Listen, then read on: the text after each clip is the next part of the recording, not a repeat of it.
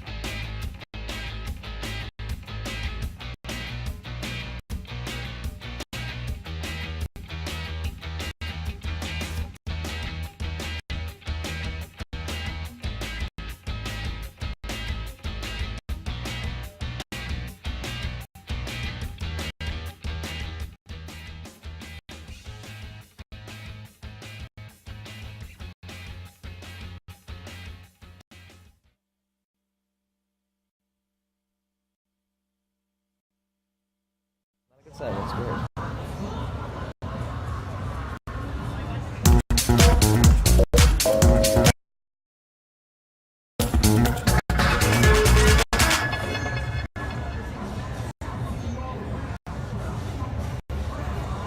Hello, welcome back to GameSpot's coverage of E3 2013. You're watching Stage 2.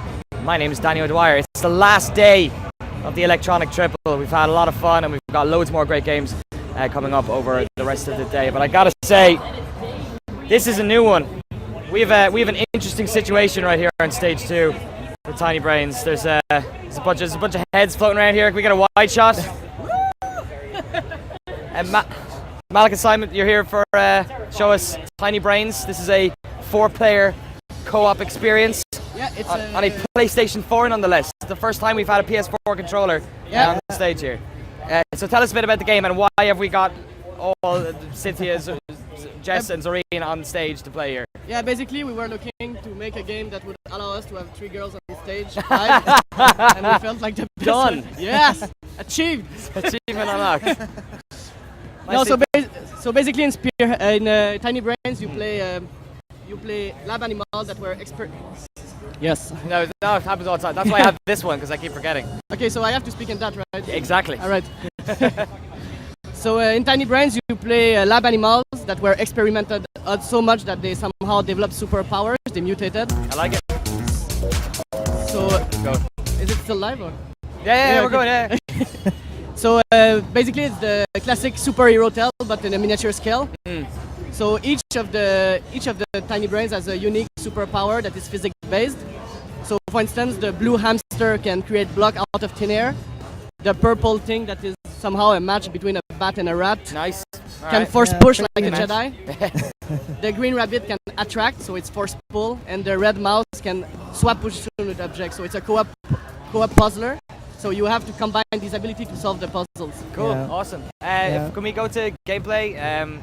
It'd be great to have a look at what we got here. So here's the All right. character selection screen. Interesting thing you guys pointed out to me as well was that when you change the character, the color on this thing Yeah. changes. Yeah, the light on the control. There is 4 color of character, and the light on the controller match the character color. So if you want to know who is playing who, you just watch as his controller and you know which character he is. So, So- you can play already. You are in this jar. You can move, but So the four of us, don't try to escape. Don't try to escape. We've never played this before, and you guys want- are hey. gonna help, I'm guessing. No, we're not. No. Okay, we'll have a bit. Oh!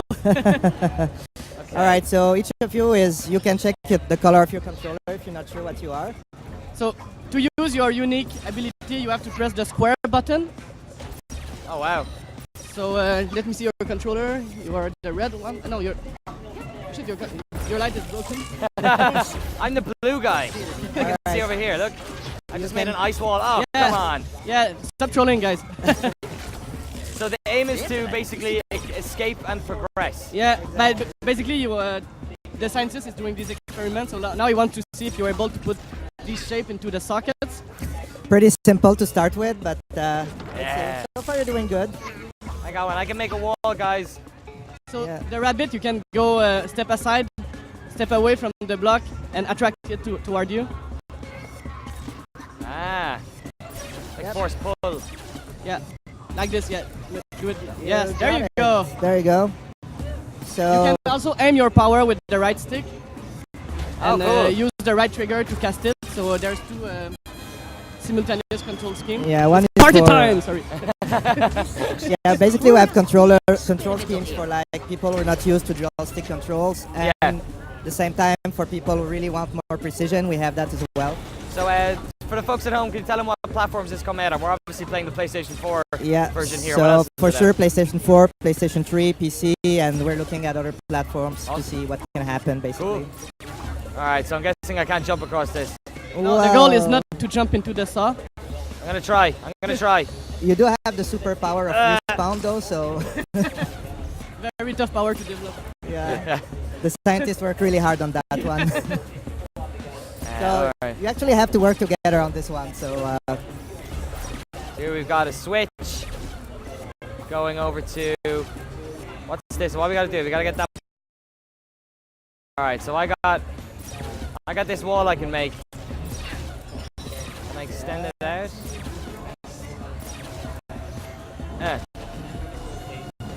Ah! Oh yeah! Well done, guys. Let's do it. Oh no! Now we have to get it back though. You can press the button. Oh yeah! Oh yeah! Oh yeah! Okay, this is an advanced move. okay, you guys are pro. You're pro. Oh, Oh! except.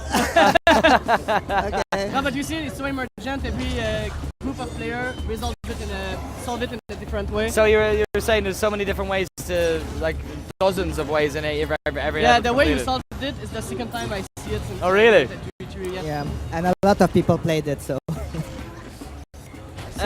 So we just wanted also to showcase how easy it is to pick up by taking 4 people who never played it ever Of course. and have a live demo.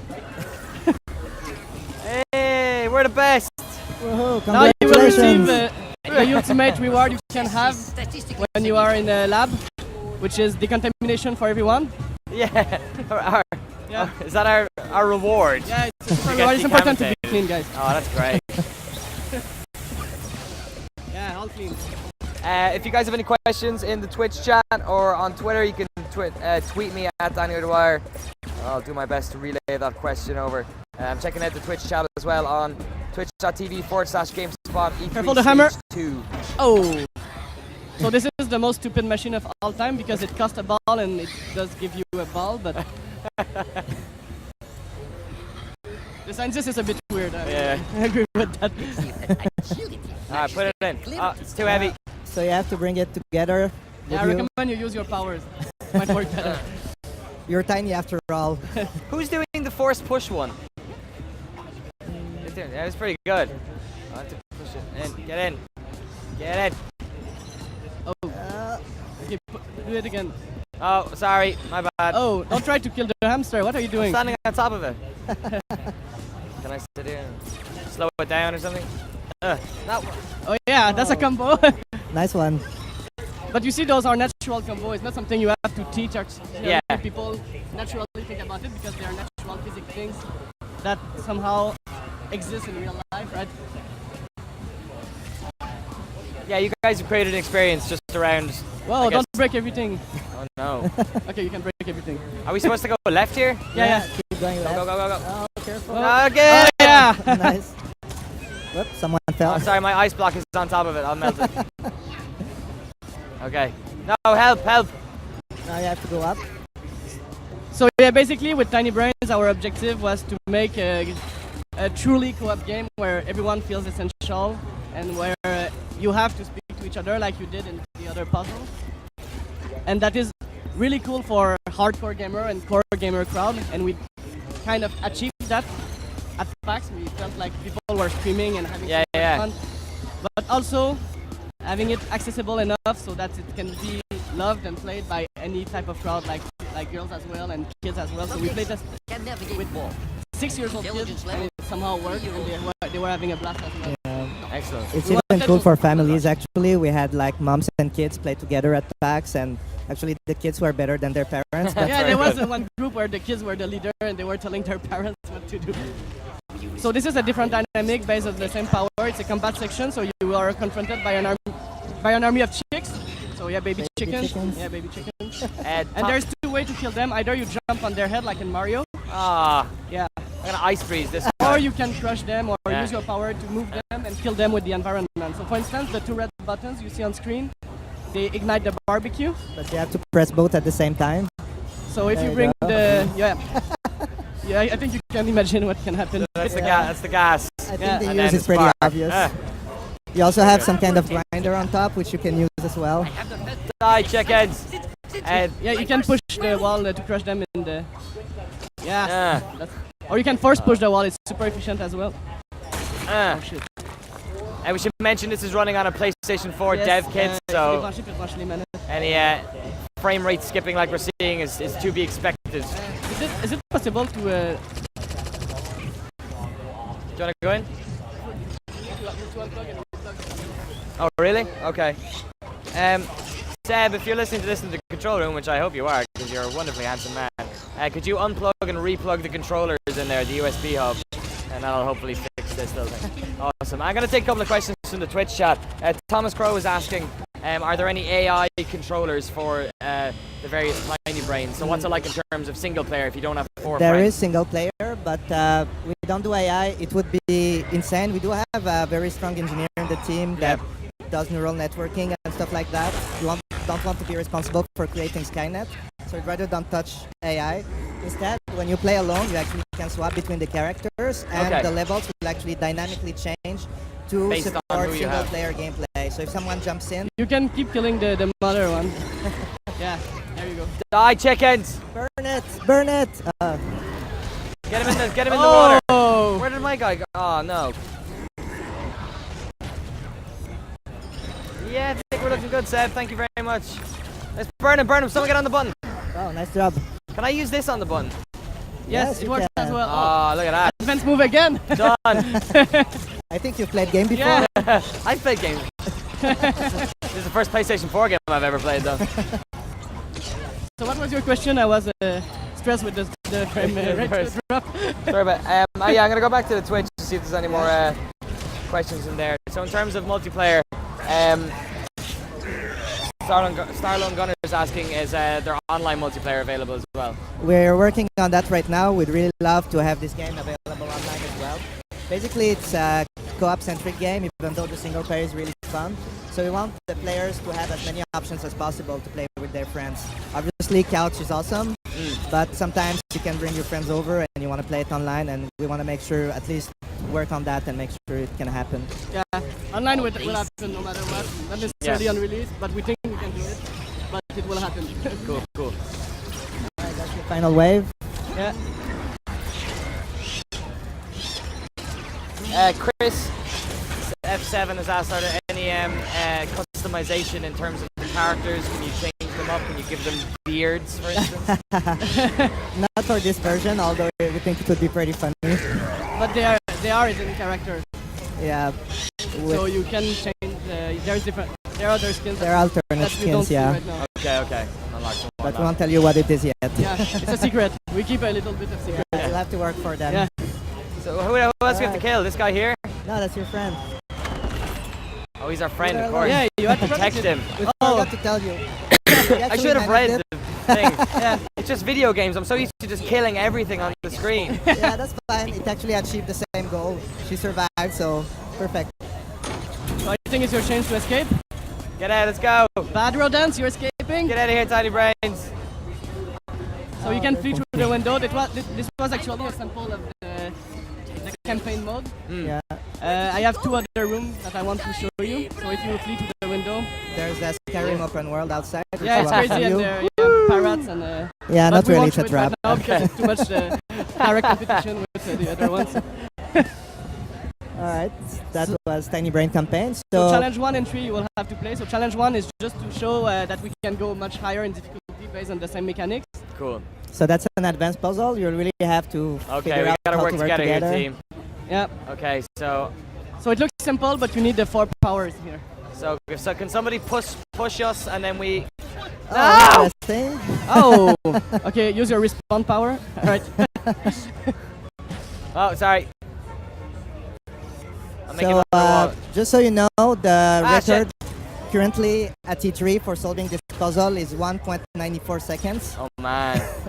It's a developer score. Oh really? The all-time record is 1.1 second. They'll just tell you that actually there's many solutions here. So right now I'm the world champion. Oh! Oh, good job, guys! Oh yeah! Awesome. You guys are impressive. Combo! That's a pretty good Get thing. it in. Yeah. There you so go. 46 seconds is an amazing score. Excellent. Yeah. Good job, guys. Go team. Wow. Do it. Global rank 2. Wow. Alright, so now you will play the most addictive gameplay of all time. Okay. And that's a bold statement, sir. Yeah, exaggerate a bit, but this thing, since we've developed it, we're doing so much overtime because we're testing it. Okay, sure. Challenge 3, now go to challenge 3. Press the Press menu start. or share, whatever it's in there. Start this one. No, okay. No, I'm not the main one. There you go. That's another challenge, which is pretty cool, but... Quit to main menu. No. Yeah, Limac is saying can't tell if that solution was the plan or whether it happened accidentally. I'm kind of with you there, brother. I just made that ice brick and then the rest of it just kind of happened all around me. Alright, guys. So this is a systemically generated tube. So somehow it's different each time you play it, and it goes on forever. And it gets harder and harder. So it's a leaderboard kind of thing, and you must bring the ball as far as you can. And it becomes harder and harder, and it turns faster and faster. But this thing is addictive as hell. Let's keep going. Yeah. What's that thing coming on the left? A lot of people on the team stay super late at work just to play this and try to beat the record. So yeah. What's the record then? Is it distance or time? It's distance. It's distance, and it's calculated in centimeters. Because you're tiny. So you made 2 meters so far. Good job. Yeah, that's very far. That's like 2 steps. It's a nightmare. You guys seem pretty self-aware of the sort of craziness that's going on here. How important is humor in your game? Very people important. are laughing. We basically created a game where we wanted... No! No! I got it! Oh! I got it in! Oh my god! Who pushed it out? So just to prove you that it's systemic, you can replay it and see it's not the same. Let's go for it. Let's do it again. Try to beat your own time. beat? You beat Subject 2. I don't know who that was, but you beat him. I think it was us. Hey, so you can drop down the marker with circle circle button. What's yeah, that and for? it's for communication because often you want to say Come here. Yeah. And you can also manipulate this arrow with the touchpad if you want to be more precise. And you can even you can press and you can move it around like a touchpad. Get it! Oh yeah! Nice work. Oh man, this is. Stay! Someone Recommend help! you go to the right. Someone right help. now, the right is a good option. It's melting. We did so much better last time. We've only got 177 centimeters. So this thing is super exciting to watch even when you look at people playing it because they scream and they yell and do that. Come on. We need to be 160. Oh, we've done it, have we? So we have multiple modes like this one that are systemic and that can be played forever. We will have 5 or 6 like this one. We have a super hardcore puzzle for the hardcore gamer. No! Oh! And then the rest of the game is in the campaign, presumably. There's a campaign and there's also a PvP mode. Oh, Yeah. God. Yeah. Very small ball game, 2 versus 2. Very funny. Yeah, we are fully focused on gameplay and we create like as much cool experience as we can. It's kind of was a player request, the PvP, because some people like riffing and using their powers against each other. Okay, that was an amazing save you just did. While speaking, I'm a new admirer. I wasn't speaking very much. I'm going after it. Good work, folks. Hey, best score though. 462. New record. Yeah, better score. That's pretty sick. Some people are just coming into the stream wondering, is it only available on PlayStation 4? Obviously, it's available on. We want it to be PC. available on everything. We're working on that right now. And like I said, the Spirit Games was open like 7 months ago, so it went incredibly fast, and we did the game so fast that the game went faster than the deals actually. Okay. So I guess the problem is that you can release on PlayStation 4 as an independent. You don't need a publisher. But Exactly. if you want to be on Xbox One, you need to have a publisher. Exactly. Yeah, so Sony are awesome. They are very supportive of indies right now, but we're looking at all the options. We'd like this game to be available for the largest amount of people. So we're looking at it right now. What did you think when you watched the PlayStation 4 conference and you saw so many indies go up there showing I the think screens? it's a great thing. For us, obviously, it's pretty much awesome, but I also think a good direction to go for the future. I think the industry has changed. It's no longer only about AAAs and the classic way it used to work in previous generations. So opening the platform and all that, I think it's a good vision over what's coming. Even though no one is exactly sure, we never can be sure in the industry, but Community up there. yeah. Oh, you got it! Wow! Okay, that was okay, amazing. Where am I going? Where am I going? Alright, I'm here. No, I get it. Oh, push it. Get it. Yes. Ah, I was borrowed time. You did it. Oh, It's ridiculous. I keep throwing myself. teleport. I need to get in there and actually block something. I keep throwing myself into the. Oh, New record again, though. Yeah. You guys are improving. good job, guys. That's pretty good. Is there any more levels we can drop into here? We got a bit more time. We could check the. But the thing is, challenge 2 right now is not well tweaked, so Okay. I'm a bit shy to show it. It will be awesome, and it was awesome at PAX, but right now I'd rather not. Okay. Well, that was. Let's wrap it up there. I don't think we're gonna beat our 606. So, by the way, the record is 3,800. Oh my God! Alone? How long did it take? What? Yeah, because it's jump in, jump out, 1 to 4 player, and Oh my God! when you're Yeah. alone, you can swap between all the powers. It's Of course. We can do the developer version of the walkthrough yeah. if If you you want want. to see, maybe we can restart the. I don't think we've got enough time. We're gonna have to keep going. Malik and Simon, thank you very much for coming on and showing us Tiny Brains. It looks really great. Can you Thanks for the please- invitation. Not at Yeah, all. thanks. It's Was always a great to pleasure. support people, especially if you've not got a publisher and you're maybe trying to get the word out. Yeah, Cool. It's thanks. always a little bit tougher. So for the folks at home, can you please tell them when Tiny Brains will be out and on what platforms? For sure, PS4, PS3, PC, and we're looking at other platforms right now. Watch this space. Yeah. Awesome. Thank you very much, guys, Thank for coming you. on. Really appreciate it. Thank you very much. Look forward to bringing Thanks. Tiny Brains. And thank you for letting me touch a PlayStation Thank you, girls. 4 Thanks controller for for the first coming. time. And Yeah. thank you to our wonderful assistants, of course. Sorry, Jess and Cynthia. Much appreciated. Thank you very much.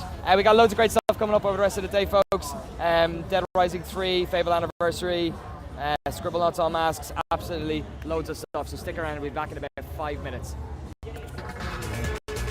Awesome.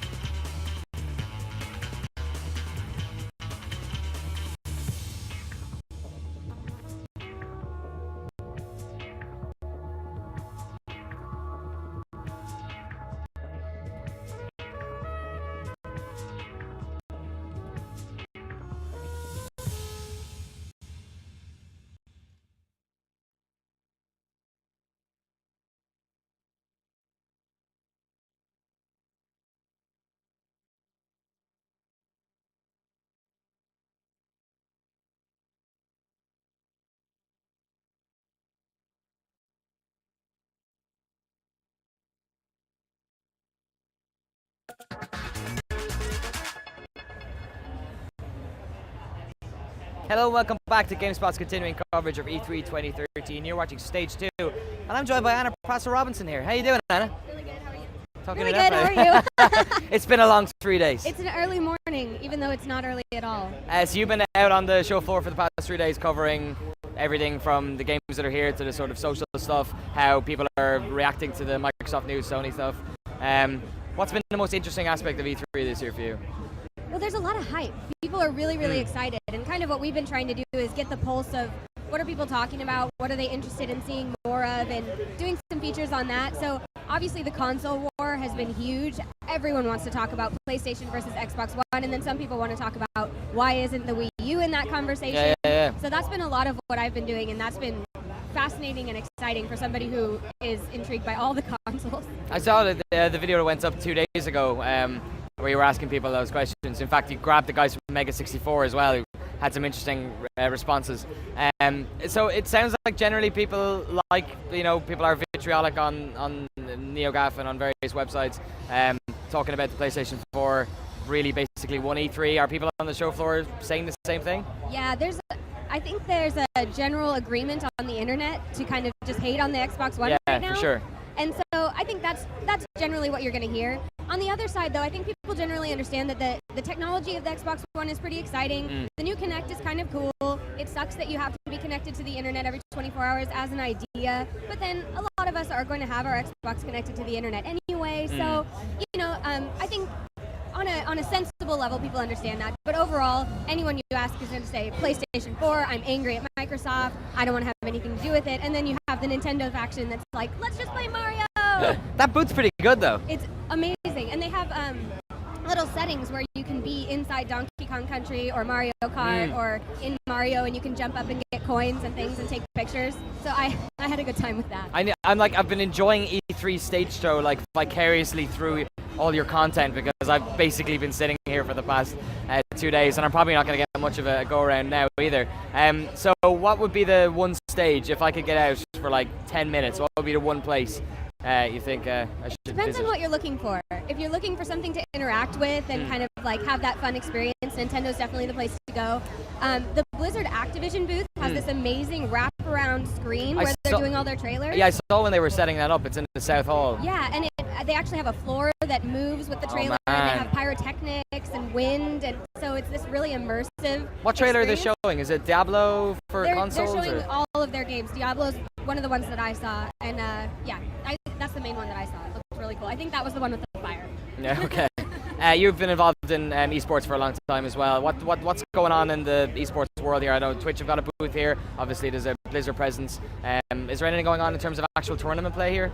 I haven't found any. I've heard that there is some, but I have yet to actually encounter those tournaments. I know a lot of people are at least talking about esports and preparing for esports, and I've heard a lot of developers say that they're starting to develop for esports. So that's exciting, but I don't think yet that E3 is really the place for competitive gameplay. It's more the place to talk about potentially making games that could have competitive gameplay. That's the kind of weird thing about E3, isn't it? Is that this is basically a place for press and for developers and publishers. But when you walk around, there are just general folks who play games who are just here basically to play stuff. It's like a weird dynamic. Have you ever been to PAX before? Yeah. Yeah, so like it's starting to feel even this year a little bit more like PAX, like they're letting more of those people in. Have you felt that at all? It does. I mean, a little bit. I'm not too. This is my second E3. Mine too, in fairness. So I don't know. I mean, how much it's changed or what's evolving, but it does feel a little bit like PAX. Although I do remember seeing many more pro gamers at PAX doing things like show matches or tournaments or anything like that. So I did see TSM Snapdragon here yesterday. Of course, they were the pro team I've seen, and Justin Wong from Team Evil Geniuses was here on the first day, although he wasn't involved in any booth that I know of. So it's good to see pro gaming being represented that way. And I think there could be a place, I mean, if PAX and E3 could merge, I would love to see more pro gamers maybe, being involved in booths and playing some of the new games, giving that high-level gamelay that they can. One of the complaints I've heard from people is that there's quite a lot of stuff this year that's behind closed doors. Have you talked to people who have been queuing in lines yet? What are the times like? A lot of people have mentioned that the lines aren't too bad. we were actually going to do a feature on, you know, Oh, how yeah? long will people wait in line and that kind of thing. But as we went around and asked people, they were moving in to play the games as we were talking to them. So I guess the booths have finally done a good job of really managing those lines and regulating how much time you can play. So I think that's a little bit different than other conferences I've been to, either previous E3s or PAXs or things like that, where they're really saying, okay, you have this many seconds. Turn. Awesome. All right, cool. Thanks, Anna, for popping over to the stage too here. What are you up to today then? Right now, I'm working on a piece about graphics. So we're going to try and look at, you know, has graphics plateaued and where are you going to find the best graphics in consoles or PC right now. And then we're doing a few other things later today, and we're going to have a wrap up that is probably going to show me doing a lot of really silly things, interacting with booths. So, C3, so it's all about. So check out the frontline coverage, and I'll be there. Thanks for having me up here. Not at all. All right, guys, if you want to see any of Anna Pross Robinson's coverage, go to e3.gamespot.com. Of course, it's all going up on our YouTube channel as well. Going to take a little short break here, but we'll be back with Dead Rising 3. Should be fun.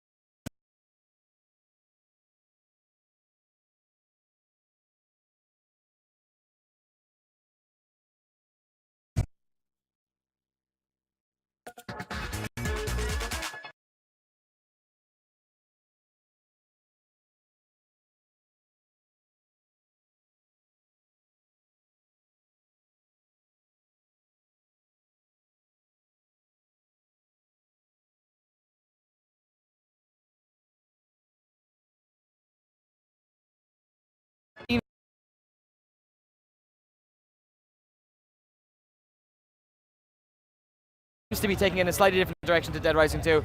Just set up, what are we talking? What protagonist, what city, what's happening? Yeah, this takes place 10 years after Dead Rising 2, ending S for all the hard.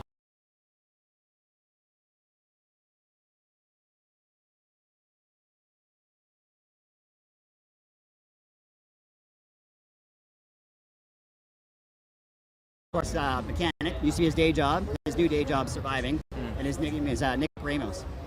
So the demo we saw, in terms of how it looked and how it played, seems to be maybe a bit more somber, a bit more, dare I say the word, realistic. Some fans have been very vocal about maybe this is taking in a direction that they're not comfortable with. What do you think about those claims? Actually, it was intentional. We went for something that we wanted to sort of buy into, that this was all about the zombies, right? It's zombies first and comedy second. And we created this look that just, is a lot more realistic, a lot more gritty and whatnot.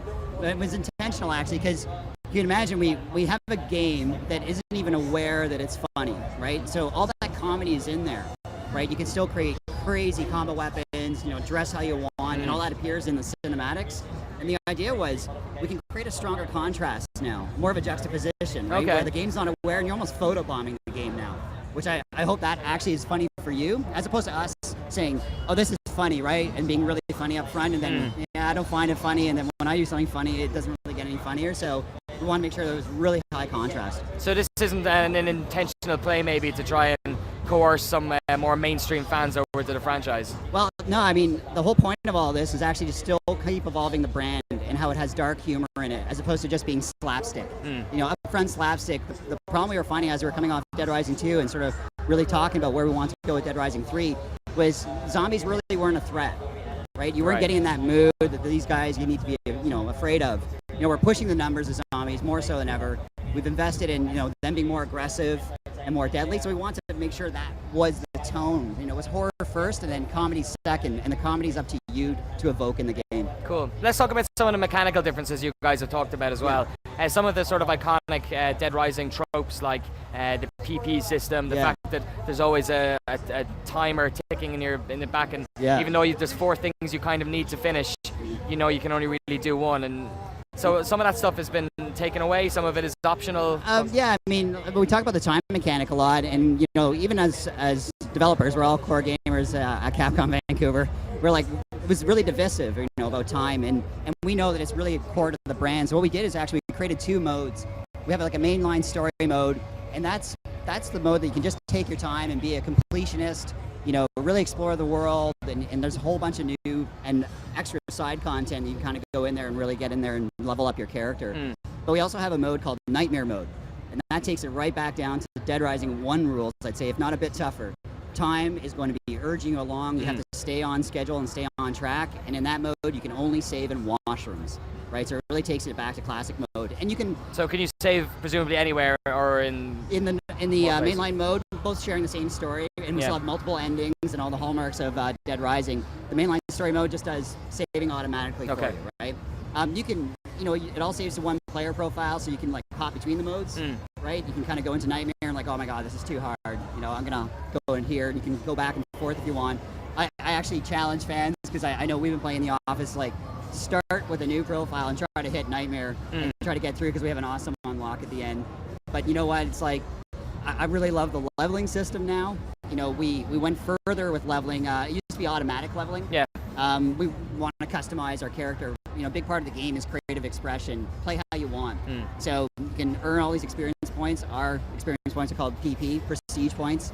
And you can set them all up onto different attributes and really go over the top. And if you can max out your level and really go all the way to level 50 across these attributes, you can just basically make the game almost completely absurd, right? And really go over the top. And I hope, that veneer that we have of that, darker tone, I hope that evokes something hilarious for you that you discovered, and I hope you guys share vids of that. Cool. Let's talk a bit about the graphics in it. It looks obviously a little bit more starker. We were looking at a kind of a sunset view in the footage. In fact, if we can bring that up, that'd be awesome. High contrast. What was the feeling behind that? It kind of even has a look of perhaps The Walking Dead, if you want to be productive in that way. We wanted to take it back to sort of like a classic zombie sort of feel. You know, even Dead Rising 1 had a lot darker look to it, and when we took the helm and developed Dead Rising 2, we started taking it in a really bright and colorful, fun way. And, you know, and that really worked for Dead Rising 2 in that setting in Fortune City, right? Just sort of this Las Vegas-inspired world.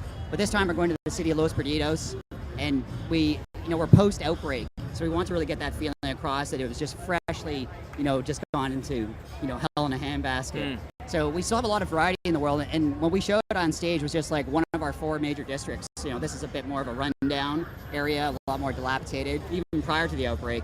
But we have a whole collection of all the kaleidoscope of all these sort of takes on SoCal, you know, like LA-inspired world, right? So you have like a Beverly Hills sort of inspired area, a Venice Beach boardwalk, and that contrast is awesome. You know, you still have those stores selling like kids' toys with like, you know, it's fun music, and then right outside is horror. So is the campaign, is it as open as it was? Is there a degree of linearity this time around? Yeah, I mean, another, you know, hallmark of the brand is actually exploring the world, right? Even though you have a linear main storyline that you can, you know, kind of push through, you can just kind of go off the beaten path as always and just go off and explore all this optional content, explore the world. And we've packed this world with the same density that the brand's been known for, but now it's way larger, right? And you can drive through it and go into all these little stores still and climb up. We have a lot more climbing going on now, and it's really, really rich with all these little things you can pick up. Some completely useless, a pile of plates still, right? Some stuff that's more deadly. So we're looking at a city here. In the previous 2 games, they were very much sort of enclosed areas in terms of, you know, casino or shopping mall. In terms of vehicles, then, is there much more diversity and scale? Yeah, I mean, we looked at vehicles as weapons. We, you know, for Dead Rising, anything and everything's a weapon still, and more so. We have hundreds and hundreds of them. So we have to look at vehicles in the same manner, right? It's not just a get out of jail free card. It's not just hop in a car and the game's over and the credits roll. You know, the different vehicles, some better suited for other situations. We have a lot of physics play going on, like the actual torque of the car will get slowed by the bodies of the zombies you're trying to push against, right? Okay. So you actually have to find better vehicles if you want to do that. We have a whole kaleidoscope too. You know, we have sedans, of course, trucks, SUVs, you know, motorbikes. Anything in terms of air vehicles or military vehicles? No flying. I can tell you that. No, you just leave. Yeah, of course. Game's over. Yeah, good point. You would just leave. So what we're looking at here, a lot of people have been talking. A lot of people are very happy that this series is back. It was one that a lot of rumor and speculation that was going to be mentioned during the conferences. Yeah. Then there's also been people who've been saying perhaps this looks a bit less like the Dead Rising I know and love.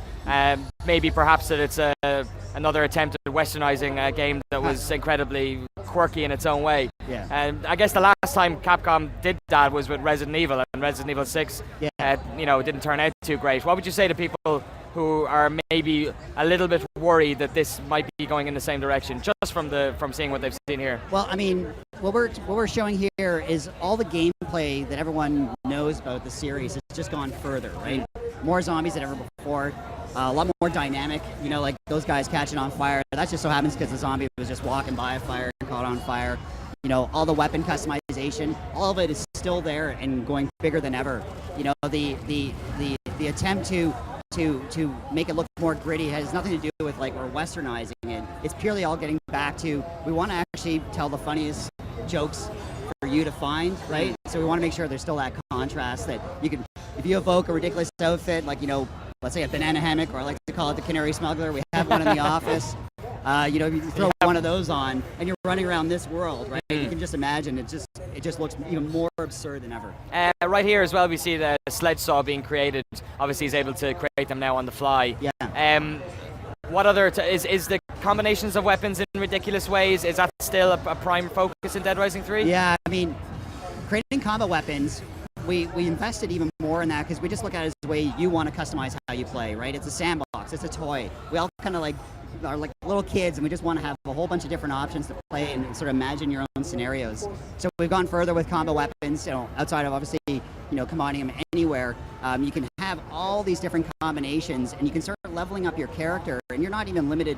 Eventually, you're not even limited to just specific ingredients. You can start widening the pool and actually start creating, you know, almost any type of combo, mix and match without having to rely on that blueprint alone. So basically, the deeper you play in the game, the further you go along, the more and more ridiculous it gets. And what we're seeing here some new elements, obviously, because we're now in a city.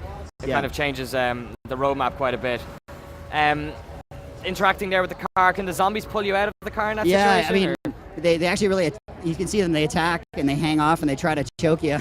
Actually, one of the things we're finding was really awesome, with the amount of fidelity we can push now being on Xbox One is just like all those zombies actually affect the steering when you hit them, and when they hang off the car, they affect your ability to, drive. You have to like scrape them off or try to swerve and get them off. So that's why we want to make sure it was like a feeling of a weapon, right? That you just weren't safe in there. You still had to fight, essentially, right? Power slide through them, do donuts. Is there any talk about co-op or multiplayer in Dead Rising 3? Yeah, we still have co-op. It's a big part of the experience for us. I love sharing in it. We have 2 players, hop in, hop out online. You play as a unique character this time around.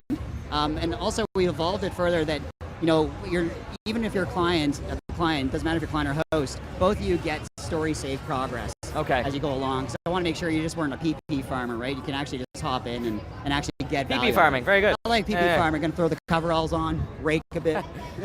We saw just at the end there as well, in the demo, there was a situation where a colleague was using a Microsoft Surface and called in the airstrike. Is there any of that functionality that's available on the Surface that won't be available in-game?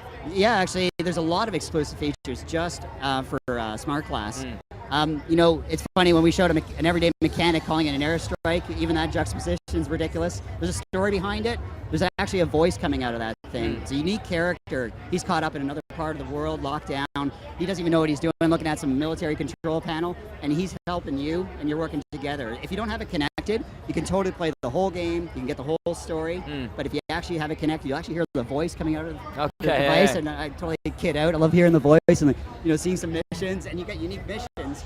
Complete those missions, and it makes your phone look like this weird military sort of app device. And then you can start calling in like things like an airstrike, and you're just sort of diverting it over to you. There's a whole bunch of other stuff we were showing today, like drone strikes coming by and just lighting it up. And I love it actually, just like throwing it next to me. You have it on speakerphone, right? And you can hear the voice coming out. And you get all these little unique little gameplay experiences just right there. Awesome. Obviously, this game is coming out on Xbox One. That's right. It's a massive game for Microsoft to have an exclusive deal for again. Yeah, we're really, really happy to be back with Microsoft and doing this day one launch and exclusive to Xbox One. Dead Rising I always felt was one of those games that had an initial fever to it, like in terms of people wanting to play it. Yeah. And then sort of word of mouth caught around, and people kind of gave copies of them to their buddies and stuff. Obviously, you guys are launching on Xbox One, so that's not possible. People being able to share with their friends. Do you think that would in any way inhibit people getting into the Dead Rising experience? I hope not. I mean, I hope everything we're showing is getting folks really excited. We're super stoked what we've been able to show here today. The reaction from everyone has just been huge. It's been great to share it with the team back home. It's just like massive. I just can't believe how excited folks are. Awesome. So obviously we've just seen a little teaser of Dead Rising 3. Fans are chomping at the bit, no pun intended, to see more about the game. So whenabouts are we going to see more about more of Dead Rising 3? Pretty soon. We're going to be showing more and more, and we're showing a lot more than we showed on stage already here at E3. Awesome. Josh, thank you very much for coming along and showing that game. We're really looking forward to playing it. Totally appreciate it. Thanks. We got loads more stuff coming up here on GameSpot's Stage 2 right here at E3, and I believe next coming up is an exclusive first look at Fable Anniversary, so stick around.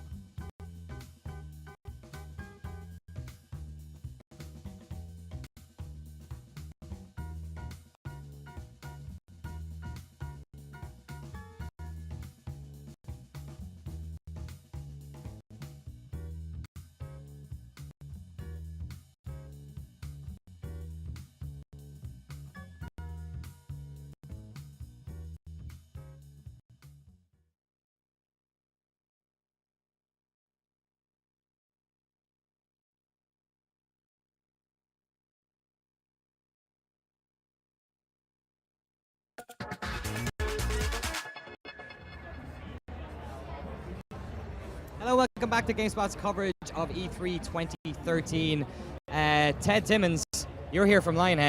I am. You've got a little treat for us today. Yes, we're showing off Fable Anniversary for the first time, and to start with, we're just going to show you the smart glass experience because we feel we're doing something that hasn't really been done before with smart glass on Xbox 360. Awesome. So we'll have a look at Fable Anniversary footage for the first time in just a few minutes. But first of all, please show us what's going on here. So basically, when this is linked to your Xbox, you can just click on your hero, and it will tell you your objective and what you need to do to proceed in the level.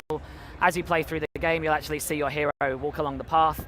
One of the things that I think is really cool about this particular app is that if you click on the camera, it will show you what Fable 1 looked like 10 years ago. Oh wow! So it's our way of giving that sort of past and present look in the game. And obviously that was a massive success for Halo, but we felt we should do something slightly different and use the power of smart glass to achieve that. And the great thing about smart glass is it's free.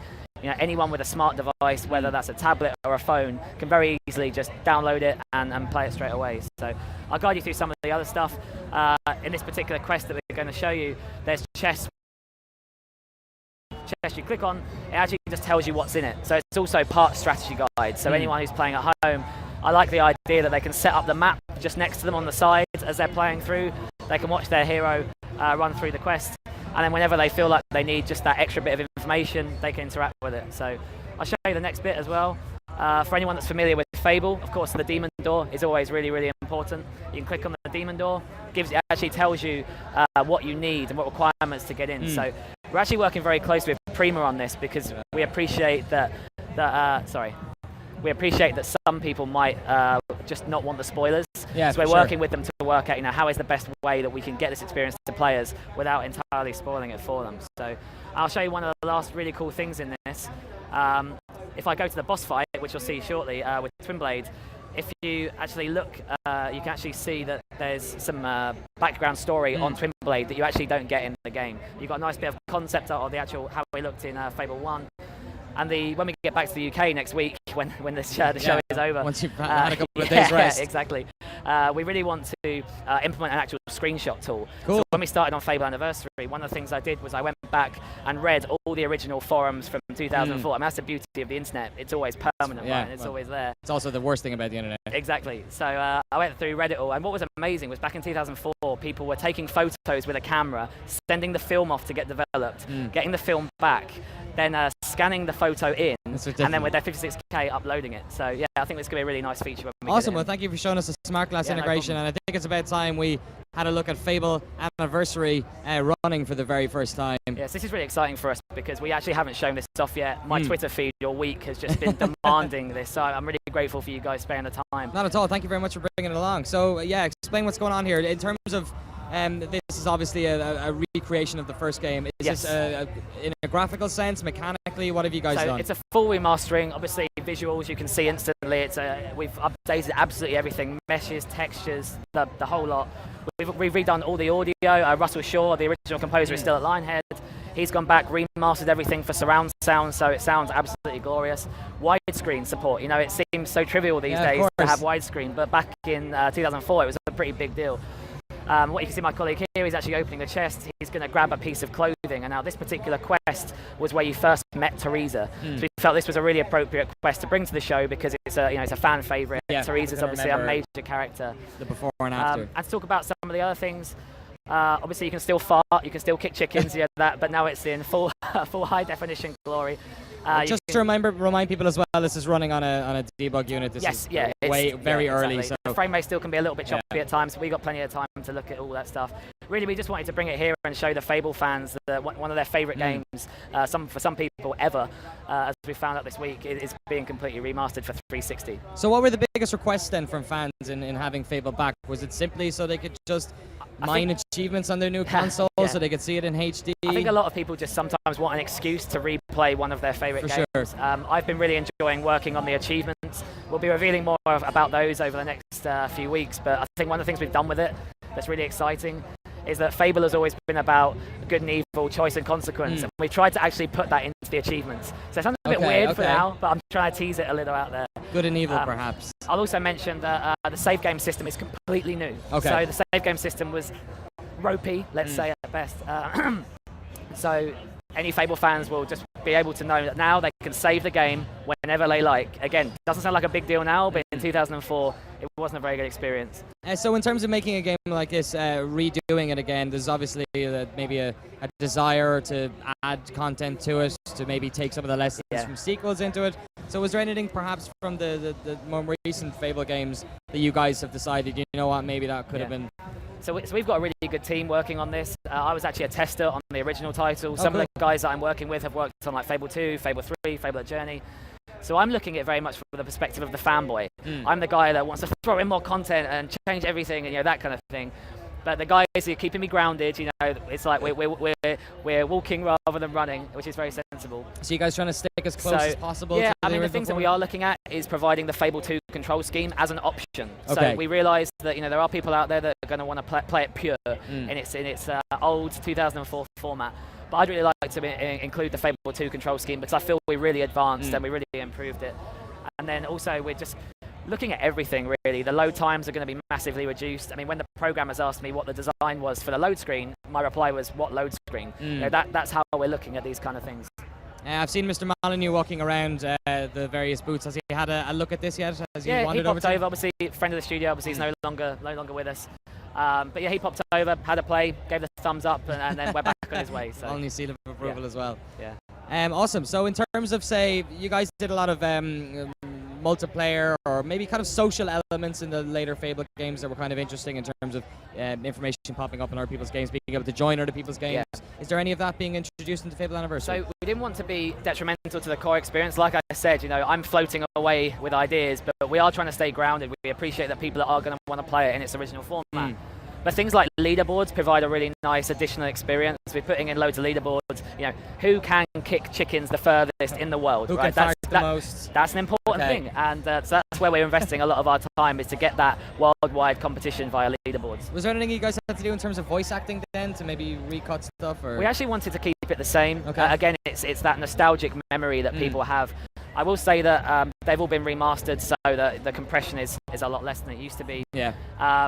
But the feedback from the fans has been, don't change the voice acting. We want it to be as it was in 2004. Must be a hard line to tie, because obviously people are a little less forgiving about creating this stuff. The voice acting, obviously, they can remember that person and they want to keep that character. But then when it comes to the graphics, they're like, do whatever you want, just make it look great. Right, as long as it looks pretty. Yeah.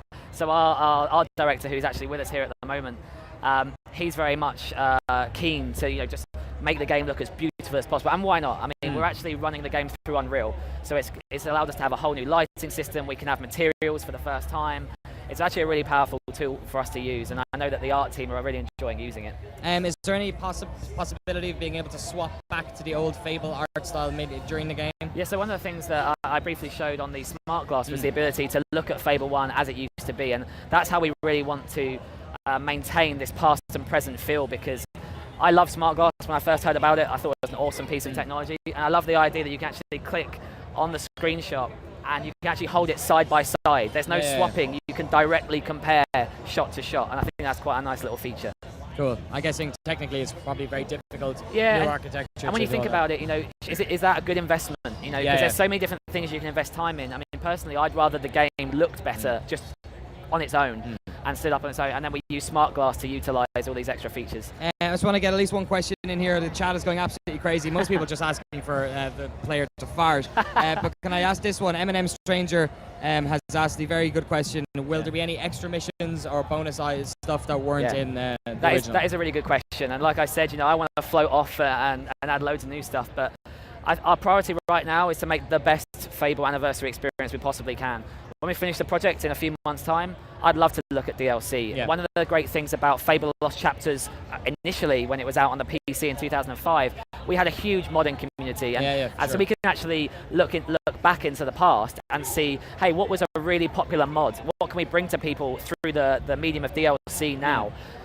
So yeah, keep your eyes peeled. I would love to, the team would love to, but we just don't want to lose focus right now. Cool. Well, Ted, thank you so much for bringing Fable Anniversary here. It's great to finally have a look at it. When will people be able to get a hold of it themselves and on one platform? So currently it's on Xbox 360, and it'll be available on Holiday 2013. Oh, that's very close. Holiday. I know. See, we've been in America so long. I know, right? We're talking like this. It's holiday. It's not Christmas. It's awesome. Enjoy the rest of your E3, Thank buddy. you very Thanks much. very much for Cheers. coming along. Stage 2 keeps on rolling. We've got loads of great games coming up, including Scribblenauts Unlimited. Or not Scribblenauts Unlimited? That's been out for ages. What am I talking about? Scribblenauts Unmasked. So if you like comic book heroes and you like the Scribblenauts, stick around. We're back in 5 minutes. Awesome.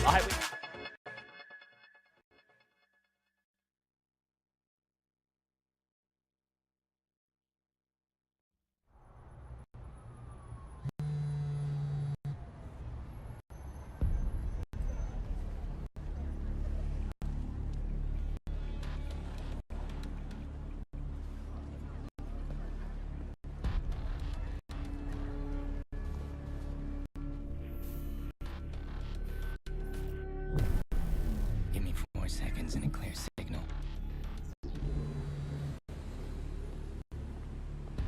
I'll get in, and you'll never know.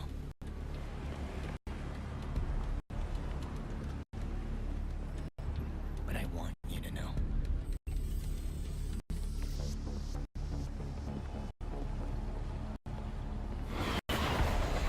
You're not anonymous. I've seen your kind before.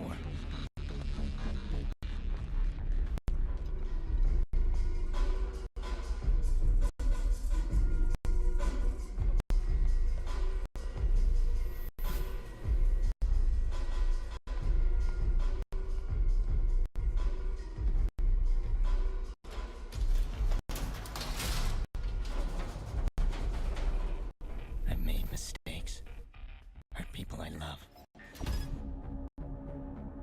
All because of men like you.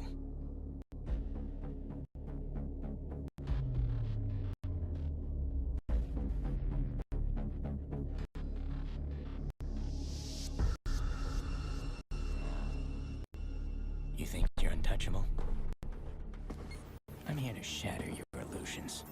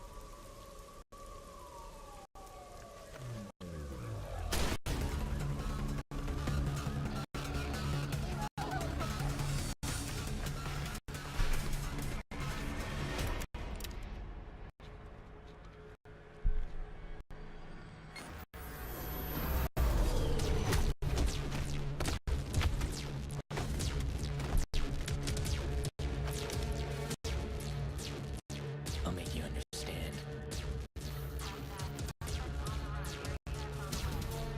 that you'll never be free again.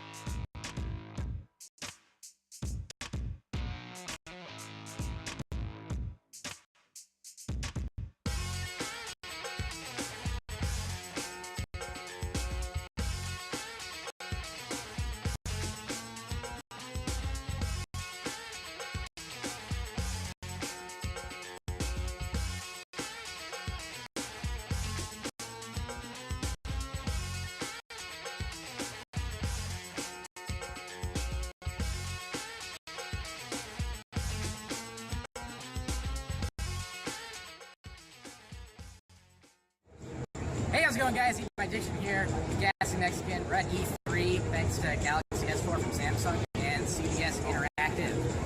We're pretty excited. We just watched the Sony conference last night and killed it. They killed it. They won E3 already.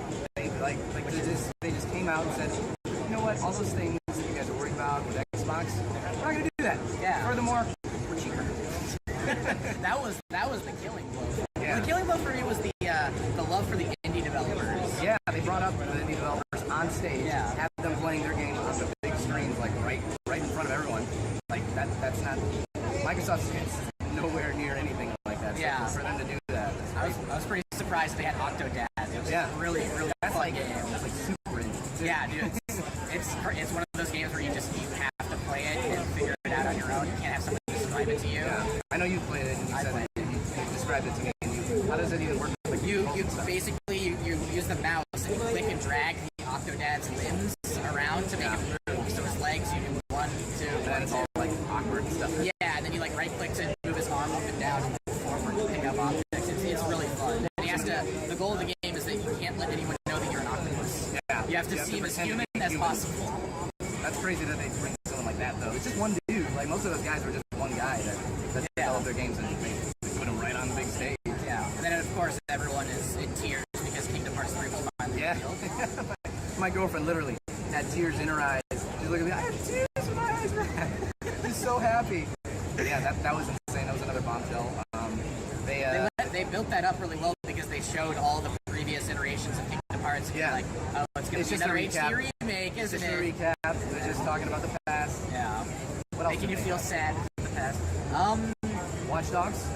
Watch Dogs. That gameplay was insane. Yeah. They showed off a lot of the driving and just like the seamlessness between hacking at the cameras and moving around and the cameras to tell your friend where to go in the game. Yeah. That was really good. I was thoroughly impressed. I mean, I've been impressed by that game since I first saw it, but now I'm definitely on board. It's just everything we see from that game looks amazing. So that's gonna be another one we want to check out definitely. Oh yeah, if that's playable here, I am at the first place. Yeah. What else did they had? The thing is, they came out like really big with just a stance completely different from Microsoft's previous conference. They're like, we're all about games. Here's a bunch of games. They didn't mention. I think they mentioned like Netflix once. Netflix once, yeah. They're like, by the way, Netflix is like our PS4 is one of the the highest used platforms for streaming Netflix. Right. But other than that, they just went right back to games. Just keep drilling it down us, and that's exactly what we wanted. Yeah, E3.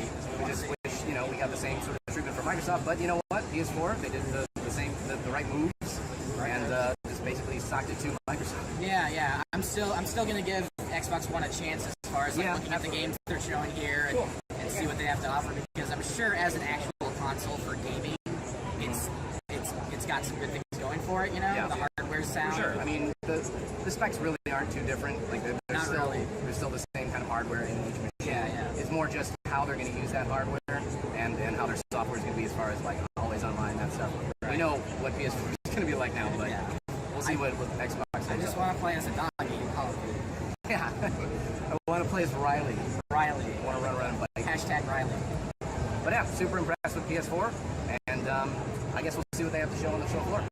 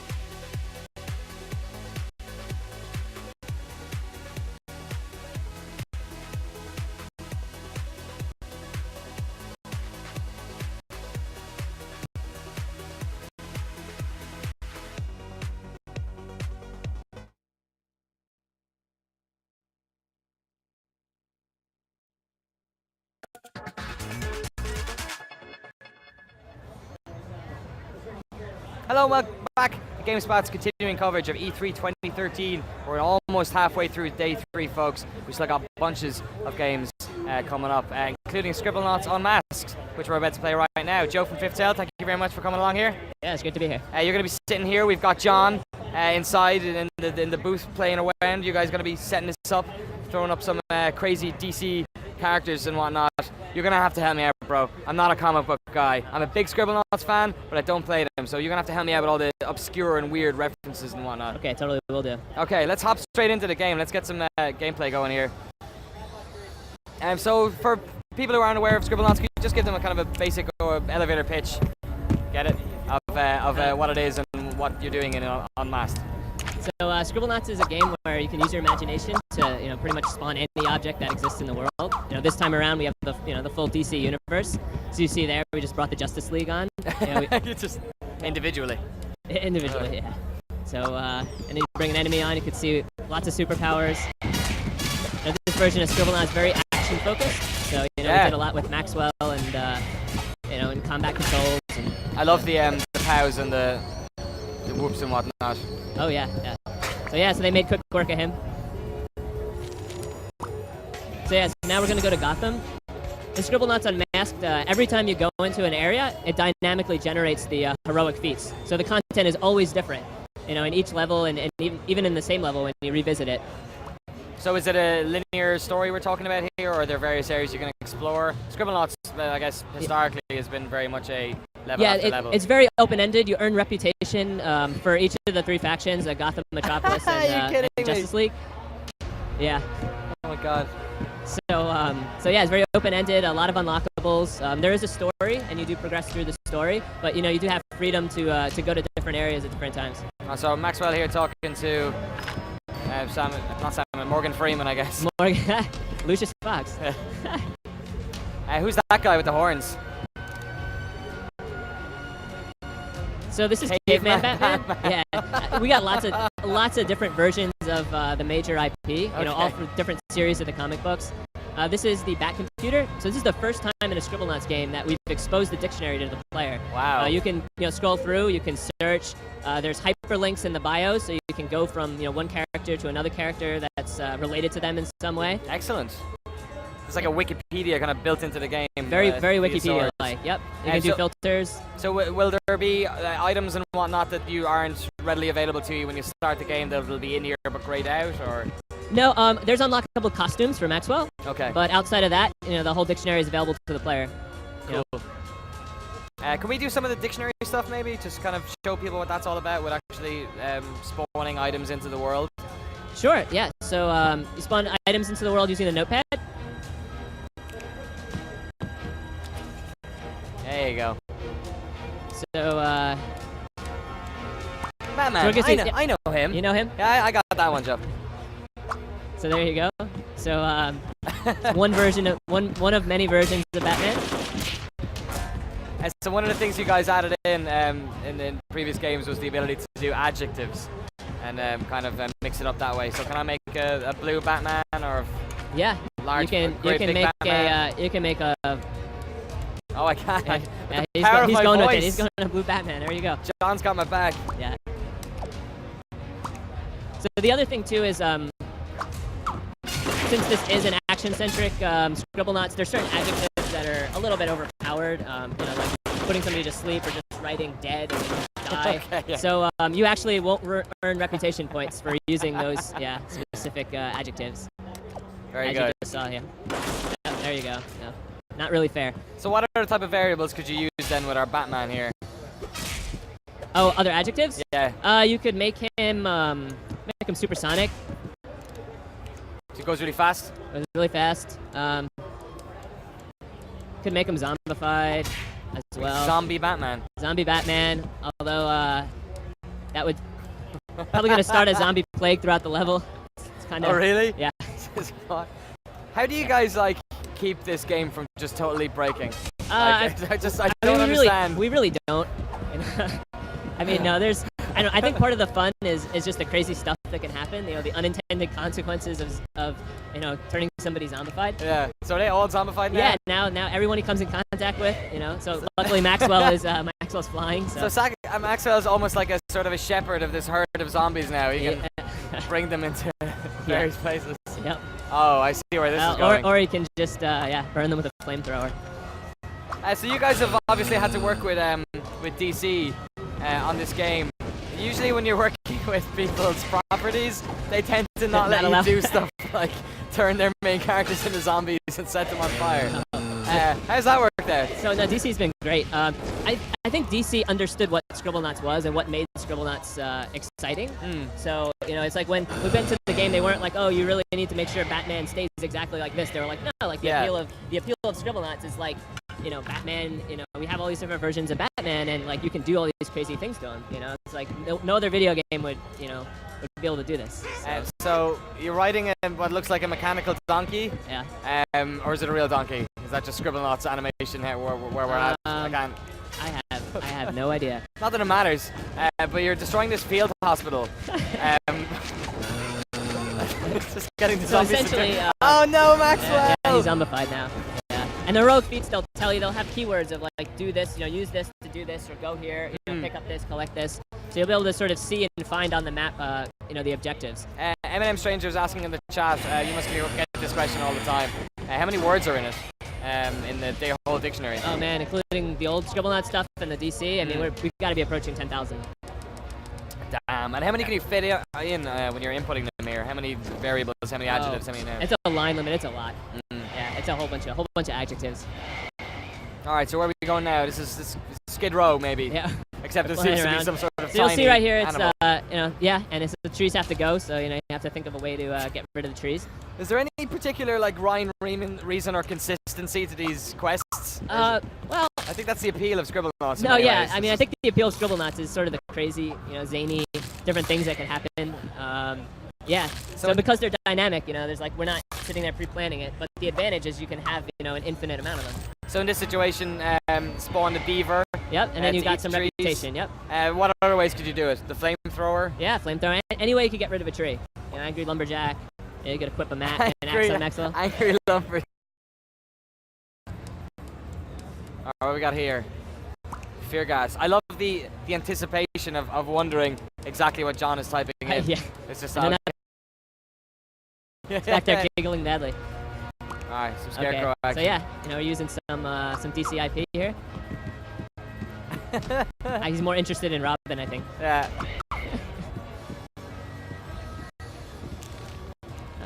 Fight. So we also what the hell just happened? Yeah. Is there more zombification going on? Yeah. Ghosts.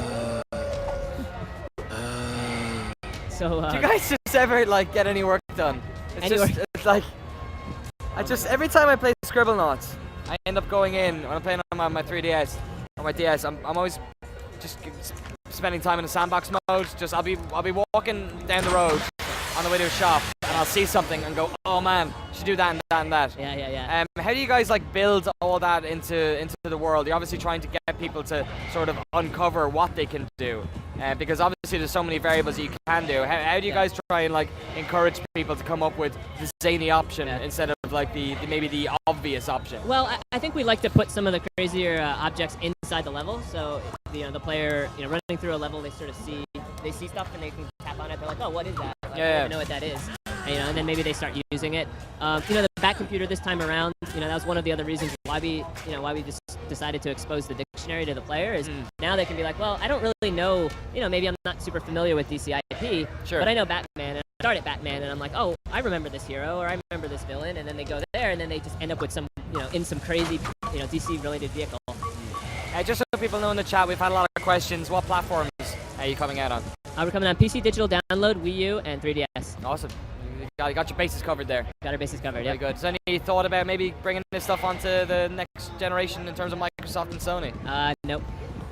No chance? No comment. Okay, no comment. No comment. We got some mummies here. Who's the dude on the left? There's so many characters. There's so many characters. I want to see what John is up to. There we go. Tensei. So we jump into the back computer. Oh, so it's just a generic Tensei. Very good. No, he's a DC he character. actually is. Oh yeah. Oh, from Origins of Batman. Yeah. Very good. So. Oh, but thanks, John. Appreciate it. Auto shotgun. Is there ever any like hesitation about using guns and stuff against some of these characters? No, I think it's comic book violence. You know, Yeah, it's for really sure. like, it's poofy and you know, a lot of onomatopoeia, as you'll see.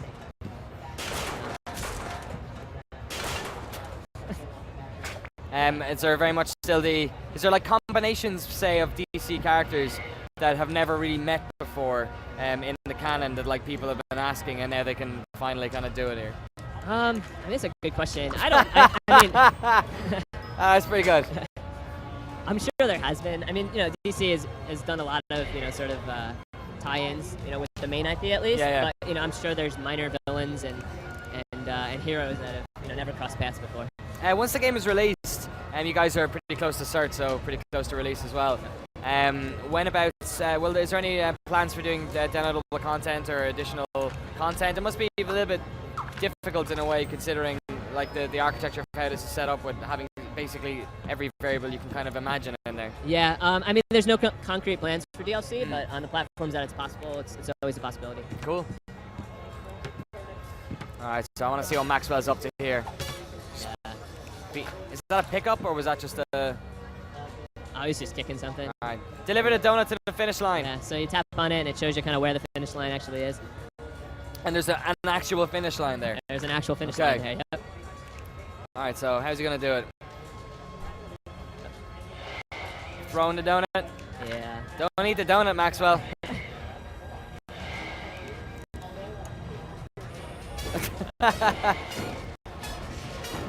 And you said at the start as well that this is the map, or rather the missions within it are generated. All dynamically generated. Yeah. So how many areas are in it then? Is it like there are set areas like this and there's a specific number of them? Yeah, so here we go.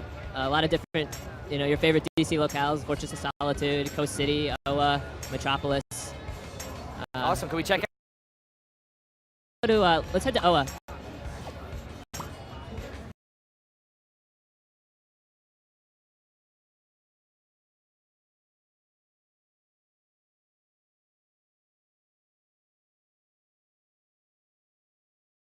So in Oa,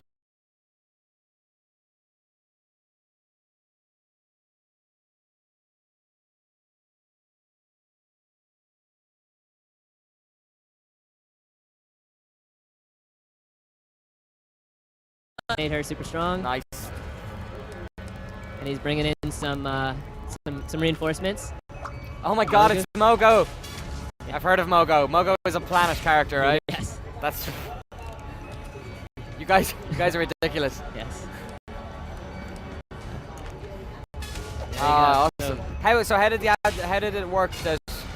Did John click on the character and then apply the? Yeah. So he clicked on the the supervillain and made him weak and small. Now we're on to the second battle. Oh no. He's calling in reinforcements, so the battles get progressively harder as you go through. But the good thing is, if the superhero survives the first battle, like that superhero kind of stays with you. Awesome. So. Deadly tennis racket. There we go. All right. Yep. It's our secret weapon. I've always wanted one of these. Can you basically make anything deadly? Yeah. Like deadly spoon, deadly wig. Yep. Great. I don't know what you do with the deadly wig, but. Just put it on your head, man. Your head. You look pretty deadly. There we go. So now we're fighting Sinestro with all our friends.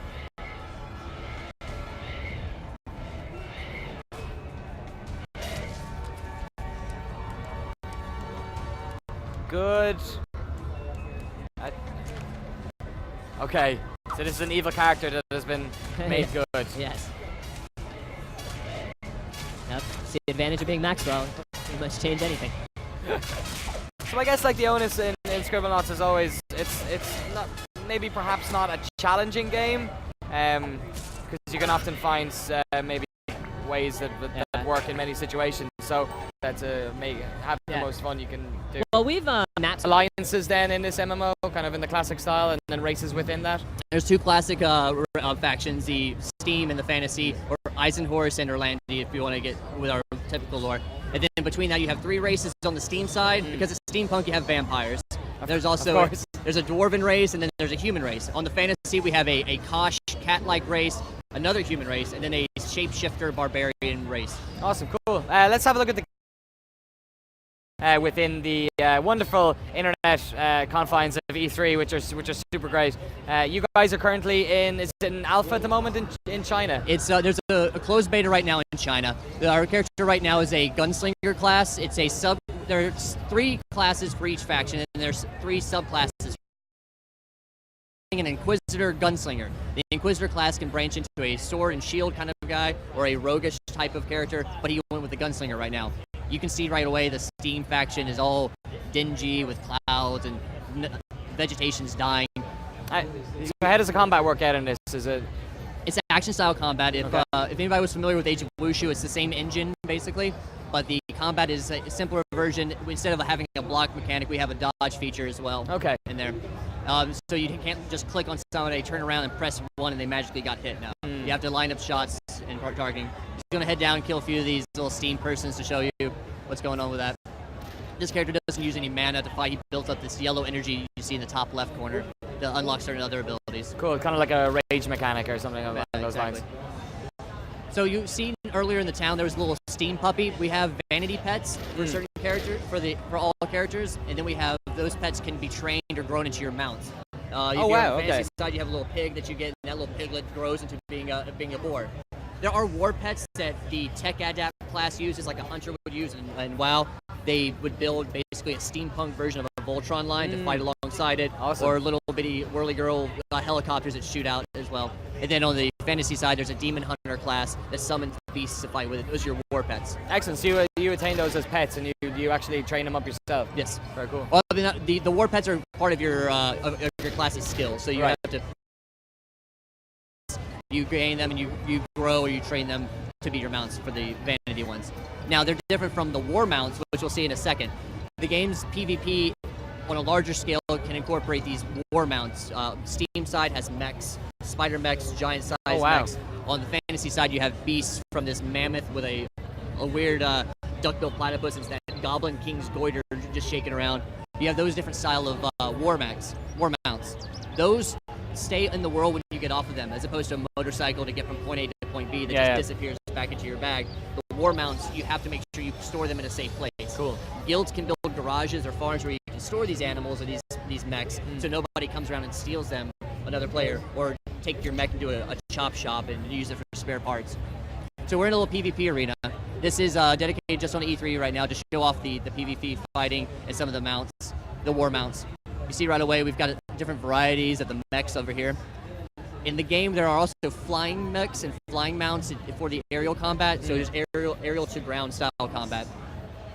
The mechs also serve different purposes, as a scout to a tankier version, and then there's siege mechs that require one person to drive and 2 players to man the guns on the battleship kind of thing. So what do you have to do to get these mechs? Is it purely a case of what level you are, how much resources you go, or resources and leveling and also manufacturing together to try to kind of build them in your garage.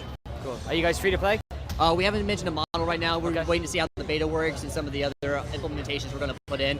It's the PvP and the kind of guild creation that we have going on, as well as some crafting features we haven't announced yet. We'll make the determination if we want to make it a big free-to-play with that kind of idea. Yeah. Cool. Is there any talk about bringing the beta over to the West? Right now we're looking at an actual launch Q4 of this year at the earliest, with some betas sprinkled in around July and August, and then maybe October or late fall right before the full launch. Cool. Similar to our Asian Wushu model was in that kind of pre-release mode. So when you were when you were going into these battle mounts, the perspective then shifted to first person. So does that does it become like essentially a point-and-click shooter? A first-person shooter when you're inside those mechs. Now, when they have the 30 versus 30 kind of open world faction battles, you will have people in mechs, and then you'll have teams of people not inside these mechs or these mounts, because the sight lines is not that great. They're slower to turn around. So I'll have 5 mages on the fantasy side surround your mech, do some crowd control, and slow it down so somebody can come in, or an aerial barrage of my Dragon Beast can just shoot down upon it with some fire.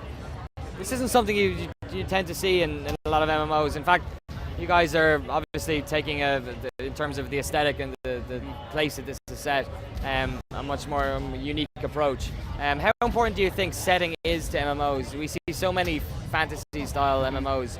How important do you think it is to branch out and be different? It's very important to be different within your MMO as well. When we did Age of Wushu, it was very important that we stay true to the historical Chinese feel of it, making sure this city looked like it did back in the Ming Dynasty, that monument looked like that. When we're in Black Gold, you saw how dingy the steam felt. It kind of creates that idea that people are ruining this land and how they need the machines more than they need the world itself.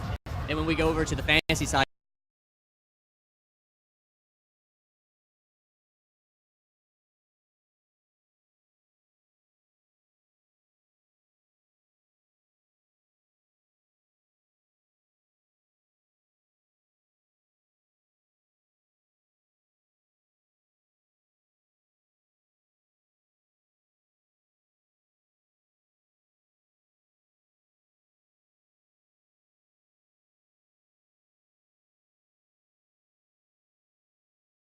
people get bored. But if you show a dichotomy of levels in your own game, in your own environment, then people are more interested in what you have. Awesome. He's right now going.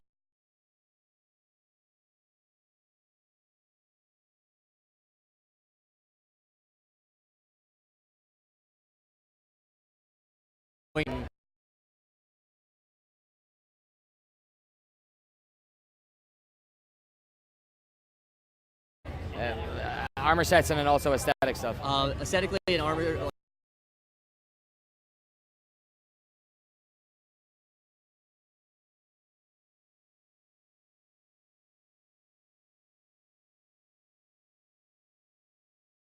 Also have their own slots, and then scopes, which do things from reload faster, fire, cooldown.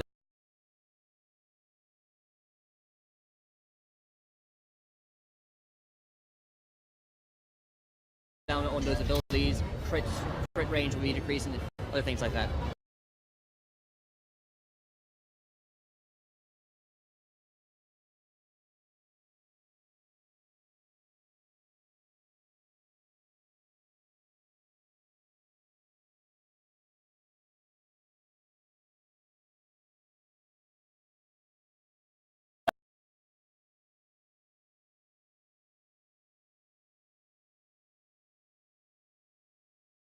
Leveling system.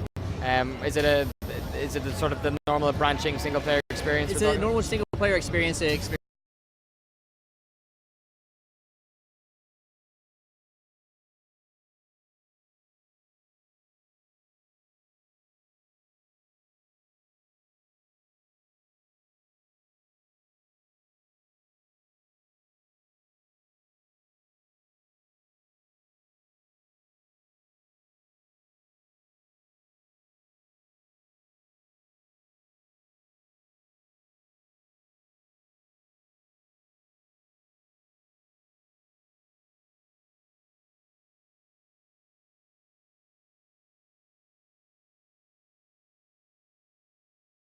IP whitelisting, so if there's a little bit of a frame jag here, obviously it's a game and it's an alpha, and also thanks Mother Internet for the connection. It's fine. It lets us show off some of the environment a little bit more anyway. Sure. So you can see the size of the world already, where we are. If he opens up the map, we can show you how small he is in the whole entire region of the world. That little dot right there is where he is. Enhance, or de-enhance. And you see the size of the entire map. Yeah. The west side is the West side is the smoggy, smoggy West Coast, or LA if you were to make it the smoggy West Coast. Then you have the eastern coast, which is a lot sunny and brightful, and then the middle are the Escaladian mountain range, where it's more of a neutral side. Now we've opened up this faction map.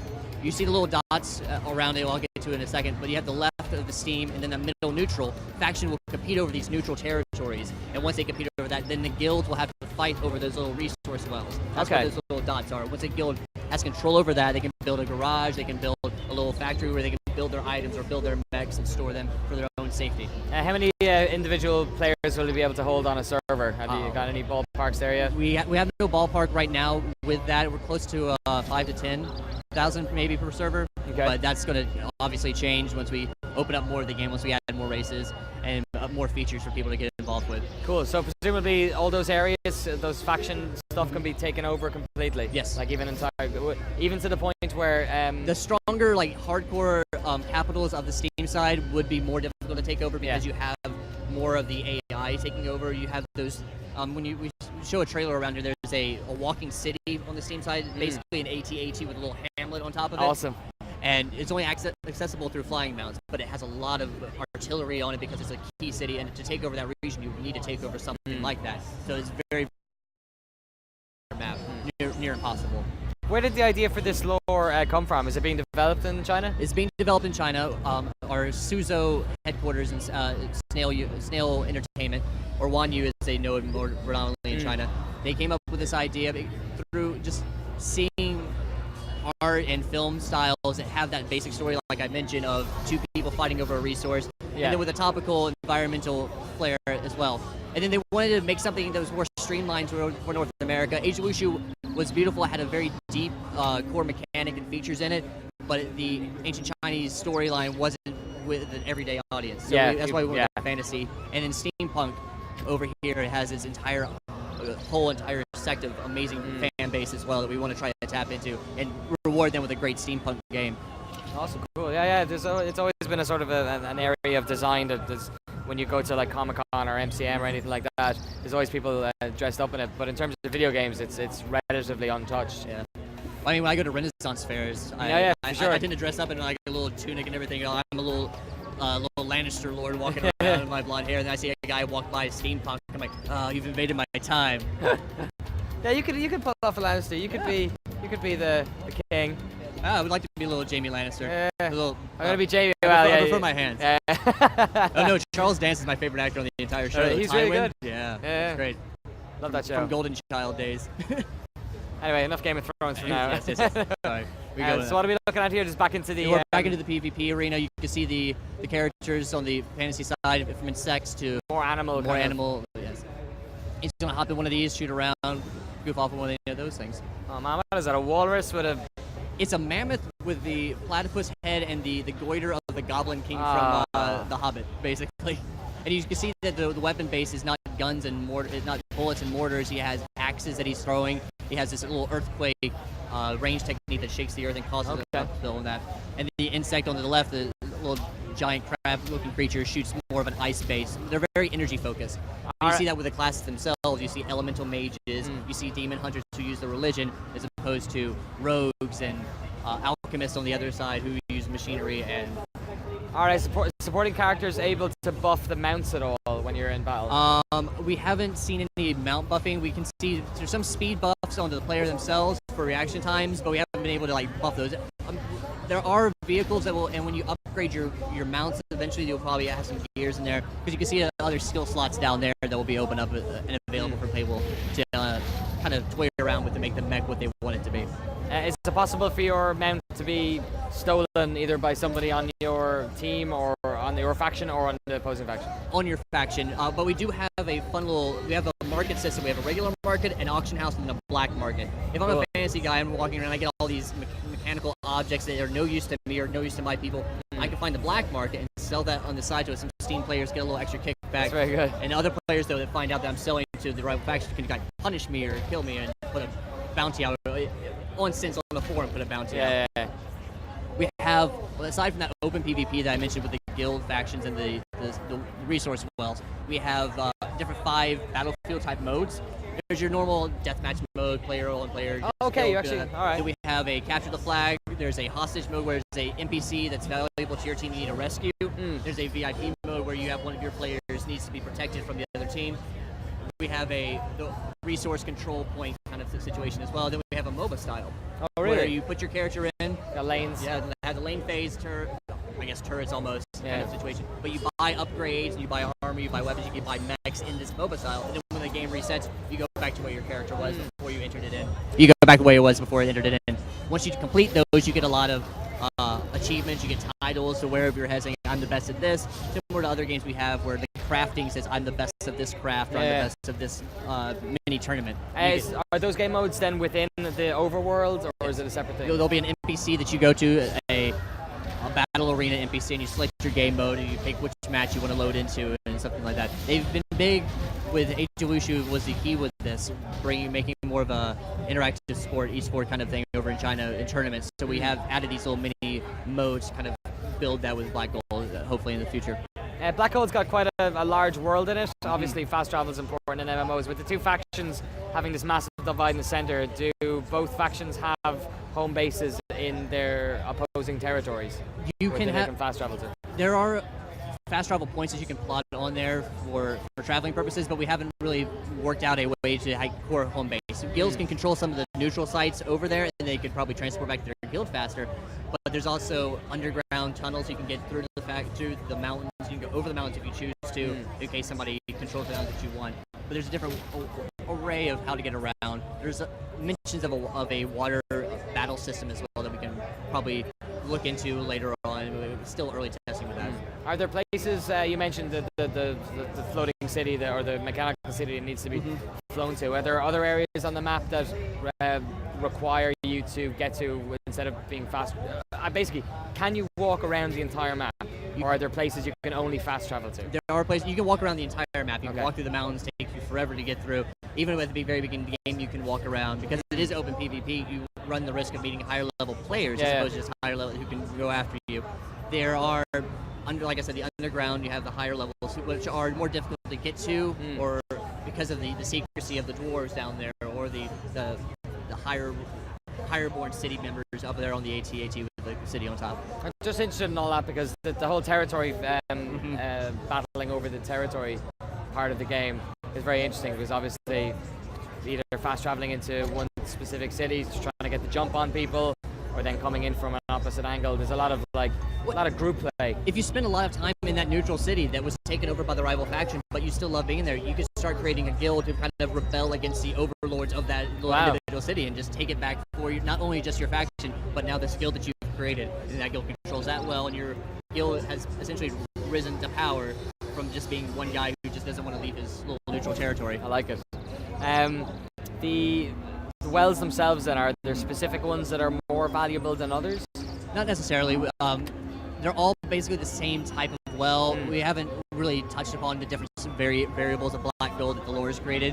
All of that are more details that we're getting to closer to the first beta when we get that out. But you see on the map that he brought up, there were little portal points for instances and raids. We have dynamic events. Yeah, so we haven't talked about raids that much. We talked about the battles, but there are open world bosses that people can just all at once go after. And then there are individual cross-instance dungeons that we have in there as well. We have dynamic events for the PVE person. While you're walking around, the timer comes up saying you have to defeat all these zombies in X number of time. They're turrets for you to use. You have to get all these resources in X amount of minutes and help out this town. So this is a little steampunk awesome. boat trying to sneak its way into the fantasy realm. Is there any optional sort of character-driven quest stuff like hunting or aspects? Yeah, well, we haven't really touched upon the crafting yet or any kind of life skills right now, but there are rumors floating about the company of us incorporating a factory system that lets you run it and run a product line with other players. Is there, so would you also incorporate maybe being able to build houses, for instance? That's always a funny one with MMOs because of the space limitations. I think the guild areas that you can build your guild's garage is the most we could probably do at that time. Cool, it's similar to Age of Wushu where you buy a guild territory, a plot of land. And within that there are the dojo or the life skill, the profession training sections. So it would be something similar. There are communal areas. Right? It's one of the things that people keep bringing up when we talk about MMOs is there any way to build a house? But I guess it's one of those things where if you were able to, the size of the world, MMOs are very good at making it look like it's quite a broad area of land. But if you were to put it in real world context, it's probably not that much. But if you start to fill that stuff out, then it becomes kind of very apparent. Like Second Life, you have a whole bunch of open area. I'm going to start adding random pyramids with my Winamp skins from '93 on there. Oh man, you can see this lovely giant beast flying over as another example of how colorful the fantasy side is. Yeah, and you said air combat as well. Yes, is there air-to-air combat as well? There is air-to-air combat. There is a if he turns over to the right, we saw some of the steampunk has these little flying ships right now that are kind of working their way into this territory, doing some scout missions. These aren't players; these are just little NPC ones we have for the demo. Thanks to the internet, it looks like they're doing the Harlem Shake. Yeah, a little bit jumpy here. No fault of you. It's the same. Or us. These conventions, for all the technical prowess that they totally, hold, cell phones don't work, internet falls out all the time. Yeah. Wi-Fi's gone. Exactly. It's great. We've been pretty blessed. I'm probably gonna jinx it now, but we've been pretty blessed this year on the stage in terms of technical stuff. Is there anything else we haven't? Whoa, man. Yeah, you see a little... Piss off some friggin' weird unicorn things. Yeah, we got another level 40 character. He's just going to run around, show you the different styles of the blade weapon he has. Yeah, for sure, it'd be great. Because he is a demon hunter, he has that extra planar plane realm that he can draw from, which is why you saw that portal come up and trap those two horses, as well as a blade sword at the same time. You talked about the ability to micromanage the abilities of the gun on the other faction. Is it similar sort of situation? Oh, we have a little similar stuff with other classes. There's an inscription mode where you can turn your stun into a longer duration stun, where you can turn your ice blast into more of a freeze effect, causing burn damage as opposed to ice burn kind of damage. Here are skills right now. Okay. You can see that are set into a primary, mid-level, and advanced. As you level up, you get more skills. You can level up the individual skills as you want, and you can unequip certain skills. And he can mix and match his bar at the bottom how he wants. A elemental mage is the best example I've given people. You can mix it from wind and fire to make a firestorm, or you can go all wind because certain wind skills will give you a wind buff, and your advanced skill builds upon that giant wind effect. I was trying to pay attention, but Ryan Davis was off camera from Giant Bomb, giving me a bit of, I think it was nipple rub action or something. He's a big MMO fan as well. Nice. What do you think about the MMO space at the moment? It's there's a lot of similar IPs, people would say. Obviously, you guys have got a lot of stuff going on. Mechanically, you have a lot of stuff going on, which aren't in a lot of MMOs. And then think about the whole space at the moment. We've got this weird situation where I guess when World of Warcraft came out, everyone went big real quickly. There was a lot of catastrophic disasters in that area. And at the moment now, in terms of, I guess, free-to-play specifically, a lot of people are going down that route. What do you think about the space of MMOs? Are we still in flux, or have people kind of figured out what's going on? It's taking a shift. It's still, you're going to get a lot of those casual MMOs coming in, even from the smaller side of, small browser-based MMOs for anything. We have a lot of those in our company. But those World of Warcraft players have matured now. You see, Asia Wushu was an attempt to make it a truly sandbox kind of feel to help people. We know what we like, but we want to see more now. You're going to see a lot more of those in there with crafting, with the variables of different characters, even small things like Old Republic had all those different voice actors thrown in. Those little things that the little flavors that people want to have as well. I think it's great, the competition, and even with the new consoles coming out, you're going to see a lot more stuff thrown onto those possibly as well. Yeah, we've seen in terms of free-to-play stuff, there's certain MMOs, and then World of Tanks is on it. DCU Online did a great job when they got on the PS3. For sure. Would you guys ever think about getting into that area? That mechanically, it causes a lot of problems, I guess. I mean, there are talks about trying to put stuff on there. We have other titles we want to put on an arcade style mode, but I think that's the future for a lot of MMOs. Even though the PC people will probably gag me and take a garrote as I walk out of here saying no, we must stay with PC. It's weird. Like I've yet to play an MMO on a console. I've played MMOs for years on PC. The idea of doing it on a controller just seems quite alien. Although I do like the idea because they're so time intensive. Of at least being able to do it sitting on a couch would be wonderful. I played a lot of RTSs for a while. Then when Halo Wars came in, I was just like so fast paced in my clicks, and I was like, "There's a radio. Let me go over here."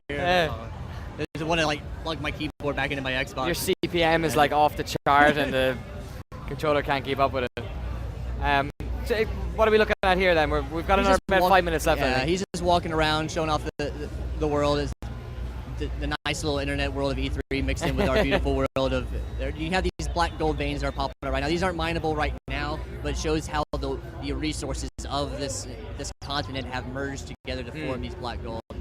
We have They gave me a book of just the lore they created, just eons and generations, and going back to how the vampires were cursed by certain factions, the humans broke away between their own rights. A very good backstory that we can, all original that we can throw into the game as it comes out.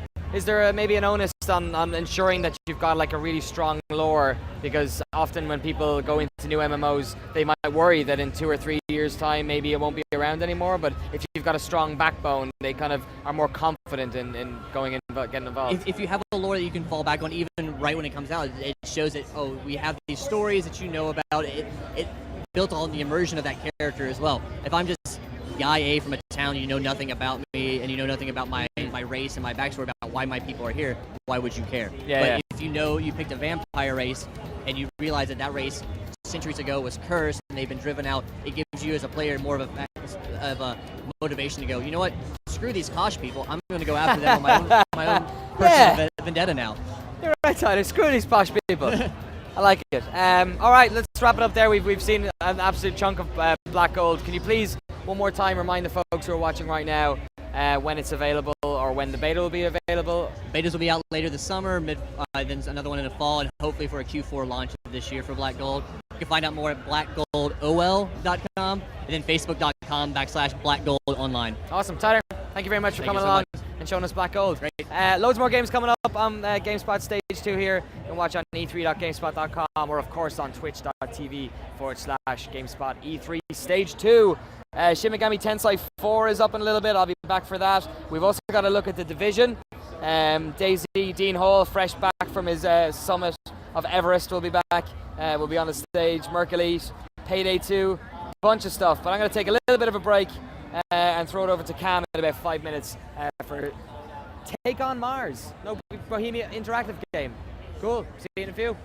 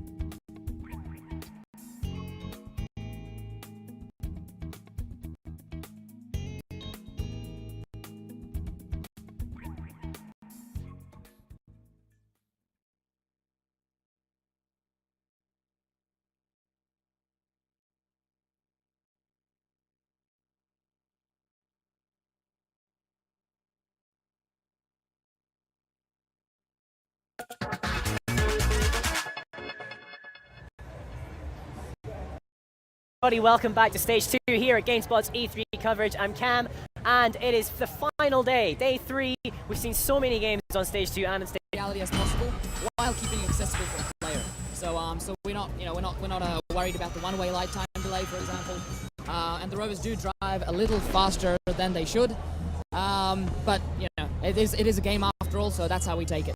Okay, excellent. Well, we're going to be taking a look at the game. We've got a live gameplay demo to show you in just a minute. But if I can just ask you first, what made you think, all right, we're good at simulations. We've done Arma. We've got Arma 3 coming out, but we also want to try simulating something completely different. What made you think, right, let's take a look at doing a Martian rover? Well, around the time when Curiosity landed, I thought, you know what, I'm going to try to make a little mod for Carrier Command, one of our previous games. Okay. I thought, you know what, let's just try and make a little rover on Mars, just to help the modability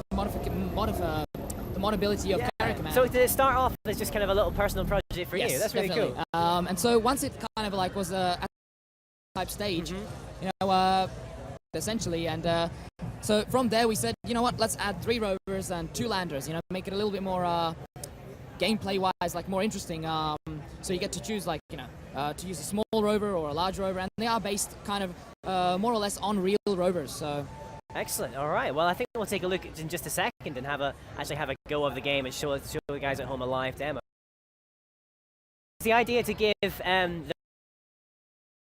of like sitting at NASA and just to be controlling the rover from there, or is it? Okay, so yeah, it's meant to be someone controlling from Earth.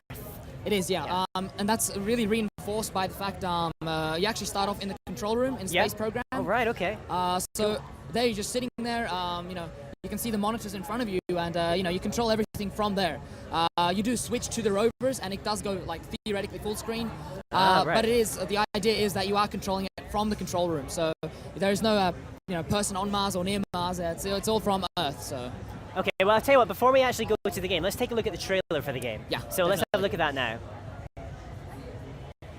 Tiny second. No, that's me. I'm not a trailer. There we go. Alright, so talk us through. This is what's called EDL, right? Yes, this is all composed of in-game footage. Yeah. What you're seeing there is actually the heat shield falling off the front of the large rover. And it's got a descent cam looking down on the terrain below it. Now, all of our terrain is made from real satellite data, or is based on real satellite data. Okay. So that was actually Gale Crater, where Curiosity landed, but we chose a location slightly southeast of there. With the mountains, it's a bit more visually appealing. Yeah, so you can see gorgeous. the large rover there, and you can. So it should be interesting to show some of that as well. So I see you've obviously taken a huge attention to detail to not just how you control on the surface, but actually how the craft land, because it is an incredibly interesting and difficult kind of aspect of getting to Mars, is the kind of landing. So it's cool with a broken antenna, just like ready to go, which is infuriating. But yeah, okay, that's great. So you're working on that stuff, but what you have actually got done already is this simulation actually on Mars. So hopefully along with the EDL phase, as we saw there. An EDL phase as well. Excellent. So hopefully we'll throw to that in a second. But while we're waiting for that to come up, let's just talk a little bit more about the kind of challenge of making a game like this. Because I guess, right, I mean, we're here at E3, it's next gen, everything's like guns and flashing lights and everything looks beautiful. Not that your game doesn't, but how do you compete? Like, how do you try and say, hey guys, we got a science game, and how do you get people other than just myself? Well, with the success of a Kerbal Space Program, that was one factor that pushed us. Let's try it. It is an experimental game. Nice that we can do such experimental titles. At least try it out, see how it is on the market. So because it is a small project, it's not that much of a risk. Yeah. But it is definitely something that we like to do. It is nice, a change for me at least. The globe itself is oriented towards the sun, realistically. So if we were standing in front of Mars, this is what we would see. Wow, so you've attention to detail in terms of the science is already there. That's really nice. That's the type of stuff that, that I think really makes a huge difference when you're trying to do a simulation like this. So we've got Gale Crater and Victoria Crater there. Yes, if we just start the scenario there on Victoria Crater, we have 2 at present Victoria Crater. It's just a small little situation on Mars, on specifically Victoria Crater. Yeah, that we can see the HUD and everything. Wow. You can see in the top right the cameras. They are updated as as we can see the mast cam moving around, and in the background there we can see another rover landing. We are very particular about our landings, and we do try to keep them as realistic as possible. So we just switch to the other rover now. Inside the landing capsule, and we can see that it's tucked away nice inside. Oh, inside the protective airbags. Yeah, exactly. Yeah. So this is actually how Sojourner landed on Mars back in '95. And it bounces, right? Bouncing. Yeah. Exactly. And this is modeled on Curiosity, right? No, this one's modeled on Opportunity, actually. Oh, right, sorry, Opportunity. You can actually see the physics simulation is extremely accurate. We have this rover is comprised of about 100 parts, individual physicalized parts. We use the Bullet physics engine. So you can see, as my colleague is driving over the individual rocks there, you can see the rocker bogie suspension system react to it realistically. Awesome. And this is exactly the same system as NASA uses, or not exactly, but very similar. So if we just switch back to the other rover, perhaps it's deflated now. Let's have a look. So you've got excellent. So we can see it's just unfolding now. Yeah. So what happens? It landed. It's deflated the balloon, sucked them back in. Yep. And now we can see the rover on the side there. So wow, yeah. So well, you get an idea of scale now. Jesus, those things are like that's huge. That landing capsule. Actually, this one's relatively small. This rover really? right here is actually much smaller than the previous one. Right. Okay. And so it's about half a meter across. Okay. So you can see we're driving off the edge there, and again you can see the suspension system working. And again, the suspension system is done in such a way because springs don't work well on Mars. The gravity's too low. So we can see inside view here, or from the camera that we got at the front of the rover. That's awesome. I love the tracks in the dirt. Yeah. That's great. That's a really nice touch. You can break off cameras, break off individual instruments, everything. It's all simulated, like I said. So we'll just jump out into free fly and just break off the wheel here. Actually, let's try to break off the solar panel instead. Well, because the wheel, it wasn't a Spirit or Opportunity. Famously, its wheel got busted as it was trying to drive around it. And then actually that was quite useful in the end because as they were driving, the dead wheel would kind of churn up the soil behind them, and they could go back around and analyze that. So it was almost like they had a little digging implement. But yeah, so you can do this to your rovers as well. Yeah, so awesome. It presents interesting opportunities. Like if we just jump back inside the rover, it presents some interesting opportunities. Where if you drive around too wildly with the rover, you might damage the wheel. Yeah. And it starts to malfunction. That means it starts jamming. So you can get into a similar situation like Spirit, where after extensive use, the wheels jam and you're like, well, I can't drive forward. So what did NASA do? Well, I drive backwards. So so that's what we can be done. All right, so let's do some science. We're here in Mars to do science. So let's switch back to the previous rover. Just to the previous rover. Just jump into control. And from here, we'll just drive to the waypoint that we have here. Okay. The little blue thing on the right. Let's just turn to it. I've got to say, I love this in-rover camera with all the HUD up there. It's really cool. Yeah, we simulate all the cameras like realistically. So there are the one we're in right now is a telefocus camera. So if we just switch to the to camera number 1, which is the nav cam, that's used for navigation. It's got a wider angle, yeah. It makes it easier to drive with, as you can see now. So we're just driving towards the waypoint there, and that's just an explore waypoint. It means just drive here and assess what to do further. Okay. So we'll just do that. And I mean, is this about the same speed that the rovers move? Because I know they move very, very slowly on the surface of Mars. Yeah, we're moving 3 times as fast. Yeah, I thought that'd be. We make it a little bit more accessible. Obviously, if they drove like realistic speeds, it would be a bit slow gameplay. Didn't it take like a couple of days to even travel like 10 meters? It takes like a few days.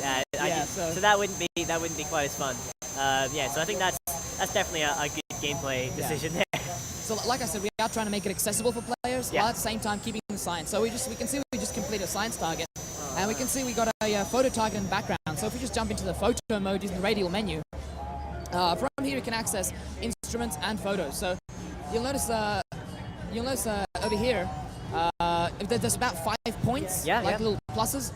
Those you need to have a line of sight to those to be able to take a photo of them. So and in this situation specifically, we need to use a color camera. So we'll just switch to the telefocus camera. And you see you need to actually frame the individual parts. So you can see here, that photo right now would be unsuccessful because it's just, it's not framed. So if we just move it over to the left a little bit, and now we can take a photo of it and complete the science target. So here we go, and it should complete a science target. So that's how you do take photos science on Mars. complete. Great. Yeah. Love it. science is easy. So we got another panorama in the background, but we'll switch to the other scenario. So we'll just jump back to the main menu. Yeah. And just switch to the Gale Crater one. I'd like to show you a little bit of the EDL sequence. Oh yeah, let's do it. So that stands for entry, descent, landing, right? Exactly. Yeah. Yes. I remembered.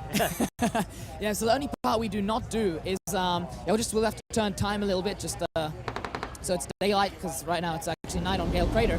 Yeah. So the heat shield just fell off there. There we go. So we just have to use cheats. Like I said, it uses real Martian time. So right now it is actually nighttime on Gale Crater, hence why we saw the night. So okay. So here we are, we're landing. If we jump into third person, we can see the rover there attached to the sky crane. So just jump back inside. And like I said, we are physically simulating everything. So this is how itself, Curiosity landed, yes, isn't it? Exactly. This rover itself has about 150 individual parts. So it is quite an extensive physics simulation in that regard. So what's slowing it down now? Is that retro rockets? It's the retro thrusters. So is it already deployed? Did this one have a parachute or no? It does have a parachute. It actually deploys this parachute prior to. It actually drops off the parachute prior to deploying the heat shield. Deploys the heat shield, then it releases the parachute, and then it just goes down on the retro rockets. So you can see it just planted on the ground now. So jump back inside it. And that just zooms off somewhere else. Yeah, it actually it turns off about 30 degrees, thrusts for about 3 seconds, and then cuts all power. So then it just falls. Make sure it doesn't land on the rover. Yeah, exactly. There it is. So we can see this lander here in front of us. That's actually Mars 3, an old Russian lander that they sent there. It didn't really land there. We're just putting it here just for the presentation. So have you? Have you put Beagle somewhere on Mars then? I didn't want to say, but yes, we have. Yeah, you put Beagle 2 somewhere. Brilliant. That's because, great. Because the whole metric imperial system. Okay. Boggle. So yes, we have put it there. I don't want to reveal where. Obviously. No, that's good. But yes, it is there. So it should be interesting for players to see it. If we just jump outside view here. We can see it overcoming the dune here with the suspension system. Where for a smaller rover, this would be a real problem. While this rover is gigantic. It's the size of a car. Yeah. So it can easily drive over the dune here without a problem. So wonderful. So we'll just head over to the analyze target over there. Yeah. It'd be good to do some zapping rocks with lasers, right? Exactly, that's what we need to do. Exactly what we're about to do. So we're just heading over there. And so we also have a like I said, because it's real time. It uses real time. We can you can see down the bottom right the power levels. So it is generating power from the battery at the back, the thermal generator. So it's the thermal generator is a really powerful generator. So so it is generating a high level of power, and it's just not having a problem running out. So we'll just switch to the cam here. So it's still So we can see the rock here. We're just about to analyze. So we'll just switch to the instrument mode. There we are. And here we can see, if we jump outside view just for a second, we can see at the left showing you what you're meant to analyze and with what. So if we just jump back inside and tell it to analyze, and just now quickly jump back outside and show the laser from outside. Yeah, there we go. You can see pulsing the rock, evaporating the top layers, and analyzing the plasma that gets thrown out from it. Brilliant. So now it's just analyzing the results. So we'll just move closer to the rock and extend the robotic arm, because obviously that's part of the gameplay as well. So a little bit closer we'll move.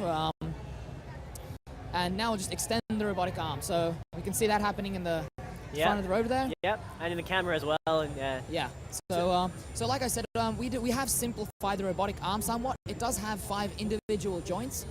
So to make it a little easier to control, the player controls like the yaw and the extension. So that's what we're seeing here. So we're going to probably have to drive a little bit further forward just to reach the target over to the left there. A little bit more, and there we go. So now we should switch probably to the drill, because that's what we need to use for the equipment. Just the instrument there. So let's select the drill, and there we go. And now we'll just extend the arm right down to the rock. So to help us guide the arm, we'll just switch over to the zoom camera down the bottom right, and we'll just go inside view so we can see what it sees. And we'll just rotate the head. Right now we're rotating the arm, so we'll just switch to the head of the robotic arm. Yeah.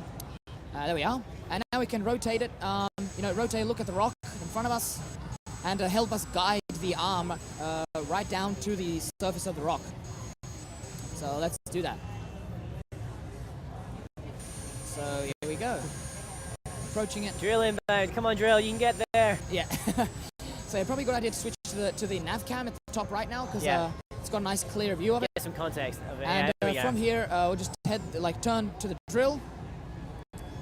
So just rotate the head a bit to the right. Just aim our drill down to the rock. And from there, we would just put it down to the surface of the rock and tell it to drill, and it would start drilling, get its sample, analyze it, and give us the results. Awesome. Now, when you say give us the results, are we gonna get just gonna say mission complete, or do you actually get? Do you simulate the type of result? We will display real results, realistic results based on real findings from Curiosity. Yeah. Like I said, we are very inspired by those missions. So yeah, it will eventually. Right now, we don't have it in this build, but in the release build, there will be. It will say that it's composed of silicon, oxygen, etc. Yeah. Oh wow, that's amazing. So what we'll do now, we'll just jump into the free fly camera, which is one thing which not many games do. They don't allow you to just jump into a free fly camera and fly around. Now we've allowed that. It won't let you go through the terrain. It won't let you go through objects. Let's just try and go through the terrain here. Just to illustrate what I mean. And the reason we allow for this camera is because it has a zoom. It has it allows you to view the terrain from afar. Yeah. So we'll just go high up into the air, and there we can see the spectacular mountain tops of Gale Crater. So it's with this camera we thought let's just allow the player to just fly around and do whatever he likes. All modeled off all the topographical data that we've got of Mars. So this is 100% accurate. Well, I would say 99. 99% accurate. 99% accurate. That's incredible. Yeah, but it is. We have tried to get as close to reality as possible. So how long has this taken you? Because the amount of detail here seems really. Well, really as I said before, we actually started developing this game shortly after the landing of Curiosity, which was last August. Yeah. So it has been in development for almost 9 months. Tell us about the engine you're using here, because you mentioned to me earlier this is not the same engine that Arma. Yeah, this is the N-Force engine. It's the engine we used for Carry Command. So it is a very different engine to Arma, designed for different purposes. So it is an extremely moddable engine at this point. So players can add their own vehicles, add their own locations. You can see the sun heading down. There it goes. Yeah, so we even simulate the dark of night. Can we go back to nighttime and spot Earth? Do you know where that is? Or is that it's a tough ask? That's a very tough ask. Yeah, because to be honest, just straight from this, I wouldn't be able to determine. Yeah. But you mapped in, but is the night sky correct from what it would be? Yes, it is correct. We are tweaking it somewhat, but the stars we see are real. So it is actually a realistic catalog. So if we just head back to nighttime, just to show you one interesting gameplay aspect. As you can see, it's absolutely dark. So how do you help the player move around at night? Well, we've got night vision. So we turn that on. Of course, night vision. Yeah, there we go. So we've got night vision. It makes it a little easier. It will drain power at the moment. It doesn't, but it will be draining power somewhat. Okay. And each individual. Oh, there we go. We just broke off an instrument. Oh no! What have you done? At least it shows the destruction system. If we just switch is there a rewind? Can you go rewind? No. So once you break something, there's nothing you can do about it. So just like real life. Switch over to the mast system. Yeah. Down the bottom to help us just turn the camera.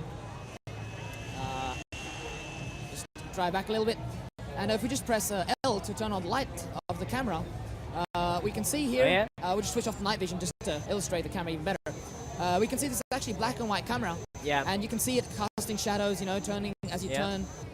So we have got, lights on each individual camera. So if we just switch over to the wide angle camera, we'll be able to see the colors of, the rocks on Mars when it's not daylight. So just to compare it, if we just switch over to day now, just to, rotate, I guess, the sun. Yeah, nice. You can see that it's, suddenly everything's orange. So that's due to the diffraction in the atmosphere. So we are trying to keep the details as close to as possible. This seems to me like as much as being an incredibly a fun game to play, it also seems like a science teacher's dream as well. All right, what I'd love to do now is move over to the chat, because we've got a lot of people in the chat commenting on the game. And so if you've got any questions for Martin, please put them in the chat right now. Or you can, or probably the other easiest way is to use Twitter. Now, currently I'm logged in here as Danny, so if you tweet at Danny O'Dwyer, that'd be great if you have any questions for Martin, and we'll throw them at him. But let's have a look now. We've got a couple of comments. Someone said, when you broke the drill, said, good job, 100 billion down the drain. So that's nice, yeah. Yeah, what else have we got? Oh yeah, someone's saying that you can download a free demo. Is that correct? No, there will be no demo. The game will be for €10, which is around 15 American dollars. Okay. So it is a relatively cheap game. It will come with 3 locations: Kaiser Crater, Gale Crater, what we can see here, and Victoria Crater, what we saw earlier. Okay. And how big are these areas that you can? They're 4 by 4 kilometers. 4 by 4. Okay. So for a rover, that's more than enough. Yeah, absolutely. It is due to the time constraints, of course. We will actually be releasing a free DLC later on. That will be on Deimos, which is a moon of Mars. Okay. So it'll be interesting to have a completely different environment, asteroid. Very good. So I guess we'll see. The release date for that is not. We're going to have absolutely certain at this point. But the release date for the full game is the end of July. End of July. Basically the 3rd quarter of this year. So. Okay. Wonderful. So it's coming up quite fast. Yeah. Well, let's try and get a few more questions here. Oh yeah, now you were talking about mods. Someone saying good to make a horror mod with this game. I don't know quite how that would work. Especially at the night Aliens time. on Mars. Yeah, I mean, the night effects are really quite impressive, especially with that torch and the light of Mars. Obviously, there's no light pollution from anywhere, right? Yeah. So that's quite fantastic. Well, to make a horror mod, well, theoretically you could, because we're really pushing for the modability with this game. Yeah. If we just jump out of the rover, we'll just stay in here. If we just jump out and actually we will have to go to the editor. Sorry. So we'll just have to jump back to the main menu. Okay. And while we do this, I've got a couple of questions, if that's all right. Yeah, that's fine. So someone's asked. Mr. Clorox on Twitter is asking, is there weather or sandstorms on Mars? Weather or storms on Mars? Well, essentially the weather would be only the sandstorms, because there's nothing much else that happens apart from high winds. Yes, we do plan on adding that. Though the question is, if we'll make it for release, I hope so. Yeah. Okay. But it is, we do have to finish off certain things in the game prior to release, which do take priority over the weather. Because the sandstorms do occur in one season throughout the Martian year. The Martian year is longer than the Earth year. It's about 2 times, roughly. Yeah. So, and especially with regards to sandstorms, it would be extremely interesting, to do that, because, the sandstorms can be so severe that you see only, a couple of meters ahead. So that should be interesting to simulate. Yeah, so. absolutely. That'd be really interesting. So here we can see the editor, which allows for the modability, and we can see how we're moving around the vehicles on the surface there. And the most important thing is, like I said, with the modability. You can create your own vehicles, your own locations. We will be providing the tool set for that, and tutorial videos to show people how that can be done. Excellent. And now, with this editor, we can see how we're moving around the objects here. If we just press spacebar to hide the editor, we can see everything goes into action. So if we press spacebar again, it just pauses everything. Pauses time, yeah. That's excellent. So it's an in-game editor, allows you to make missions and debug them at the same time. So that's really useful for us, as well as anyone making a mission. Now, the thing is, as I said about the modability, everything is changeable. So even the HUD of the vehicles, even the waypoints, even the way the vehicle handles, moves, everything can be changed through little script modules. Excellent. So theoretically, there's nothing stopping anyone from making Martian aliens or anything like that. But if we just put a vehicle here with a machine gun down Racer NG, this will be just slightly up. I'm pretty sure NASA didn't send this with a heavy cal or an MG. No, this is simply to illustrate what can be done with the modability. So if we just raise it off the train just slightly so it doesn't fall. So it just doesn't fall all down. And if we switch to the turret, oh wow, aptly named turrets. Very good. So we'll just jump into it and just switch to the. So we switch to the rover now. We'll just move close to that, and there we go. So let's switch to the turret and move around in it.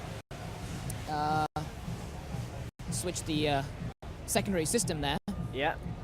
Okay, so we've got the primary system. So we can see it's got a machine gun. So if we turn it at the rover, I'm hoping this will never ever happen on Mars. Yeah. But just to illustrate the damage system. No, don't do it! What are you doing? That's so much money. Very, very nice situation at this point. This is just to illustrate what can be done with the modability here. That hurt me. That actually physically hurt me to see that happen. So let's turn away from that and pretend it never happened. So. Okay. Wow. Well, this is fantastic. So your plan is to get people to get on. Where will these mods be available? Just on your website, or are you going to try and get into the Nexus? We're hoping to implement Steam Workshop. Oh, Steam Workshop, wonderful. So that would be ideal. We are evaluating that at the moment. So there's nothing, I can't say anything specific about that at the at this point.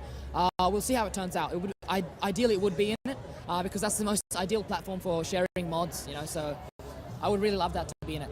Brilliant. Okay, well, thank you very much, Martin. I think that's a great time to end it. It's been a pleasure meeting you and seeing this game. I can tell you, for one, I will definitely be playing this. It satisfies my scientific curiosity and also looks like a hell of a lot of fun.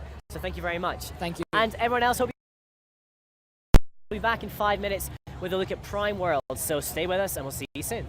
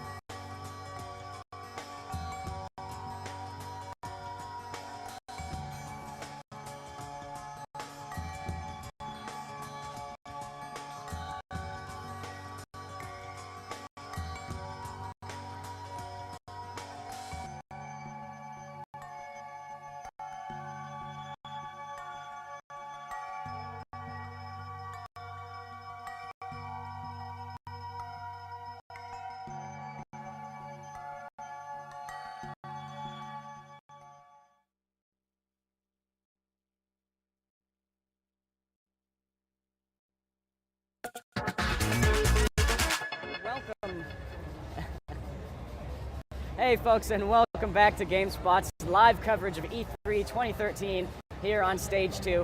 As you can tell, I'm not exactly Danny O'Dwyer. I am Sean McInnes filling in for Danny for a little bit. He'll be back soon. For right now, though, we're going to check out Prime World, and I've got Mark Singer here, who is from Nival. And Mark, for anybody out there who's never heard of Prime World, and even the development studio, what's this all about? Well, Nival is an independent Russian developer, and some of the games we made in the past would be Heroes of Might Magic 5, Blitzkrieg, Etherlords, and Silo Storm are our big ones. We even just released another game on Steam recently called Prime World Defenders in the same Prime World universe. Awesome, cool. So we've actually got the game running right here. Let's take a look at this. This is a live demo, right? Yeah. So what Prime World is it's a mashup of several genres. We have one part session-based combat and one part city builder. And we have a lot of different types of progression. We like to call it our layered progression, both long and fast progression, because we feel like players, they need a lot of instant gratification to be satisfied in games nowadays. And this is part of our long progression. So what the castle system really is you can do a lot of different things here. You will start to build buildings, and they can be upgraded individually, and that'll start to build up an economy. And the resources that you're going to be gathering through these buildings will be used to generate prime crystals. And these prime crystals can be turned into talents. And, besides the prime crystals, the resources can be used in other ways as well. Like, we have a very robust clan system that you can generate resources and put it into the clan and level up the clan persistently as well, gaining benefits for everyone that's in that clan. So, besides the castle part, we also have the heroes. So, for people who are really familiar with MOBAs, you generally pick a hero after you've gotten to a match. Right. For us, we like to think of our heroes as more of an army that you're starting to build, and you'll hire heroes as you start to play. Okay. So you're keeping multiple heroes. Yeah. Right? You're developing multiple heroes persistently.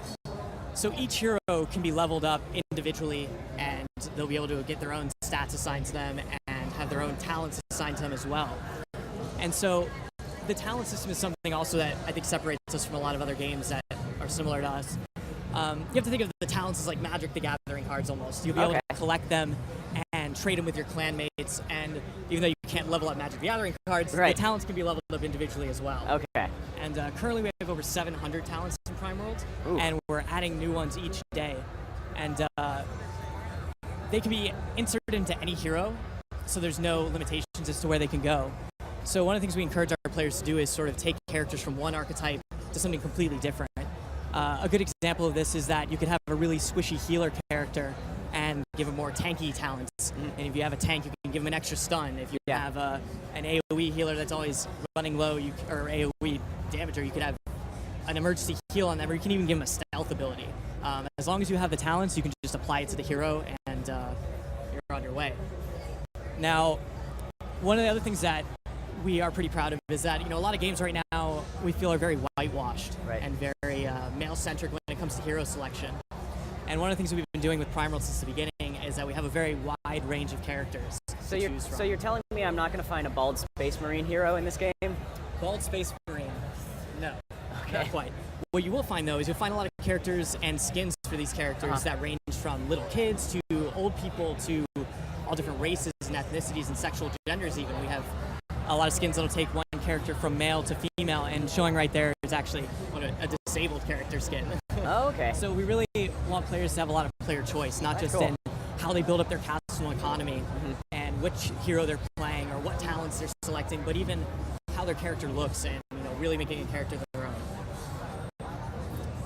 All right, so just real quick, just to give me an impression of like where this is in a build, like how far along is this right here in terms of like the city building and just the collection of heroes you might gather? From the beginning? Yeah. Okay, so when you start off, you only have a couple of heroes, maybe like 4 or 5 of them. And as you start to build up your castle and go through the questing, we have a fully voiced quest system. It'll unlock a couple other heroes for you as well.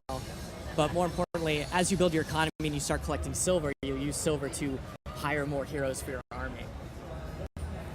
This castle in particular is not particularly leveled up. It's pretty basic. And we even have members of our community who have put out spreadsheets of the grid system and optimizing absolutely every inch of the castle to maximize their resource gathering. Right.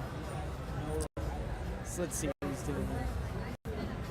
But so one of the things that we're actually announcing at E3, which is brand new news for everyone, is that we're going to be bringing the entire castle system to mobile devices. Okay. So players will be able to play it on Android and iOS and take the entire castle system, all of its features on the go. So they'll be able to manage their guilds and generate new talents and continue to build up their castle and their army.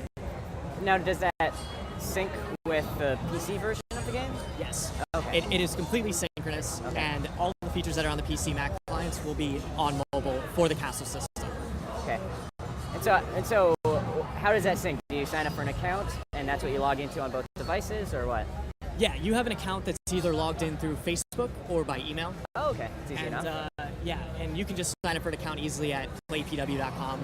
But the second, I guess, big announcement for us for E3 is that we're going to be launching on Steam in a couple months, and we'll be going into open beta in a couple months as well. Okay. And our first open beta weekend will be the weekend after E3.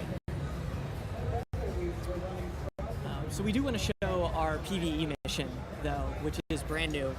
It's not released yet. No one's played it except for some hardcore beta testers. All right.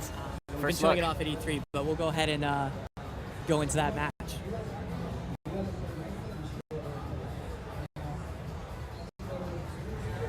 So just as a reminder to any folks watching this on Twitch right now, if you have questions for us, feel free to ask in the chat, and we'll do our best to answer anything that you've got. So before we get into this, one of the things I'd like to mention about Prime World that is pretty important to us is that Prime World is all about layered progression, fast progression and long progression. Like MMOs are really good at long-term progression, but it takes a long time to do things. Right. And MOBAs are really good at fast progression, but then it's all erased. They lack long-term goals. So we feel like we've taken the best of both worlds and slammed them together and given you a lot to do no matter what it is you're doing. And they're really intermingled too. What you do in the session matters in the castle, and what you do in the castle matters in the session. Every time you open the game, we want players to feel like they're accomplishing something. Okay. Now, in terms of just like PvE complexity, would you say it skews more towards League or Dota? You're saying PvP or PvE? Sorry, I guess PvP. Yeah. We have a lot of different game modes. We have 8 different game modes. Oh, as opposed to we have a standard. So it's not just the 5v5. We have the 5v5 standard, MOBA map that players are really familiar with, and a lot of people like to play it. But we also have a 3v3 map, a 4v4 map, which is actually PvP/PvE. Oh, okay. Where players battle it out, and fight towards the center of the map through PvE, and then clash into an instant PvP battle in the middle with the dragon. And then we also have this is our first PVE mission, which is both single player and has a campaign and story to play through, but you can also play it with a group of 3 to 5. Okay. And for this mission, it's has 3 main objectives. One is to raise these flags that he's fighting the enemies off of, protect the towers that are in the center, and protect this girl who's generating an artifact that will create a prime explosion. And what prime is this magical substance that both factions, the Doth Imperium and the Keepers of Adornia, are fighting over to control for their own means. So, currently the objective is to kill 100 enemies and raise all the flags. And what he'll do is when he raises these flags, there's going to be glyphs that pop up around the flags. And those glyphs will either, make your cooldowns a lot quicker, or give you a constant heal or more damage, or even a tower sigil which will heal all the towers that are on the map. So, as you level up in Prime World, for people who are not familiar with it, it's pretty standard to most MOBAs. You start at level 0 or level 1, and you'll gain Prime from killing enemies or other players or whatever it is for your game mode, and you'll be able to spend that Prime on talents. And so you can see down there, it's a little bottle. The bottle is filling with the Prime, and it'll show you the next suggested talent in your talent deck. And what it'll do is you can spend that and see you just grabbed a new talent. And as he levels up, he'll grab those talents. And generally you don't always max level in a session, whether whatever game mode it is. And what we allow players to do with this is they can sort of assemble their deck with almost a hybrid build, where they'll go into a match and be like, oh, I'm really getting crushed, I need more tanking abilities. Right. And they'll have set up a couple extra talents to be a little more tanky, and they'll be able to sort of side deck that and pick those up if they really need them. So you're not always stuck to the same lineup of talents and abilities that even you like to pick in order, because you can mold to the situation that you're in.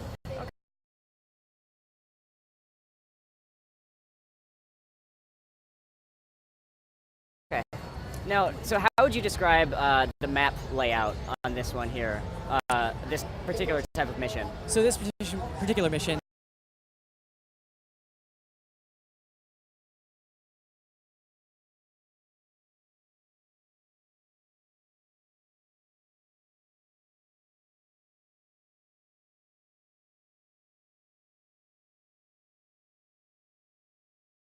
and in your control.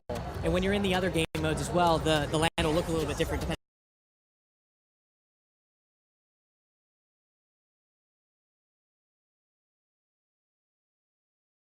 on which faction has control of the land. Okay. And depending on the game mode, certain talents –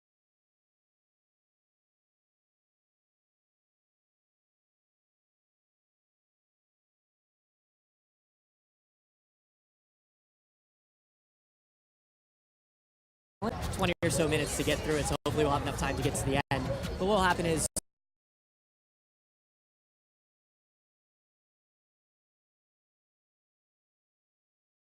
a couple objectives are to, kill a certain number of enemies to charge the artifact, and once the artifact's charged, an explosion will go off and kill all the remaining.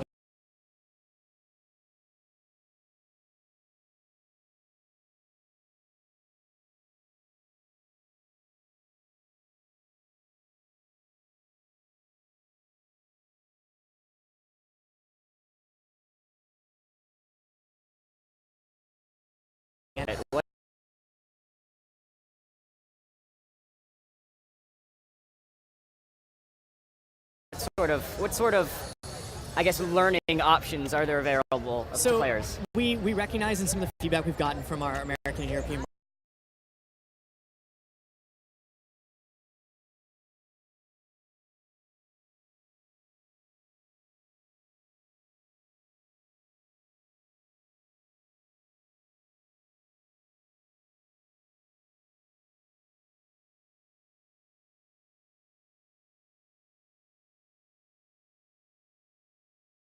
teach you how to control your character and attack a tower and right-click an enemy. Right. What we do want to teach you is how all the persistent progression works and the intermingling between the castle and the sessions. Okay. So this is obviously something that's probably going to vary by player, but on average, how much time do you suppose is spent in these matches versus time outside in the more city building type environments? Well, I think it depends what kind of gamer you are. Yeah. Because if you're a hardcore mobile player, you're going to want to be in sessions all the time. Right. And you'll spend your time to build up your castle because you feel like it's actually making a difference in your sessions. Right. You want that statistical advantage. But we've seen a lot of different players. They'll spend hours configuring their castle and making sure all the resources are min-maxed and just staying on top of it, while other players are constantly in the session and only placing buildings and upgrading stuff when they absolutely have to. So I think it really just comes down to the kind of player you are. For me personally, I like to spend a lot of time min-maxing my castle. Like, I'm a statistics nut. So if I can squeeze out 0.1 health regen, if I wait an extra 30 minutes, working on my castle, I'll go ahead and do that as opposed to jumping into a match. All right, just a reminder, guys, if you have any questions in the Twitch chat, feel free to ask me. It looks like you guys are going off on a wild tangent about Seb Ford and just how handsome he is. But if you guys find yourself, I don't know, that conversation hits a lull, feel free to ask some questions about Prime World. So you mentioned that it's currently in beta, right? Yes, we're currently in closed beta. Okay. But we're going into open beta. Our first open beta weekend will be the week after E3. Okay. And we'll go into full open beta. There's no set date on that, but soon, I'd say a couple months. And around that time, we'll also go on to Steam. All right. Now, how much of the game is kind of set in stone right now, and you guys are super happy with it, and how much of it is open for feedback and changing? Well, the game has been in Russian beta for over a year. Okay. So, when players started jumping in from the US, they had a lot of concerns about balance. They're like, oh, this character's OP, this character's OP, that character. But the reality is that, when it comes to low-level play and, we don't have an advanced talents all that much, some characters might seem a little more overpowered than others. Yeah. And we're trying to reassure our community that players have been playing for quite some time, and the balance is actually really good. And, we look to the community for a lot of feedback in regards to all of that stuff. And we've already made a lot of changes, especially in our tutorial and other things, based on the feedback we've gotten back from our American and European communities. Okay. the community is really important to us. What they want first is generally what we will be prioritizing. Okay. Now, in terms of the hero selection, are there heroes in there that are just inherently easier for newcomers, and then other ones that are just a lot more complex and maybe kind of skewed towards the more veteran players? Yeah, I'd say that some characters are a little more easier to learn than others. Yeah. A little less abilities, a little more passive. Okay. That doesn't mean that they're, weaker. They just have substitutes. Instead of an active ability, they'll have a passive ability that will do something similar, but they won't have to control it as much. But, with the talent system, they can remove even a character's basic abilities if they want to. I mean, I wouldn't suggest it, but they can. And with the talent system, they can also add entirely new abilities to those heroes to make them even more complex than their base. Mike1780 says, in regards to the types of items that you're using in-game, how similar is it to a League of Legends type of game? Well, in a match, there are no items that you'll be adding to the character. Okay. We have some potions and scrolls. So the potions will be things like a health, a mana pot, and a speed boost, and that kind of thing. And the scrolls, depending on what game mode you're in, can be acquired and used in different ways. The scrolls essentially will place sort of a rune on the ground, a very large circle, that will give positive stats towards your team and negative stats towards the opposite team or the monsters if they're standing inside of it. Outside of that, we don't have too many other items that players can purchase from the shops that are in the actual levels. Again, we would like to emphasize the talents to be more of like the item builds and the builds for your characters, as opposed to, in the moment buying items in the match. We want you to be prepared way ahead of time and be able to have selection ahead of time as opposed to doing it in the match. All right. Now, Dark Python asks, do you have any plans to interact with or do any community live streams, that type of thing, just kind of like show the game in a live streaming environment? Yeah, we love our streamers, and even in the Russian market, we already have a lot of really big streamers, and we welcome anyone to stream the game, and we never put like an NDA on our closed beta. We said, go ahead, stream the game, put out whatever you want. Cool. We support our streamers fully, and are willing to provide them with exclusive content too, that they can help spread the word and show it off to other people. And we have a lot of community events. We have a great community manager, and we'll be doing a lot of things revolving around every game mode and the castle system, and lots of art stuff. And we're really engaged with our community, and everything that they come to us really means a lot to us. All right, this is a great interaction from the chat. Starlone Gunner asks, do beards affect the abilities of the characters? And Nival_Prime World responds with, beards give +20 sexy. We're a very beard-friendly company. The more beards, the better. Well, it's Russia. It gets cold in the winter, right? Yeah, you gotta keep the face cover warm. up all the snow. Yeah. Let's see. So, Dark Irella 1 says, it should be PvP. We should mention that we're doing PvE right now, but that's not the only type of match, right? Yeah, because when a lot of people look at our game, they immediately one of our most popular game modes is our PvE, our 5v5 match, because people are so familiar with it. But one of the things we're trying to emphasize is we're not just another MOBA. We are a lot more than that. With all the persistent progression and player choice, we want people to recognize that we're a competitive RPG. There's a lot of things to do besides being in a MOBA style match. Right. And we're going to continue to expand upon those features, add more game modes, and continue our lore and story through PvE, campaign missions and that kind of stuff. Because players, they don't always have 50, 60 minutes to go into a match and do 5v5. Our game modes range from 3 to 5 minutes if you're getting absolutely crushed in 3v3, up to, the 50, 60 minutes of a 5v5 match. So, player choice is another theme here, I guess, where not just, the character you're choosing and how you set up your talents, what your skins are, what game mode you play, when you play, where you play, because of the mobile castle that'll be coming out soon. Let's see. I don't know how to pronounce your name. Usa Mad K has a question about difficulty settings. Are there any difficulty options in the game? We have difficulty options for the PVE modes. Okay. So, because players will not always have the best talents, they'll be continuing to progress their characters. You'll be able to start off in easy, medium, hard, and go up from that. But the PvP modes don't have any sort of difficulty settings. Right. I don't think I've seen a PvP that would. Other than Gentleman's Agreement, make it easy on you. Let's see. So it seems like we're getting a few people in here who have maybe tuned in a little bit late. So just to recap, what Prime World is all about. Obviously, we're seeing a PVE match right here, very MOBA-like, but there's a whole lot more to the game than that. Can you give folks who are just tuning in, just sort of a quick recap, castle building, and just the broad scope of the game? Yeah, so Prime World is, one part castle builder, one part hero talent development, and one part MOBA style, matches, whether it's PvP or PvE.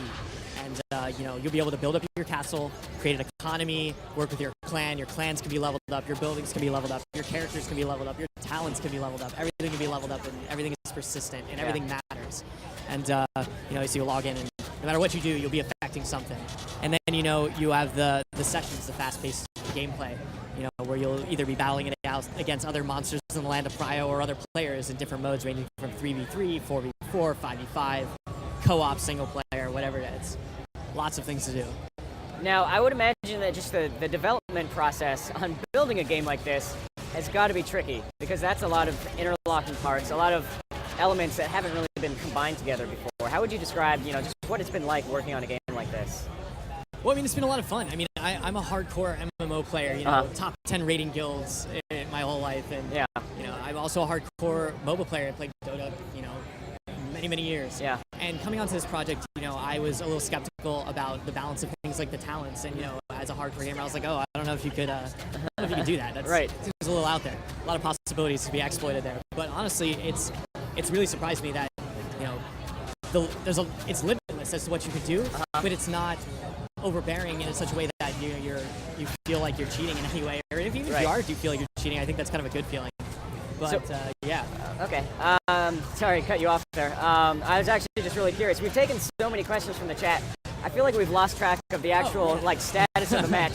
Give me an update on the status of this event right here. So he's actually fighting one of the two mini bosses, or he's killing the mini bosses. Yeah. But some other heroes, AI heroes, come in to fight. That's sort of the middle point. He's at 15 minutes into the match, and we say it's about a 20-minute match. So once he clears out this next 100 enemies and keeps all the flags raised, he'll end up getting to the dragon. But you see, he's already become very developed in his talents. So I'm going to pull the talent window back up.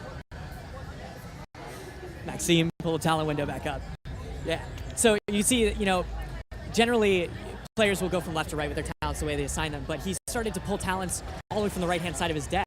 Yeah. And that's because he felt that he needed extra of a different kind of stat or a different kind of talent. Okay. And so his character right now has 3 abilities, but on that deck I can see 2 other passive, so he's just adding a new ability to his character entirely right there.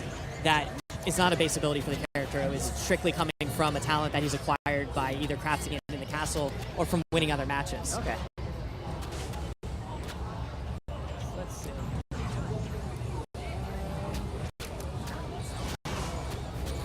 Yeah, so he's just playing through this, killing enemies. Now, normally we would have 5 people in this match. We actually have some of our Russian comrades playing with them, and I'm not sure what their time is right there right now, but I'm sure they're very tired because they've been playing with us through E3 the entire time, being very helpful. We're really grateful for that. That's what I'm saying, is our community is really dedicated to us. We're really dedicated to the community. They're willing to spend their late hours playing E3 demos with us from far, and we get a decent hour to play. All right, folks, just to give you an update, we've got about 5 minutes left on this demo here. Let's see what else is happening in the Twitch chat. Nival Prime World is stealing all our thunder by just vigilantly answering all the questions in the chat. That's our community manager, Josh. He's really great. Previously, we both worked on Dungeon Defenders, so we've moved along together and are trying to help make this game the best it absolutely can be. No, Nival Prime World, you don't have to stop. You go ahead and keep answering those questions. You don't have to stop. See, he's just as dedicated as I am to getting people this information. He says I work too hard. Mike1780 asks about, are there neutral monsters like a jungle? Yes. In the different game modes, you'll find jungles or side lanes and that kind of stuff. In the 5v5 match, I guess, is what they're really curious of. Yeah, there is jungling, there is a lot of strategy in that. We even have a mini game in our 5v5 map, which is allows you to create scrolls. So one player, sometimes instead of being a jungler, usually a support hero, will go into the mini game and be sending off scrolls to different players along the map. So instead of having 2 people in a single lane, you're splitting XP, or whatever it is, you might put your carry into that lane and send your support hero out to the minigame to send scrolls, which can heal that player and other things, give them advantages in their lane. All right, now in that PvP environment, the 5v5 match, is it just one map, or are you offering several different types? For the 5v5 map, or 5v5 mode, there is only one map. Okay. Yeah. And how would you describe the layout? Is it kind of like a Dota type map where it's square, bases at either end, 3 lanes? Yeah, I mean, I'd say it's a little longer, as opposed to being square. You know, you don't necessarily L out into the lanes. They're a little more, you know, rounded. But it is 3 lanes with towers along the lane, and then your main base towers and that kind of thing, with a center river and that kind of thing. So in terms of the PvP map, you guys aren't trying to reinvent the wheel right there? No. It's all the other stuff around it? Yeah, no, we recognize that, you know, for players who are really familiar with MOBAs, that 5v5, you know, classic mode is something that they're always going to want. And if we try and reinvent the wheel with that, they're going to be like, well, you know, it may or may not be good. So, you know, why even try to do that? You know, that's what we have our other game modes for and our other systems to innovate on. You know, it's a bit like trying to move around the squares on a chessboard. It's worked for so long. Why mess with it now? Let's see what we've got. Divine Crystal has a question about last hitting. There is last hitting. Okay. Yeah, last hitting. We don't have denying, but we do have last hitting. Okay. Last hitting will matter. You'll get more prime for doing last hits on enemies and other heroes, and some characters will even do special things when you get a last hit on a hero or a character or an enemy. You know, like one of our guys is like a Soul Reaper kind of character, where when he last hits enemies, he'll spawn a little ghost of that enemy up, and it'll follow him around for a little bit and kill things. Now, there's the dragon, actually. So you see he's dropped a scroll on the ground, which is a bird scroll there, which gives him a lot of stats. So to fight this dragon. And it looks like they've done actually really well, considering they're level 30. They're actually crushing this dragon. Grab another talent there. Hurt one of those guys. Yeah, they took him down pretty easy. So the thing is, they're playing on an easier mode with a really high-end talent, so they could have beefed it up if they wanted to, but for the sake of victory, you know, we wanted to show you that. And so one of the things you see here is that when you win a session, you're rewarded with talents and resources. And so what the idea here is the intermingle between your castle and your sessions is that what you do in the castle matters in the session, what you do in the session matters in the castle. And, you know, you can see all other statistics, how much prime you generated, you know, kills, deaths, assists, that sort of thing. And there's also achievements. So players who are doing more things and, you know, getting a lot of kills and gaining the most amount of prime they can, those achievements will actually earn them better rewards for that match. So players who are sitting idle or not helping as much will, you know, not get as much as the players who are helping more. I think my favorite thing about all this right now is just the fireworks going off behind the menus right there. Yeah. We, you know, our art style and we've had a lot of praise on our art style and all of our visual effects. And, you know, the game is fully voiced in English. All of our skins have, you know, we have a lot of incentive for people to buy skins. They don't just change the appearance or the gender of the character, but they'll change voices and the way the animations are and ability effects and that kind of thing. All right, cool. Well, Mark, thank you very much for bringing the game by. We appreciate you showing it off. Let's go ahead and remind folks out there, beta status, when you guys are looking to have it finished, and PC and other platforms. So we are in closed beta, but we're going into open beta in the coming months. Our first open beta weekend will be the weekend following E3. Okay. And you can join that at playpw.com. And eventually, in the coming months, when we go into full open beta, we'll be launching on Steam as well. All right. Awesome. Cool. Thank you very much, Mark. Thank you. Really appreciate it. All right, guys. So that was your look at Prime World. We're going to carry on with the rest of the show in just a bit. Thanks for watching.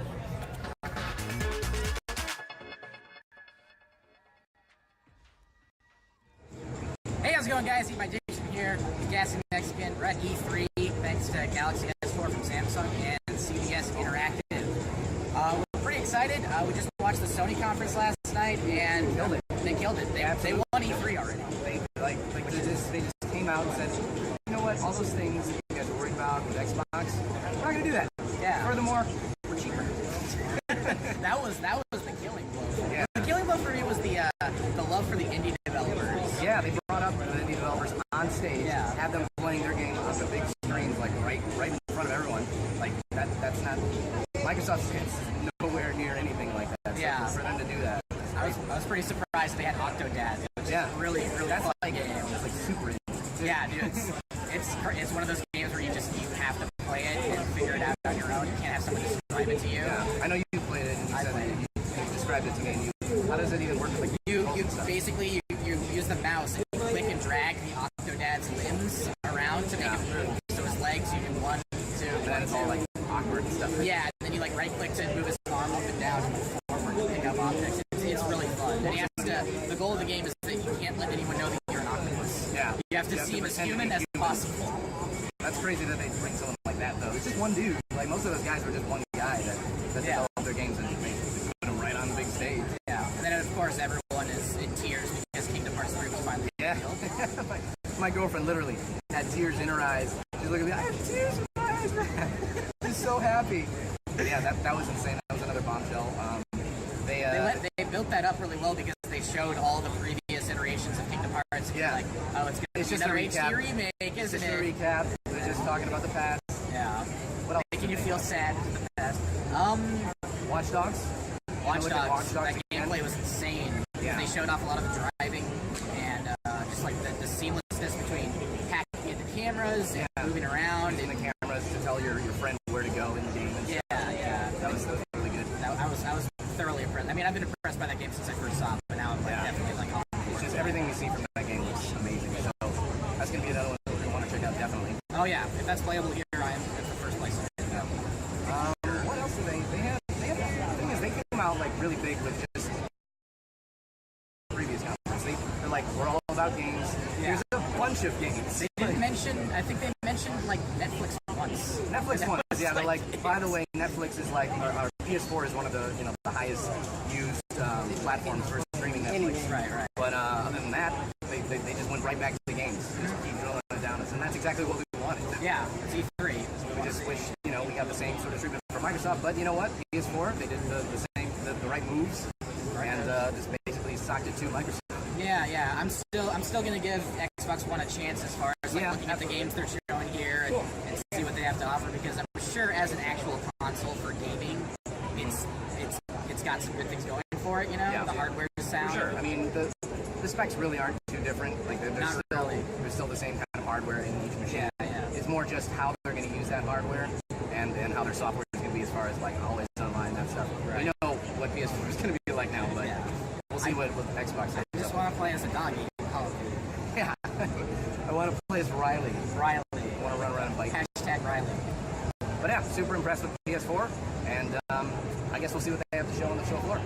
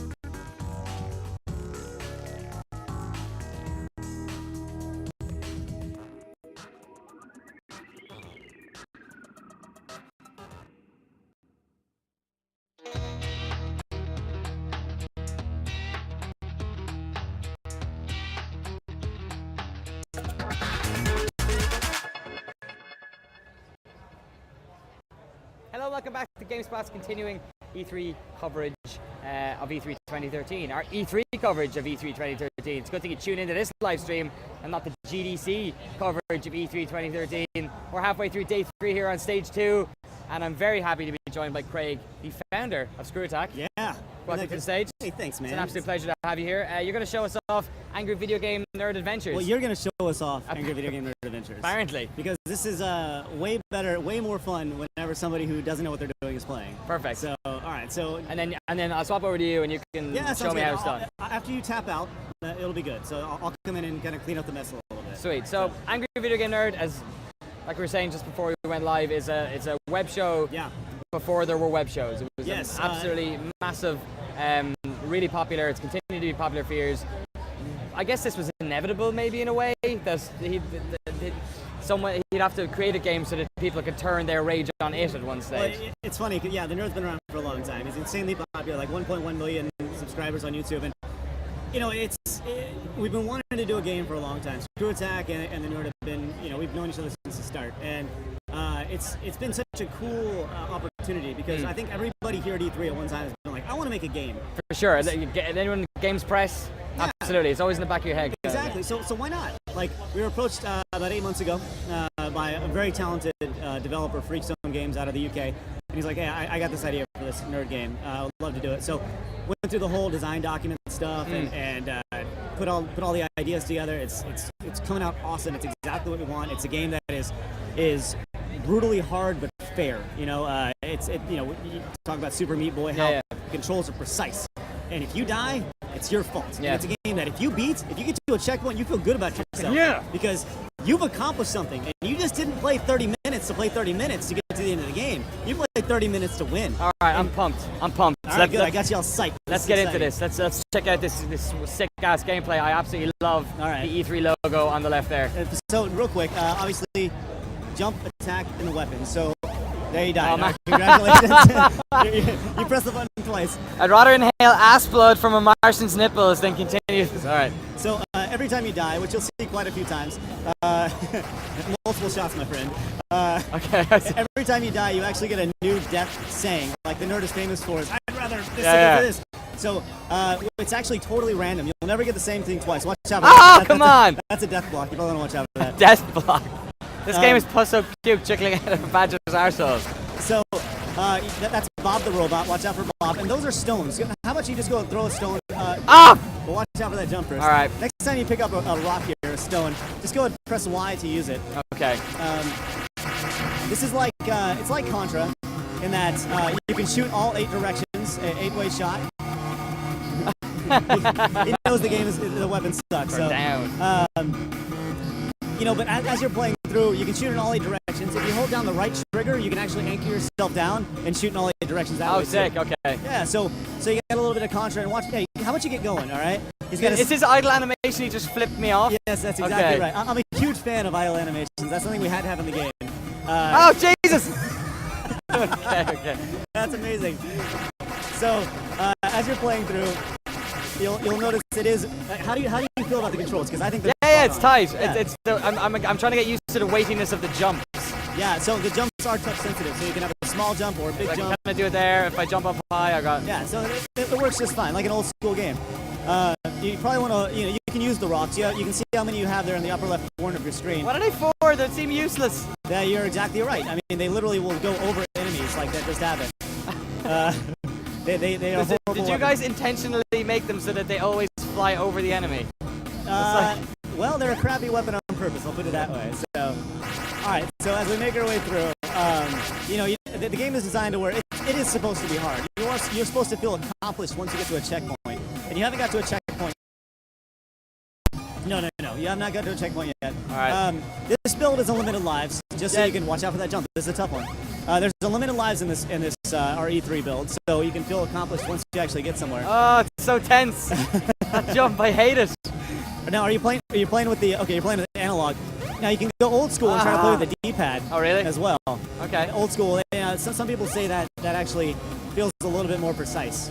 So give it a go. We'll see how you feel. Oh, close. It's not the precision. I'm just terrified. Like I'm literally flicking left as I land there. Just okay. Here we go. Here we go. You can do it. Whoa, that was close.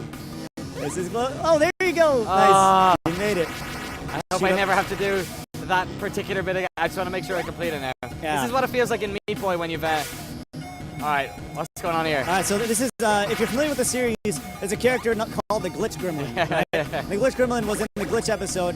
How about you get up there, wait for one of those beams to be away, and then go and hit the hit your Y button, like now. He glitched out the game. So the game's actually glitched. It's like a time stopper. All the weapons are glitched out. Everything's messed up. The music's messed up. Whoa. Watch out. Oh. But the music is messed up. Everything's glitched out. It works like a time. Oh, you're kidding me! A time stopper like Castlevania. Oh, that was close. At least I got one. But it's a pretty cool little power up for sure. But see, you glitch the game out to where that now you can't go anywhere. Okay, so you gotta be clever. Yeah, for sure.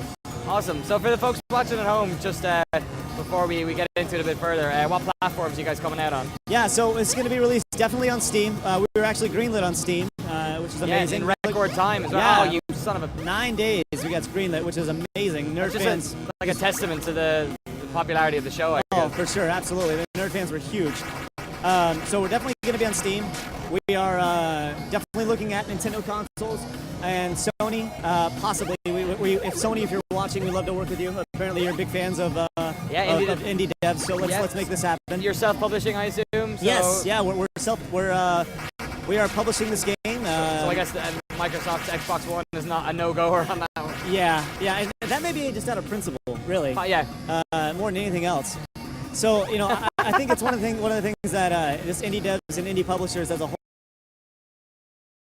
kind of pissed off about it, Yeah, so, and there seems to be enough now. Enough indie developers and the community's gotten so big where they can sort of have an influence. Like to see that so many indie developers up on the stage for Sony was just that would never have happened at E3. Yeah, absolutely. Years, and I was talking to the Shovel Knight guys about that. And Shovel Knight, I can't wait for that game to come out. I was talking about nice use of the Glitch Gremlin. Yeah, good use. This looks scary, so I was like, But I was talking to the Shovel Knight guys, and they had no idea that their video was going to be in the big montage. Really? Yes, they were stoked, and I would have been. That's amazing. So, anyways, it's definitely a time for indie developers and publishers to shine. Watch out! No! So close, almost got to that. Now you've died more than 10 times now, which are 9 times I think. Just so you know, the average person dies 35 times in the demo. Oh really? So you're actually doing okay. What's your average games journalist though? What's that? What's your average games journalist? 4 or 5? No, are you kidding me? The journalists generally are worse, which is sad. But yeah, it's crazy. Watch out! Oh, watch out for Bob! Oh.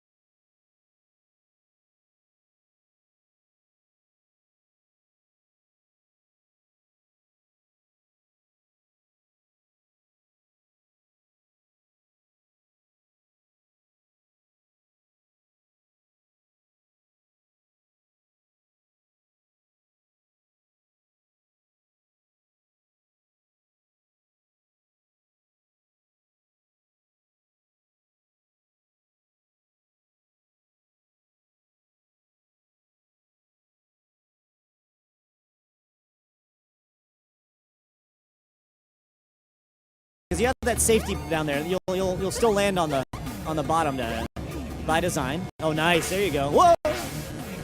You know what? I knew there'd be something here as well. Well, it's funny because. Oh, nice. I actually want in the final game we may actually, if you go back down. Yeah. I actually Carefully. I actually want that to go all the way to the end. So if you don't know what's coming, you just go right into it. That's what I was on. Yeah. But it's safe right now. What's this guy here? All right, so if that is Super Mecha Death Christ, who you may be familiar with from the. Oh, you're kidding me. But you got to a checkpoint. Good job. You may be familiar with from the Mario 3 episode. You can get him here in a second, and we'll use him here once you actually I pick get him over up. there. You can do it. I'm gonna jump to the edge of the blocks. Oh, quick jumps. There you go. Oh, you're kidding me. Oh, now we're back here. Oh, see, now it's easy. See what I mean? Now that you know how to do it, you can make it every time. Oh, no. I should probably kill myself, but you know what? No, this is a big deal. You can make this. See? Angry Video Game Nerd is the game that you learn as you play. Well, exactly, and you know we wanted to make a game. Oh no! Oh! We want to make a game that makes you feel like you're the nerd. You know, the nerd's like, am I allowed to cuss on the stream? Okay, am I allowed to cuss? Oh yeah, go for it. Yeah. Well, you know, the nerd's like, he's like, fuck, shit, cock. You know, whenever he dies, he gets really upset. So why, you know, we want you to feel a little bit like the nerd. You know, So, it's okay to say a curse word sometimes. Yeah, I tell you what, I feel. All right. Pretty oh, is this Space Invaders going on up here? Oh shit! What have I done? Those are scrotum guns. Of course. Yes. Watch out for the scrotum guns. I got this. Nice. You There you go. me, right? You're moving. Keep it going. Almost there. Oh, Oh, no! you're kidding me! Stupid scrotums. Scrotum guns. Watch out. Beware. So what does Super Mecha Christ? Super Mega Death Christ version 2.0 beta, bitch. Press Y now. Comes through and destroys everything. All right, I like it. Timing's You know everything here. Watch out. Oh, so close. You know what? I might convert back to Christianity after that. Pretty good. Yeah, it's always good to have a giant Jesus face on a tank. You know, comes through and just destroys everything. A giant robot Jesus. I feel like that's a messiah people could get behind. Oh, good jumps. Oh, nice. Good job. All right. God, I hope there's a checkpoint there. I don't know. Yeah, but I bet if you got there, you'd probably feel really happy that you got it, right? Oh. That's good game design right there. I know, That's right? good game design. But I like how you didn't put an entire platform. That's It's right. just a little. It's like no, you will die. Yeah. Here we go. Oh, I know what I have to do. Just forget about the first one. Get on that second one. This is exciting to watch. Whoa, so close. You did not make it to a checkpoint. You were like one block away from a checkpoint. Oh, really? If I make it. All right, I got this time. All right, Jesus. But you notice how much, now that you're familiar with this area, Yeah. you've gone through and you're doing considerably better, right? Yeah. It's way easier. Like all those areas. Yeah. Oh, So shit, son. Oh shit, son. All right, here, go. All you right. go again. All right. Timing is everything here. The nerd can duck. Oh yeah, Teabag, good yeah. call. So you said this is being developed by a bunch of dudes in England. How often do you guys get builds, and how often do you play them then? Freak Zone Games, yeah, a really talented company over there. Yeah, we get a build every 2 weeks. There you go. All right, back to you. Tapped out a little bit. Yeah, we get a build every 2 weeks, and every time we get a build, Sam over there, he delivers something really great. One thing we want to do with the game, ooh, that was close. We want to, every level, it was going to have some sort of unique element to it. We want the levels to be really unique. Oh no! Oh, Jesus Christ. Oh. But you got to a checkpoint, so you're okay. I'd rather have a beaver squirt piss in my eyes than be stuck here in this rotten testicle of a game any longer. Doesn't that just roll off the tongue? Wait, so how many do you have? It's literally infinite. It's a procedurally generated kind of. Yeah, it's that's actually something I wanted to point out was we have a bunch of nouns and verbs that the nerd would say. Yeah. And they're put in like it's like a random death generator, so you may never get the same one twice. Wow. We're actually allowing fans to go to our Facebook page for the game and suggest various nouns and verbs to put in. Excellent. So they can contribute to the game. Where should they go for that? Facebook.com/AVGN game. Jesus! Blood! Oh. You just used Jesus a second ago. Oh yeah, I did. Right. I didn't need to go that way. Why am I killing that thing? I'm just. Oh. Yeah, you're. Oh no! Okay, I'm out. Yeah. See, you're at the point now to where you've kind of gone into delirium a little bit. And at least I know I'm at the end here as well. I got the top. Well, I feel like I got the top of the level above me. You feel like you're getting close to the end, yeah, don't you? Oh, good one, perfect. Oh, that was amazing. All right, now this is obviously a little reference to something here, but don't get hit. Watch out for those death blocks. Oh, I hate that. Oh. Hey, so close. I literally jumped directly onto the death block. I wish we had a shot of you. Like, I know they're just showing the game right now, but man, if they had a shot of you every time you die, you're putting your head down in your hands. You're so upset. I'm wiping the sweat from my palms onto my face. That's amazing. That's exactly what we want from this game. Right, we want a game that is like, once again, if you die, it's your fault. You can do it. You can do it. You can make it. Just so you know, the way you did it of jumping over the red blocks, that was actually pretty pro. Okay. That was pretty pro. I've only seen that done a couple of times. What if I told you it's because I was panicking and I just let muscle memory take over? But hey, muscle memory is what it takes to beat a game sometimes, you know? Well, I've never been, like I say, I grew up playing Amiga games on Commodore and stuff. I was never much of a Nintendo kid growing up, but we had tough games too. Yeah. But I remember when I played Super Meat Boy for the first time, it kind of introduced me to this style of gameplay and the satisfaction you get from playing something that's truly difficult. Yeah, absolutely. You know, that's exactly what we want. The Super Meat Boy is such a phenomenal game, and it's so fun to watch. And so that satisfaction you feel once you beat that level that just 5 minutes earlier you thought was impossible. You know? This is definitely a similar itch and scratching. Good. Fuck you too, buddy. That's awesome. Okay. You can make it. Take your time. Just be patient. Oh, shit. Oh. Hey, what's up? Okay, you know what? You're tapping out again? All right. Yeah, go for it. Just for the people at home's sake. I don't know, like a nut sweat from penguin scrotum. A lot of hippos, a lot of penguin scrotums. Well, yeah. People do love penguin scrotums. Yeah, that's one of my favorite things. For sure. Do we have I don't know, you're looking at the chat. Do we have any questions that anybody would like? Yeah, if you all have any questions, please tweet me at Daniel Dwyer, put them in the chat.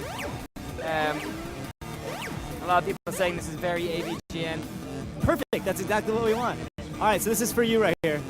I'm not very good at side scrollers. No, this is good because the game.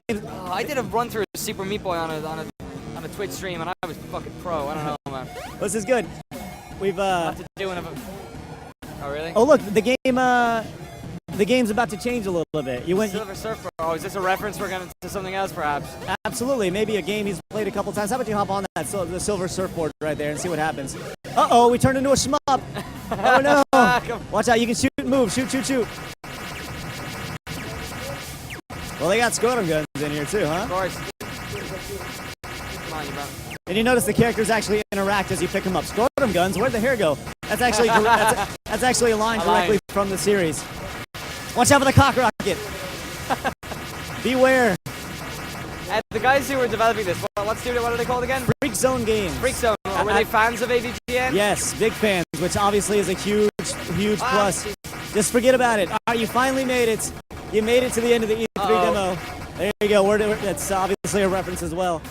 There you go. You made it. You've completed a great E3 preview and proved your nerd skill with help. That's right. Clearly. That's okay. Coming 2013. Okay, thanks. That's all about the E3 demo. Can't even spell it. Congratulations. I like how self-aware this game is. That's awesome. It's awesome. Craig, when is Angry Video Game Nerd Adventures coming out and on what platforms? Okay, so it's going to be out, we're saying into third, early fourth quarter this year, but the biggest thing is it's not coming out until it's an awesome game. Okay. Because we know that we only have one chance at Screw Attack Games to produce our first home console game, and we only have one chance to make an awesome first nerd game. There have been fan games, but we need to make sure this game is the best thing ever for the nerd. And long time coming, so you're going to make sure it's finished before and we got to make a game that nerd fans love and that just video gamers love, for sure. Awesome. Well, Greg, really appreciate you coming on. Yeah, It's a pleasure man, to meet thank you you as so well. much for having me. It Had was great great. success with Screw Attack, and I wish you all Thanks. the best with Angry Video Game Nerd Adventures as well. Thanks so much, man. Really No, appreciate no you worries. having me. All right, we'll be back in about 5 minutes with Shin Megami Tensei 4. Until then, stick around, get a cup of tea, go to the toilet, whatever.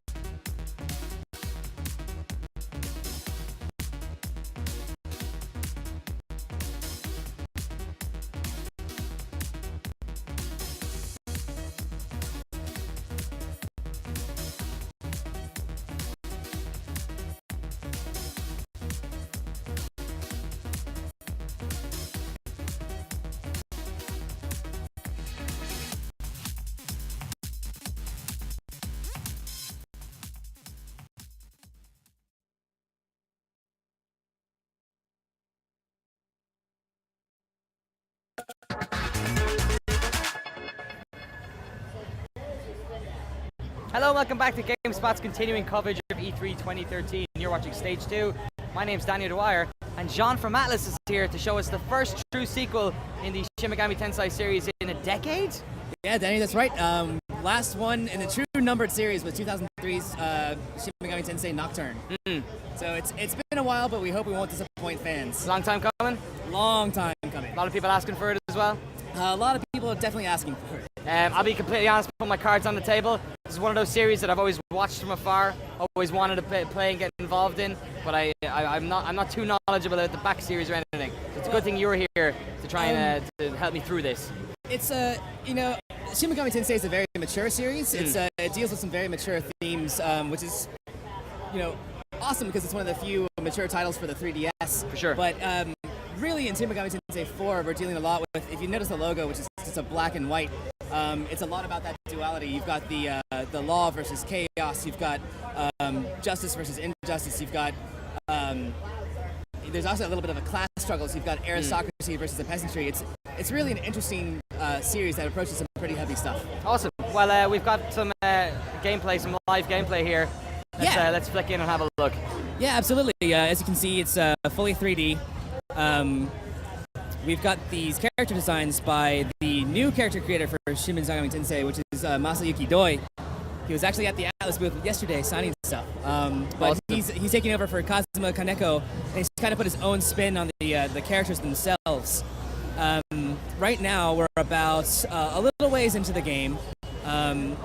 We've had to rescue one of our compatriots. The main character in this is his default name is Flynn, but he's really the hero. He's gone after. Flynn was raised as one of the peasant class, but every 18-year-old in the place that they're from, the Eastern Kingdom Mikado, has to undergo this gauntlet rite. They put on a magical gauntlet. If the gauntlet responds, they become a samurai. Samurai kind of exceeds that peasantry and aristocracy class and becomes a defender of the kingdom. Flynn, who is a peasant, joins a few other aristocrats as a samurai this year. And now one of the aristocrats who doesn't like the fact that he's a peasant has kind of lured him into this, was going to kind of mess with him, but he got himself captured and he's in a trap right now.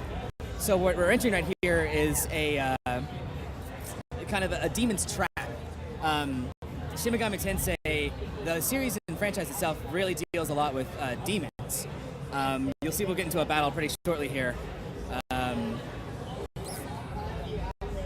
Let's see.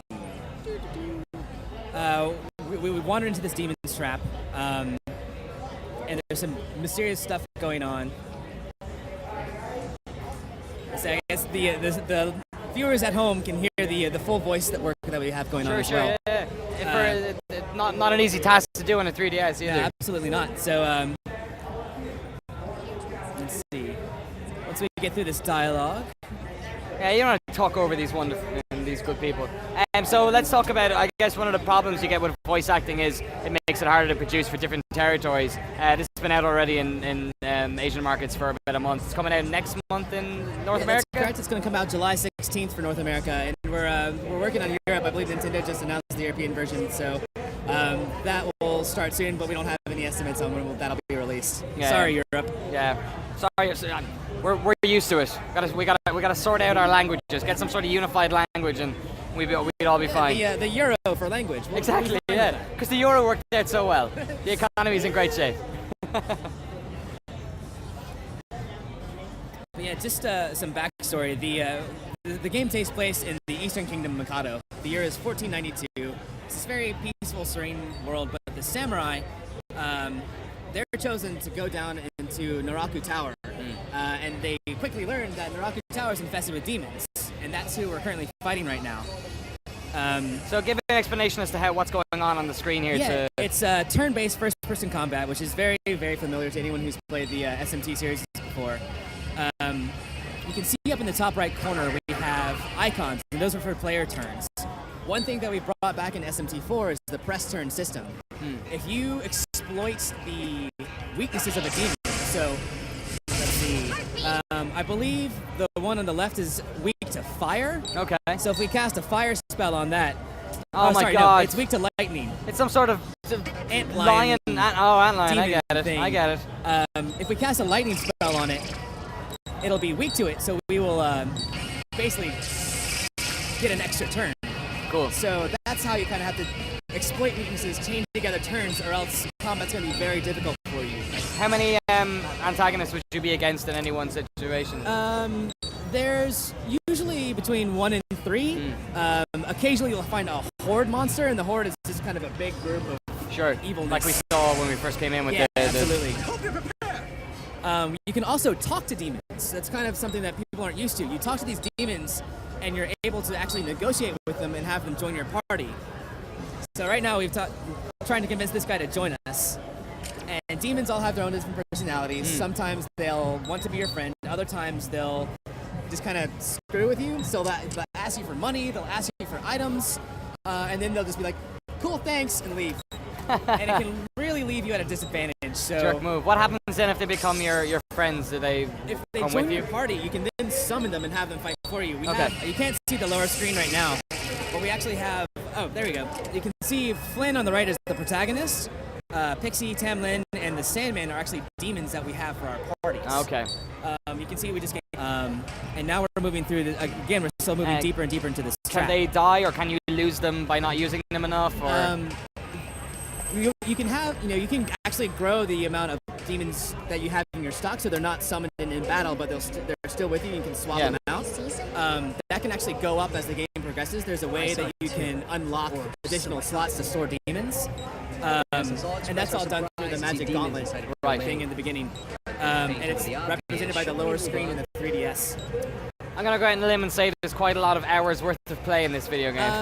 If you go straight through with the story, are super familiar with the SMT combat, and are just really good in general, you're still looking at about 40 hours.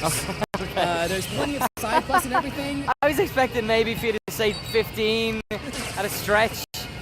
So you're talking about this is easily 100-hour video game, or? Oh yes, 40 hours, 60 for the side quests, maybe longer. Wow. It took me about 2 hours to be able to consistently clear the first and second floors. Here we have a bit of a plot point. We come across this mysterious girl in the trap. She will, she's kind of really out of place. Why do you see a little girl in this demon's lair? And she's a very mysterious plot point that kind of carries over from throughout the game. Is there any chronology in terms of the characters or from previous games, or is this very much a separate? Some of the demons in the game are, they'll be very familiar. I think we have more than 400 demons.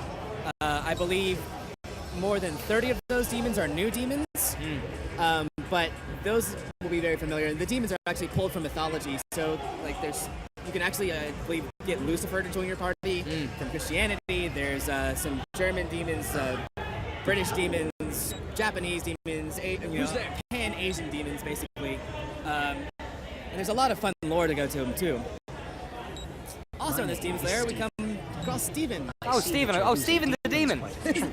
Not exactly a demon, but he's, again, he's another one of these characters that's kind of an important plot point. And a little bit bewildering to the group of samurai that are wandering through this right now. But we're coming up on a boss monster that should be fairly interesting soon. Good stuff. You guys at Atlas, you've been having much more, increased success over the past couple of years, especially in breaking into the Western markets and whatnot.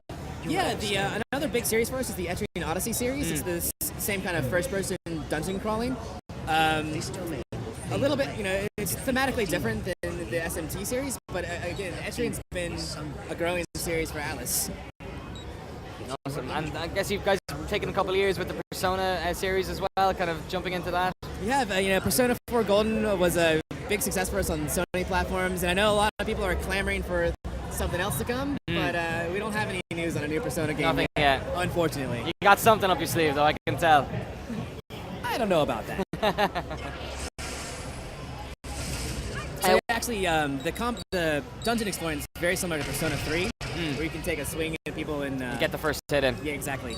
Is there anything you guys have taken maybe from the Persona series? That obviously it's been 10 years since a true sequel in this series has come in. Is there any mechanically that's kind of come into this, or is this very much in the same vein as Shin Megami Tensei 3? Yeah, the Persona as a subset of SMT kind of draws a lot from the SMT 3, Nocturne, Strange Journey. but Persona was really focused on the interpersonal relationships, the the social links. SMT4, we have it's more about there's branching pathways. Again, like I mentioned, there's the black versus white, the law versus chaos, and this game really focuses on that. Later in the game, I don't believe we'll be able to show it now, but a slightly modern Tokyo is going to be here too. Okay. So we're starting in 1492. We have all this advanced technology, but then we get to the contrast of postmodern, post-apocalyptic-ish Tokyo. Is that where the Burroughs character is? Burroughs is actually your gauntlet AI, so she kind of helps you out. Here we go. We've wandered into the boss room, and that's on the right up there. That's our fellow samurai that thought he was going to screw with us, and now he's actually caught himself in a trap. It's the rich kid. Yeah. The highly annoying rich kid. Aren't they always? Yeah, pretty much. And this is an example of some of the character design we have going on. Araloon is this demon right here who's very hungry for a snack.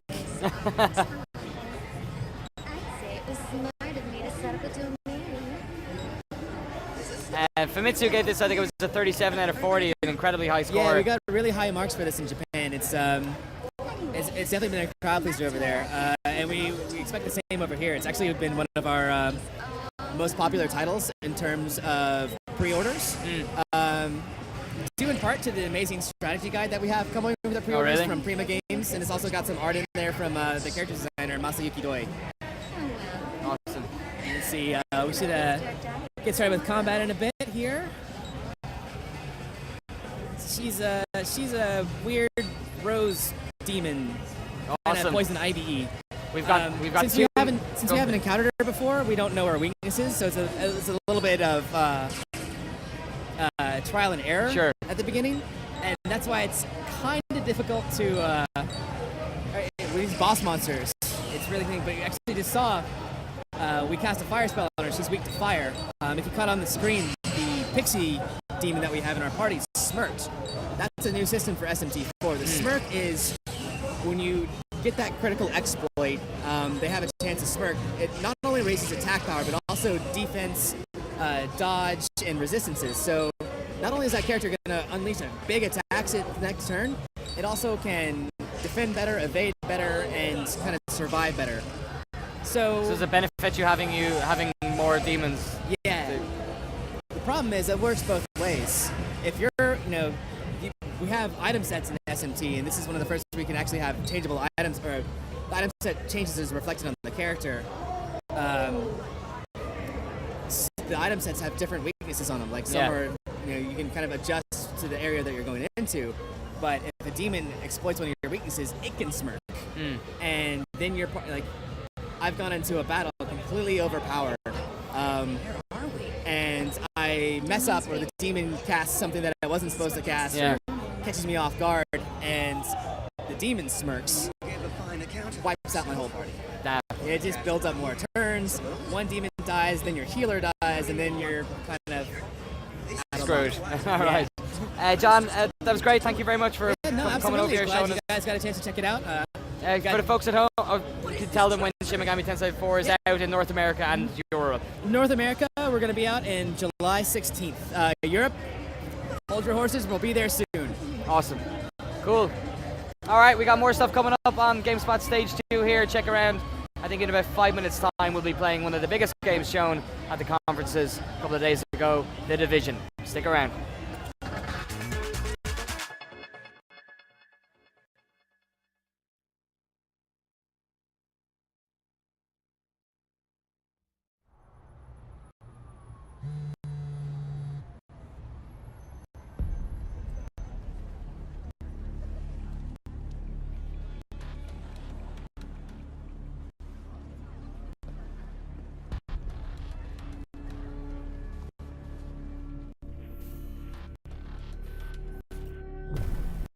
Give me 4 seconds and a clear signal.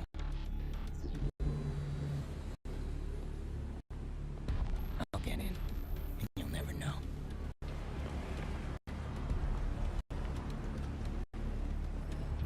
But I want you to know.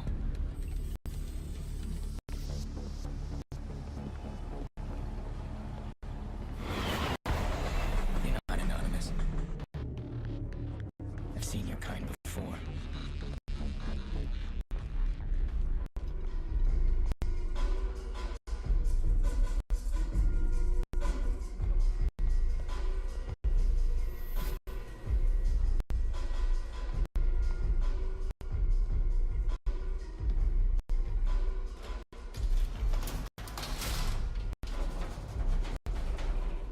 I've made mistakes, hurt people I love. All because of men like you.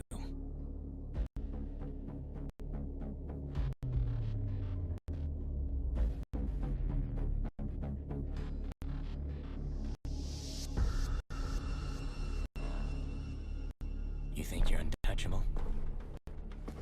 I'm here to shatter your illusions.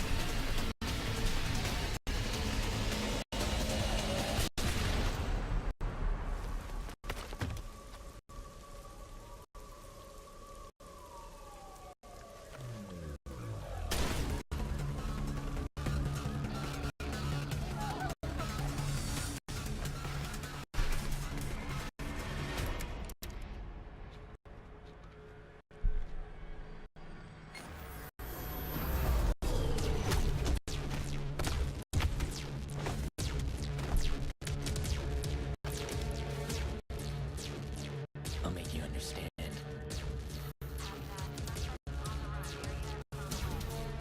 That you'll never be free again.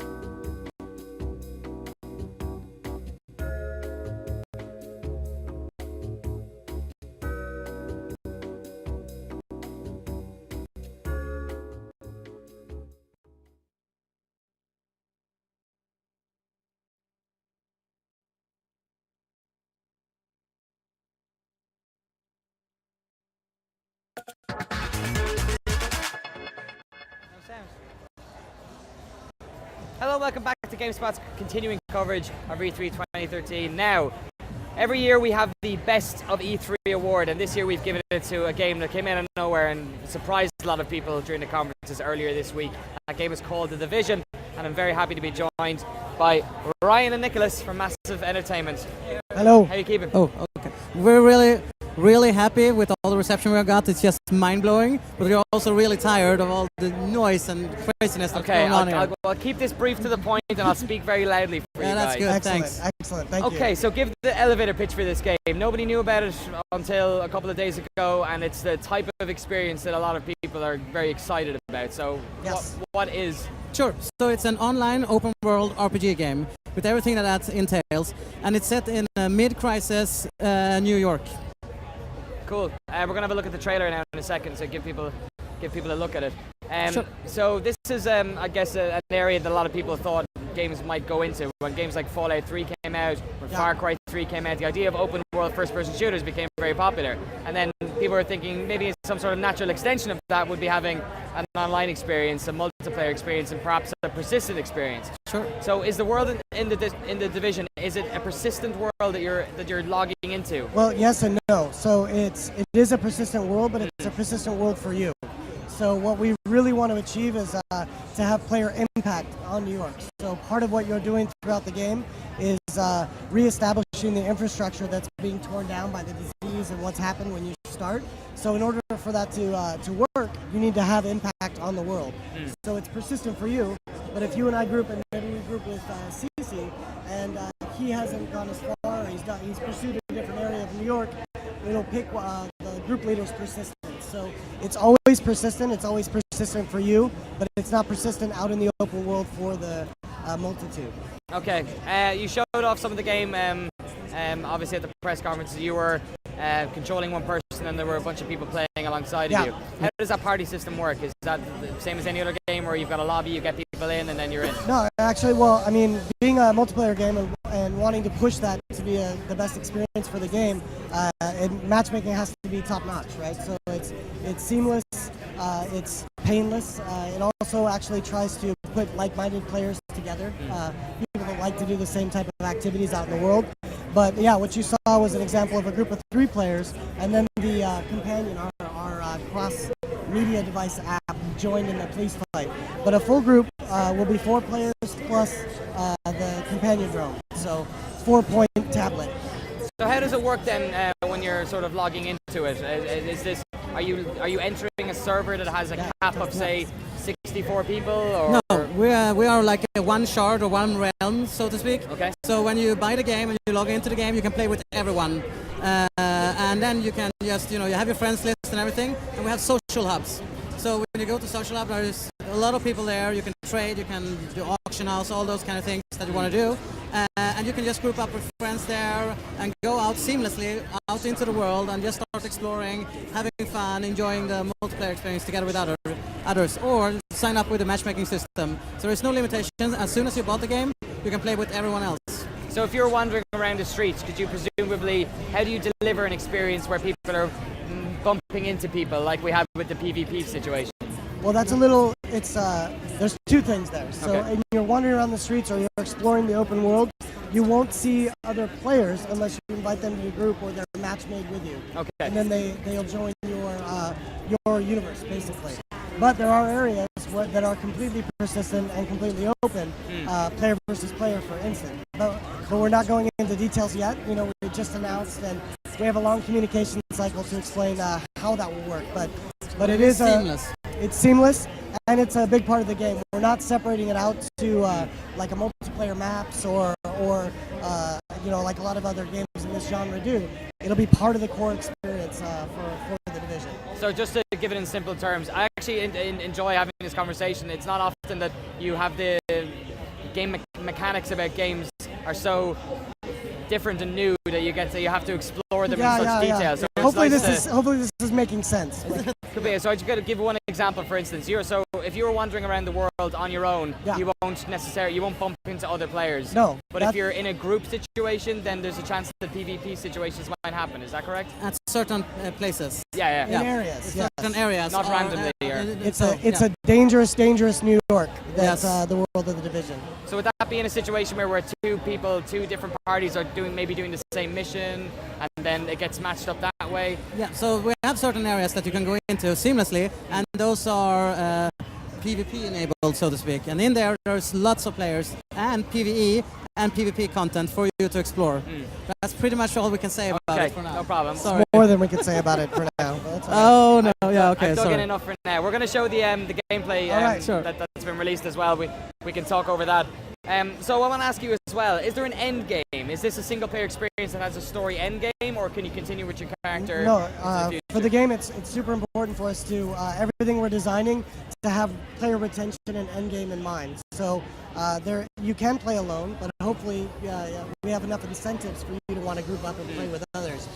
So it's seemingly limitless. We don't have an end of the story per se. Your character then you create at the start, because I'm assuming that there are various characters because you're going to have millions of RPG, thousands. yeah. Exactly, you create your own. What's the setup for that? Is it just like a general character creation toolkit? So you can customize your character in any shape or form you want to, with face and clothing and all those kind of things. But we are actually a classless system. Okay. Basically, what we've realized was back in the day, in traditional RPG games, you make one of the most important decisions at the start of the game. Should I be a healer, support? And some people don't even know what that means. It's like, what am I choosing here? And then they play for 20 hours and realize it was not what they wanted to do. So we decided, okay, you're an agent, you get activated, you create the person how you want it to look, and then you go into the game and you start doing content, exploring, taking down some bad guys, and doing some missions, and you level up and you get some skill points, and you start investing them in the different things that you feel is cool for you. Then there's tons of different ways to customize your character with, what kind of weapons do I want, quicker reload, all those kind of things, and a lot of different abilities that you can buy. But one thing that's really interesting is that you can change this on the fly. So if, I'm playing on my own and you get online and we start playing together, and you say, I want to be a healer today. You just switch in your healer skills, and I can go, close range with my shotgun, and I do that load up. Then Ryan comes along, and you say, no, I want to be sniper now, and Ryan takes the healer role. So we can just switch on the fly very quickly and just take down the baddies, basically. Awesome. We've got this incredible looking footage, which I remember the silence in the GameSpot war room when it came on. We were just kind of like, what the hell is this? You guys just talk about it. I want to get your feeling about what's here. You can tell us stuff that's going on that we might necessarily see ourselves. We kind of jumped in past the map, which is how content will work in the division, where you saw a number of different areas that had different statuses, and the police station was going critical. So they weren't given a mission, they weren't fed a quest. They chose to go take this on because they saw it was close and it was something happening there. On the way, they come across actually some group content. But they decide, okay, we're gonna head on to the police station and see what's going on there. So there will be areas in the map that you'll see, but you could also come across dynamic content as you're out exploring as well. And this is a good example of what CC was talking about before. We have 3-player group here. Megan has support skills loaded with a longer range weapon. CC in this case has sick watch. Yeah. It's a good watch. The smart watch is pretty nice. He's gonna go all damage because he doesn't need to worry about maintaining himself, right? And we have Bronson, who's kind of in the front, keeping the attention of the thugs as they come out of the station. We're seeing a lot of technology here that's obviously past where we are currently. What time frame are we talking about It's here? near future, and it's also Clancy, right? One of the core pillars of Clancy games is pushing technology to the limit. So the division agents have access to prototype technology. Can I just say, when he closed the door, when he did the hand close the door, our boss, our video producer Chris Bowman just went, did you just see that? He just closed the door with his hand. It's so funny, you know, it's one of the most tweeted things about the Tom Clancy's Division right now. Really? Is, did you see he closed the car door? I think it's number 2nd of all tweets. Excellent. So we're going to make the game now all about closing doors. Yeah, Sounds good. It's next gen. It's not. Yeah, absolutely. Next gen is all about closing doors. One thing that's interesting here that you can see now is that there is a drone flying in the air. It's going to come here in a second. And that's our companion gaming. So it's played on the tablets. It says tablet as well. So when we start to do the game for the next generation of consoles, we were really excited about companion gaming and want to do something really, truly next gen with it. So we decided, okay, what is the coolest thing you can do? Obviously, it's play with your friends live. So you can be on the bus or at work or whatever. As soon as you have an internet connection on your tablet or smartphone, you can log into the game and hook up with your friends. And so he's flying around here. He's debuffing enemies, marking targets, and he's buffing you, giving you plus damage, and can even heal and shoot enemies on his own. And all in real time together with the HD game, and it's really, really cool and exciting. The voice chat that's happening, is this over a radio system in the game, or is it anything to do with distance based? It's players talking, so it's void. So Okay. we want player communication to come across. It's also a way in a demo that you can talk about elements of the game that will be there, and you can get across how players talk, right? So it's void. And so in terms of this, like you said, this is a very organic way of receiving a mission, as it were. You're seeing here as well, information the map, being fed. How many of these missions, how are you delivering these missions to the player? Obviously, do you imagine this game to have a long lifespan? Are you going to keep delivering content into the world? Or is this the first in hopefully a line of sequels, box sequels? So we have a dynamic event system or dynamic content system, which means that when you go out and play an area, it's never the same experience. So it's a different thing. We'll go critical. We also have smaller events that goes on. So you come around the corner, you see, a police car being attacked by vigilantes or something, and never been there before. So you can choose to interact with that, or you can choose to do something else. It's up to you. But it's very dynamic and very fluid content, and so every play session will be different for you, and that is really a really interesting way of Yeah, and also in addition to that, we are building the game to be added to. We're not looking at it as Division 1, Division 2. We want this to be a continuing story and a continuing world. Is that a sort of a staple of the next generation of consoles, do you think? For us, I think players, I think, especially in this genre, they want big games, they want open world games, they want multiplayer to matter, and I think we're hitting all of that with the Division, and the way we're going to handle PvP, which we've touched on a little bit, I think is going to be our unique hook. Yeah, and also you invest a lot of time into this game. So how long have you been working on it? Roughly 1.5 years. But I meant as a gamer, you put in a lot of time into characters, so we think it's really important that you can continue building and growing and changing all those things. Is there anything you can do in the game world that will affect your character from that point on? Is there any decision you can make or anything you can influence the world that will maybe close off a path for him or her in the future? That's not something we're talking about yet. Okay. It's okay if you want to talk about it. Just tell me. I mean, we basically already talked about the fact that it's your persistent world, and the reason we're making that choice is because we want choices you make in the world and the actions you take to be able to matter. So you can see by participating or not participating in the police station event, of course, it'll affect what happens. So yes, absolutely, choices you make will affect the world. Is this the type of game you expect people to have multiple characters in, to maybe create one and then try again to see how things work out a different way, or? In our game, they don't have to, since you can just spend all their time in one character and unlock everything and then choose what I want to have. But one thing they can change necessarily might be, we haven't talked about that even though, but how they look, they want to be a boy or a girl or whatever, and then you make reroll a new character maybe. Okay. If you want to be a different gender or those kind of things. But like you mentioned, we're making it as open as possible, so you can't make a mistake. You can always respect your talents, points that you spend. You can change on the fly. You can always acquire a different type of weapon if you like that play style. So there shouldn't be we will never force you to reroll, as they say, but players might. Cool. Ryan and Nicholas, lots of questions, lots of answers. I imagine there'll be many more questions over the coming months. But thank you very much for coming on the GameSpot show Thank you here. for having us. Thank you. Thank you. Not at all. GameSpot's worth mentioning as well. Best of E3 winner. Yes. Bring that back to Malmo. Make it. Thank you very much. We got a couple more games coming up on the show. Dean Hall has just come back from Mount Everest and he's going to show us DayZ. So stick around. We'll be back in 5 minutes.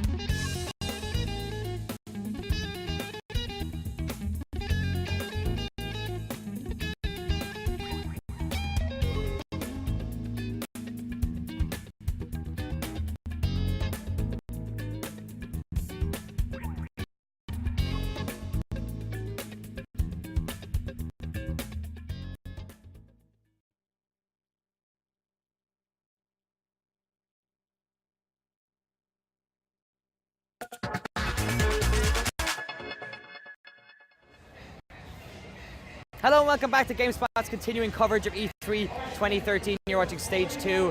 My name is Daniel Dwyer. We are only a couple of games left in our coverage of E3, but we still got some absolute bangers here, and I'm delighted to be joined by Mr. Dean Hall, who's going to show off his very own creation, your love child, DayZ. How you doing? Before the game, I have to mention it, you were climbing Mount Everest like last month. That's right, yeah. In fact, only a few weeks ago, yeah. 42nd New Zealander in the history. Congratulations, that's quite a feat. Why did you want to do it? And long hours on DayZ, not even taking weekends and that. So it was something that was planned when we thought the game would all be wrapped up by then. So just kind of zombie genocide. Sure. This is a project that you started working on yourself a number of years ago. Obviously, it was initially a mod for Arma 2. It's grown legs. It's even had the flattery of being completely ripped off by somebody else, which we won't talk about. But this obviously is the standalone version, which you guys are doing on a completely new engine. What are the fundamental differences between this and the DayZ that people will know from the mod? Sure, I guess the biggest thing is that so Arma has a background as a first-person shooter for a long, long time. And anyone who's played the mod will tell you that there's a tremendous amount of problems, a tremendous amount of issues with it as a mod, because it was never really, Arma was never really designed to do what we're intending to do. So we've spent a considerable amount of time now turning it into an MMO. So it runs off an MMO architecture, which allows us to deal with problems like scripting and hacking and all those kinds of things. It also allows us to adjust performance, having a lot of things occurring on the server. Yeah. So in terms of architecture, does it share anything with Arma 3 at all? Well, I mean, it shares the sky, so the sky comes from Arma 3. We looked at Arma 3, a lot of people really wanted us to head in that direction, but really we needed to make sure that the server architecture was good, and that was one of the big concerns. We also needed to we could run a large number of AI and spawn items in the world. So at the moment in this development build, there's 100,000 items spawned. So it was changes in terms of mechanics as the inventory system. So that was another thing we revamped as it was going to an MMO. We basically allowed it to create items as entities. So we're able to do so much more with them. We're able to do weapon customization, item degradation, and our crafting system, which we're quite proud of. So you can only see the very basics of a lot of these systems here because we've built all the architecture, but we haven't actually linked the content up and configured the content. So yeah, it's definitely one of the things I'm most proud of that we've changed is, the inventory system. And I think that new mechanic is crazy. Another new mechanic is the health system. Health and damage has been, incredibly revamped to be a lot more in-depth. And we think that's going to help a bit with the kill-on-sight mentality. It's really going to force players to interact with each other, So how do you do that? Like I said, what was one of the wonderful things about the mod was that because it almost felt like a kind of a lawless world. Like it felt like a game that was sort of created without a rule set in a way. It was like very politically flat. Anyone could decide what they wanted to do. So how do you, as a game designer, encourage people to try and maybe work together and form those bonds that then can be strained when you get in situations where there's not enough equipment or ammo? Yeah, it's quite a pertinent question, really, and a number of people have been asking those kind of questions. I think that one of the most important tenets we have when we've been designing the game is that we won't make a judgment over the style of player that the player is using. Okay. But we also need to make sure we add options, and that's one of the main problems with the mod in terms of play style, is that there wasn't really a lot to do. Sure. So when there's not a lot to do, people run around, shooting each other. That was the main thing that was available. Yeah. So we're hopeful that in providing options, that will give all the players who play DayZ the opportunity to choose the style of play the style of play that they most want. So was there ever an indication to try and maybe add in like fully formed like campaigns or quest lines and stuff like that? Like, I don't think we've ever really looked at that. There's a lot of games that do that very well. It's the same as single player. I just think that it's not a very fun single player experience. So we're really just trying to focus on what made DayZ good, and I think quest lines and stuff like that aren't the option. What we really want to do is make it so that players have some encouragement to actually, go around and explore and create their own stories in almost their own quest lines. Yeah. Well, that's the unique experience, I guess, one of the tenets. Okay, let's talk about multiplayer. Let's talk about what is the actual experience of logging onto one of these games. Is it going to be the same as in the mods, that there's servers that are up there with a set number of positions in them that you go in? Same sort of situation? Yeah, very much the same sort of situation. So we've integrated quite heavily with Steam. Okay. So their process has allowed us to increase the pace of our development. So using that, we're able to do the authentication. So it's a lot more straightforward to actually get in and play. I guess that's one of the advantages of having the engine, is having access to the engine and our revamp of it to be an MMO, is that we can streamline the whole process and deliver a much more polished outcome. Like early on in the mod, it was taking people hours to find a server that was empty, or sorry, that had a slot. Yeah. And then it was taking them hours to wait for their character to load. So it's a good problem to have from your perspective, but I guess it was a good problem. It was pretty stressful at the Yeah, time, yeah, that's for sure. I guess it showed how much people wanted to play a game like this. We've stayed very indie, very small team to keep quite agile, so maybe we don't have the polished production values in some areas as other projects, but we're hopeful that the creativity, creativity's there, and we're hopeful that we're going to be able to fix the bugs that people can see and deliver on the promises that we've made. In terms of server architecture, will there be dedicated servers? Will you be allowing people to modify the cap on the amount of people you can have? Sure. So we're opening the server hosting right up, so anybody can host a server. They connect that server to our central server, which holds details. We used to have a whitelist system. We're going to go back to a blacklist system. Okay. So cool. basically, if we identify a server that's doing something wrong, it's off. We'll disconnect them from the hive. And I guess, the number of players we're looking at, we're playing with at the moment, it's about 150 players. We think that more than that, the Tunerist map just isn't big enough. Yeah. We want to design the engine so that it can have more than that, but certainly, the 150 is the sweet spot we're aiming for. Are you looking at having multiple maps as well, and how about user-created maps? Yeah, so at the moment, I've decided that, in the interest of gameplay, we kind of want to have it so that there's a lot of commonality between some of the attachments, so that you don't just find a scope that only fits this very specific weapon. Yeah. So that's an element of, I guess, plausibility that we've sort of bended a bit away from realism, more towards authenticity. DayZ obviously is a game for people who don't know, maybe who are watching this. Is I guess persistent death is one of the hallmarks of it.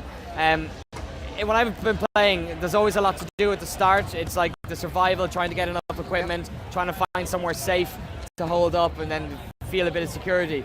When it comes to late game activities, are you adding anything else into the game for people who have survived for long amounts of time? Yeah, so our approach so far has been to look at every element of the engine that we were coming from originally, and say, does this fit with DayZ? And if it doesn't, then we're looking at it and saying, well, this needs to be redeveloped. And vehicles are one part of that. So the idea is to take vehicles, completely go back to basics with it, and come up with a way of customizing the vehicle. So if you find a door on one vehicle, say a wreck, you can actually pull that off and put that on your car. Oh, wow.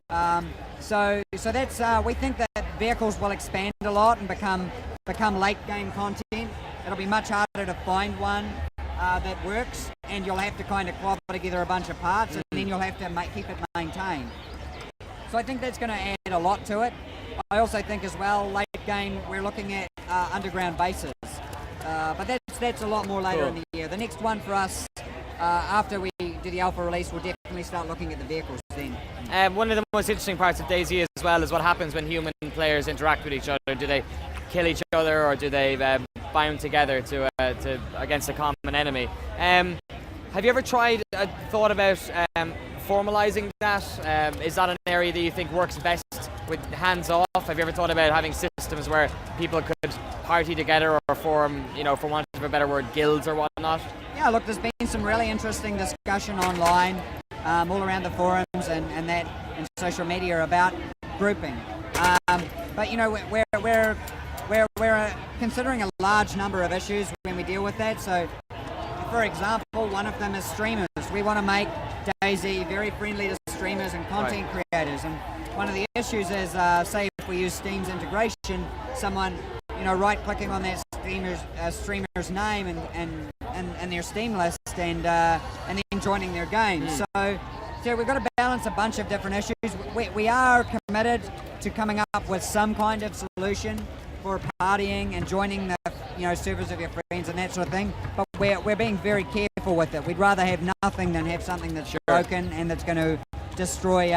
What are some of the key parts of DayZ? So that disorientation you feel when you first come in, that's kind of part of it. So we need to come up with a solution that still meets that. Yeah. To you, what is the future of DayZ? Is this a project, like a platform that you think will be iterated on for a number of years to come? Is this the first in a line of sequels, or do you feel this is like a sort of a service model? I think it's, I was talking about this with our CEO Marek before. I think rather than necessarily a whole bunch of sequels, we see it as a very specific style of gameplay, quite niche actually, that a number of people are interested in. But I do think there are maybe different forms of that, different forms of that play, a particular type of game that we can see. So I definitely think it's got legs, but the focus for us now is to deliver on what we've already promised. So when was it that you first sort of released the mod? How many years ago was it now? Well, the mod actually released in April, so just over a year ago. Yeah. Just over a year. Yeah. So what's it like sitting here in E3 with a game that millions of people have played, that has had global success, and now in a new job as well with a team of people? What's it like? Did you think, was this somewhere you wanted to be, or was it somewhere? It's definitely somewhere I wanted to be. I just thought it was going to take 10 or 20 years longer, if ever. So, look, it's a bit mind-blowing. It's a bit hard to think about it at times, and I think that it's one of those things that it's just it's hard to deal with, and I think that's where the community comes in at playing a role, at keeping me level-headed and keeping that interaction, so that I don't go off and suddenly decide that all my ideas are great, because they're most certainly not. So it's I often use the metaphor that it's kind of like being given the world's greatest cake but being given 5 minutes to eat it. Okay, yeah. Do you feel a lot of you must feel a lot of pressure in a way to sort of nail this? This has been your baby for a long time. You've got a community of people who are very passionate about it. I guess I more feel a responsibility. Yeah. Okay. So I definitely feel a responsibility to deliver, and that's why I really make time to talk through social media. Well, as much time as I can anyway, and I try to make time to get on the forums, and that's why we're trying to be really open with where we are. We've seen a lot of bugs in today's gameplay footage, and I guess what I'd really encourage people is, we've got the alpha coming up. If what you see here today, I'm sure this will disappoint some people. We accept that, but we're just trying to be open about where we're at, so that those who aren't really comfortable with where it's at now don't need to get involved in the alpha, and they can maybe just wait and see if we can actually deliver on what we've said, and then they can always join later on. Yeah, you've always had a very open book in relation to development and your community. Yeah, we're aiming for a soft launch. We don't want to launch and have heaps of people and then everything break and everyone be unhappy. So we've obviously added functionality into the standalone version of DayZ. Is there any stuff that maybe you're taking out of that was surplus to requirements in Arma, like for example the different various stances and whatnot? Wow, yeah, how long we got? So a lot of it's under the hood stuff. So Arma is an amazing engine because of what you can do with it. So I'm sure those who've played Arma 2 or Arma 3 and maybe have got into the modding of it realise that there's a tremendous amount of power there, but unfortunately there's also a lot of compromise that has to be made with that. So one of the issues with maybe say using Arma 3 to do DayZ is that you can actually sort of have less AI, a lot less AI than we can do here, and a lot less objects. because there's so much more detail and intricacy and stuff like that to it.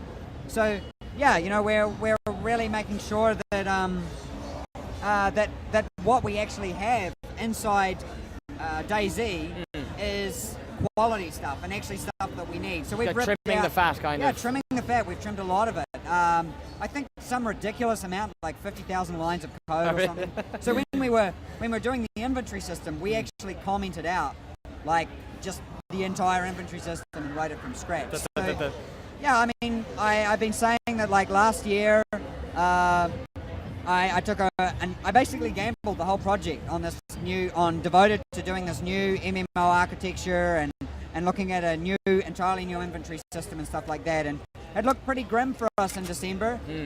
We didn't really have anything to show for it, but things just started to come together. One of the pieces of technology you guys have supported, I've seen people use a lot, is TrackIR. Will you be supporting that in the future? And also, what about stuff like Oculus Rift? Yeah, so absolutely TrackIR. Oculus Rift requires a bit more work. I tried it out at PAX Prime and I loved it. Really got on with the guys. Like, they're great guys. I've been dying to have a go. Jeff Gerstmann in our office in San Francisco has a copy, has one. I didn't get a chance to grab that one. Apparently it's here. I actually have in my pocket somewhere here. You got an inside line? The CCP guys have given me a chance to go up, so I'm just going to rub it in. I have this VIP, the ticket here to go check it out with the CCP guys, because they're pretty awesome. So they're doing one for they're doing like an EVE kind of this shooter type thing where you look around. I think it's won a few awards from the show, which is pretty amazing considering it's a development version. So look, we love this kind of stuff. I think anyone could see that it'd be just great sort of thing to have with us, but we need to make sure that performance is there for the standalone, so that the Rift can run right. Yeah, and it's absolutely something we're interested in. I'm enjoying your new inventory system. Obviously, the inventory was one of the parts in the mod that was probably the largest hurdle for people to jump over. I'm not sure if I really fully ever understood it, but like I used to get it to work. Yeah, like. Look, I think there are people who are disappointed with the inventory system we have there because it is quite bare bones. But I guess what I'd say to them is we really wanted to increase the immersion.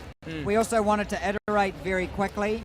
So we wanted to come up with something that was very functional. And we certainly think it's very functional. And we're interested to hear people's feedback once we go to the alpha. I mean, it can't be any worse than what we had before, that's for sure. That's fair enough. So whereabouts are we on the island here? Is this what type of landscapes are we talking about? Is there lots of populated areas, any military bases? Sure, so this is actually Libor. We picked this village, one of our map designers wanted to show it, and because it's got a lot of representative stuff in it. So there is, we've got military bases nearby. I mean, it's a 260 square kilometer map. It's pretty big. And another thing, you can actually see the quick bar, which is the only UI you see on the screen at all. And you can actually see two maps, which are part of that quick bar. And those are actually map fragments. Oh, so now you can actually find, so this is a map fragment here. You can see it's a quarter of the map. And so he's got another map fragment. And when you find these fragments as a demonstration of our crafting system, you can actually craft them together, which Matt's doing now, which is great. Oh, excellent. So then he ends up, he's reformatting his command bar there, and he ends up with a crafted together map. So, yeah. What type of tactics do you tell first-time players to go with, or is the joy of DayZ just basically jumping in and trying to find your own feet? Well, I guess one of the first things I say is that it's a lot like a disaster scenario. So you can kind of follow any sort of civil defense planning. So the first thing is have a plan. So when you come into the world, you need a plan. Don't just run to the church because you think that everyone's going to be there. Because the only people you're going to meet is bandits. So you need a plan, and you need to be able to modify that plan as you go.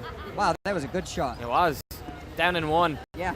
So if we can go back a little bit further and talk about the inception of this idea, where did this come from, the whole concept of DayZ? Was this something that you kind of had from your time in the military, like something about training and whatnot? Yeah, so when I was was in the army, I got posted to Singapore and I actually did their officer training. So as part of that, I had to go to Brunei to do survival training. Okay. And while I was there, it was a really intense experience overall, really crazy experience. And I actually ended up getting badly injured, and I kind of thought there's got to be a better way to give soldiers like emotional context to their training. So I developed this little system and I demoed it to the army. But unfortunately, they sort of thought, in New Zealand, wow, we're a wee way away from being able to do something like that. Okay. So it was during some conversations with friends and my brother and that, we sort of go, well, what would I do in a zombie apocalypse? And then I was like, well, I've made this system, kind of like DayZ without zombies. I was like, I can actually use that system to test that theory, and I guess the rest is history. Yeah. It's kind of serendipity in a way. It kind of fell into place. Dean, just for people who are watching, what platforms is DayZ going to be launched on? Are you thinking about consoles at all? Yeah, definitely. Look, I think it's over to us to not screw this up, and I hope that that most people look at this and go, well, they're heading in the right direction.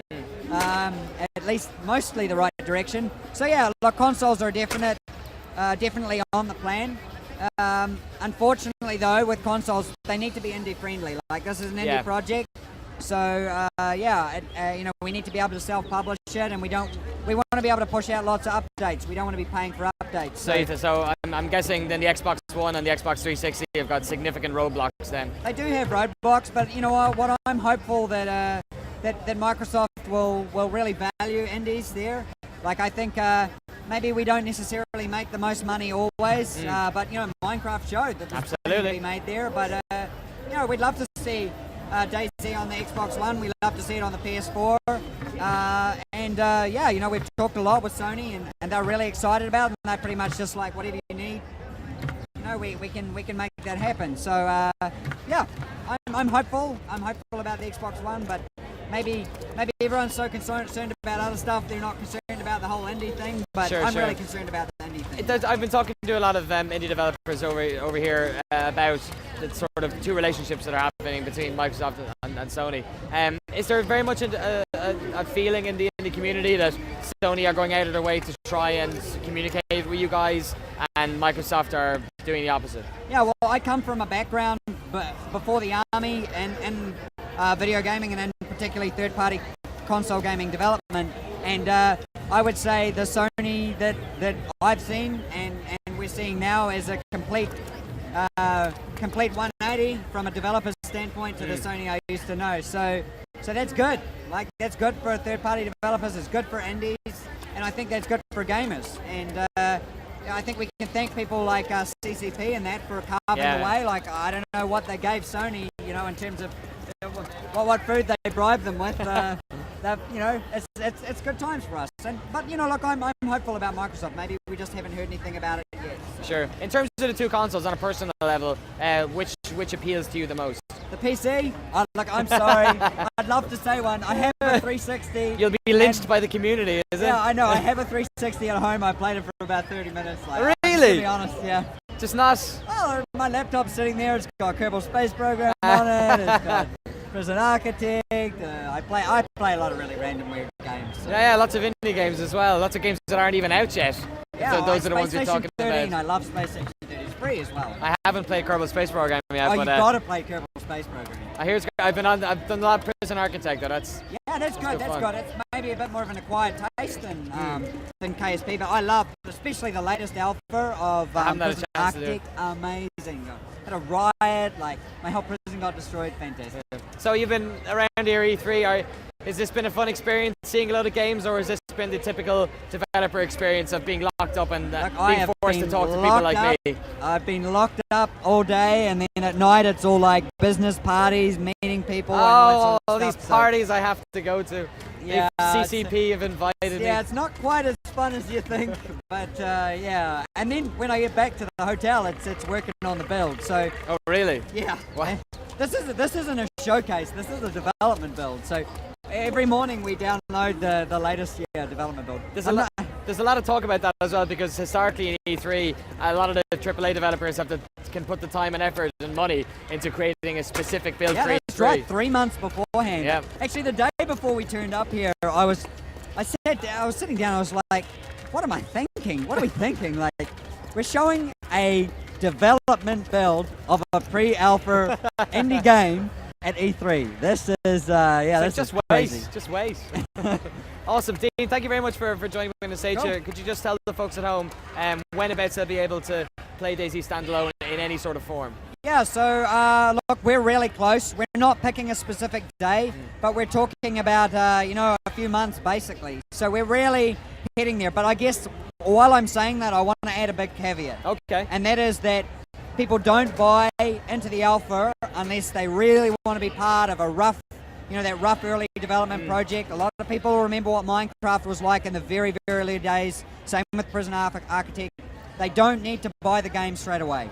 They can wait a little bit, maybe till the end of alpha. They'll still get it at the same price. It'll only increase in price when we head towards the beta. Okay. So our alpha process is for those who are happy with like all the little bugs that we've seen in here today. It's and like the big bugs. community QA kind That's of. right, community QA. Yeah, we're going for a very low price. Yeah. Awesome. Well, thank you very much for joining me very much. today. I got to ask you as well, Everest, what's next? Mariana Trench? Look, no, I really want to do South Pole all the way and North Pole all the way, but not before DayZ's finished. Yeah. Jesus. More power to you, friend. Awesome. We're going to finish E3 with Payday 2, so stick around. We'll be back in about 5-10 minutes.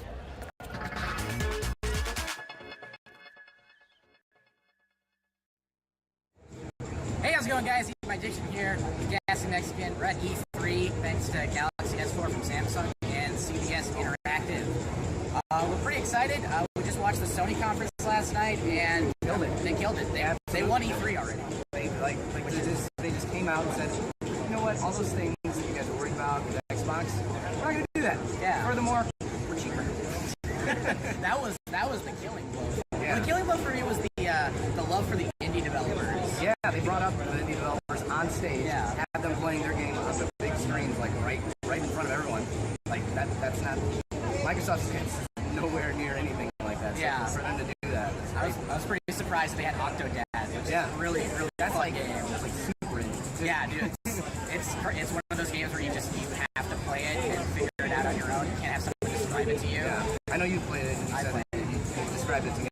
How does it even work? Like, You basically you use the mouse and you click and drag the Octodad's limbs around to make him move. So his legs, you do 1, 2, and then it's all like awkward and stuff. Yeah, and then you like right click to move his arm up and down and forward to pick up objects. It's really fun. And he has to. The goal of the game is that you can't let anyone know that you're an octopus. Yeah. You have to seem as human as possible. That's crazy that they bring someone like that though. It's just one dude. Like most of those guys were just one guy that developed their games and they put them right on the big stage. Yeah. And then of course everyone is in tears because Kingdom Hearts 3 was finally revealed. My girlfriend literally had tears in her eyes. She's looking at me, I have tears in my eyes, man. She's so happy. Yeah, that was insane. That was another bombshell. They built that up really well because they showed all the previous iterations of Kingdom Hearts. Yeah. Like, oh, it's going to be another HD remake, it's isn't just it? a recap. They're just talking about the past. Yeah. What else? Making you feel sad for the past. Watch Dogs? Watch Watch Dogs. Dogs That again? gameplay was insane. Yeah. They showed off a lot of the driving and just like the seamlessness between hacking at the cameras and moving around. Using the cameras to tell your friend where to go in the game. Yeah. That was really good. I was thoroughly impressed. I mean, I've been impressed by that game since I first saw it, but now I'm like definitely like on board. It's just everything we see from that game looks amazing. So that's going to be another one we want to check out definitely. Oh yeah, if that's playable here, I am good for first place. What else did they have? The thing is, they came out like really big with just a stance completely different from Microsoft's previous conference. They're like, we're all about games. Here's a bunch of games. They didn't mention. I think they mentioned like Netflix once. Netflix once, yeah. They're like, by the way, Netflix is like our PS4 is one of the the highest used platforms for streaming Netflix. Right. But other than that, they just went right back to games. Just keep drilling it down, and that's exactly what we wanted. Yeah, C3. We just wish we got the same sort of treatment for Microsoft, but you know what? PS4, they did the same, the right moves, and just basically socked it to Microsoft. Yeah. I'm still gonna give Xbox One a chance as far as looking at the games they're showing here and see what they have to offer, because I'm sure as an actual console for gaming, it's got some good things going sound. For sure. I mean, the specs really aren't too different. Like Not really. There's still the same kind of hardware in each machine. Yeah. It's more just how they're going to use that hardware and how their software is going to be as far as like always online and that stuff. Right. We know what PS4 is going to be like now, but we'll see what Xbox. I just want to play as a doggy in Call of Duty. Yeah. I want to play as Riley. I want to run around and bike. Hashtag Riley. But yeah, super impressed with PS4, and I guess we'll see what they have to show on the show floor. Yeah.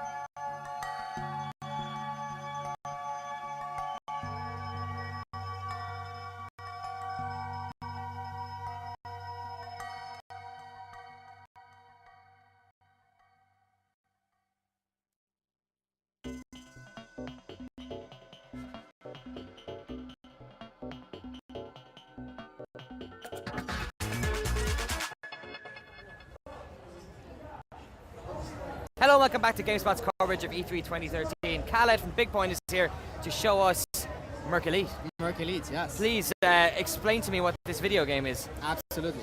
So that's our latest game and the most ambitious game we've ever done at Big Point. It's a game we've been working on for 2 years. We have 40 talented developers recruited for that. It's the first military-themed MOBA game.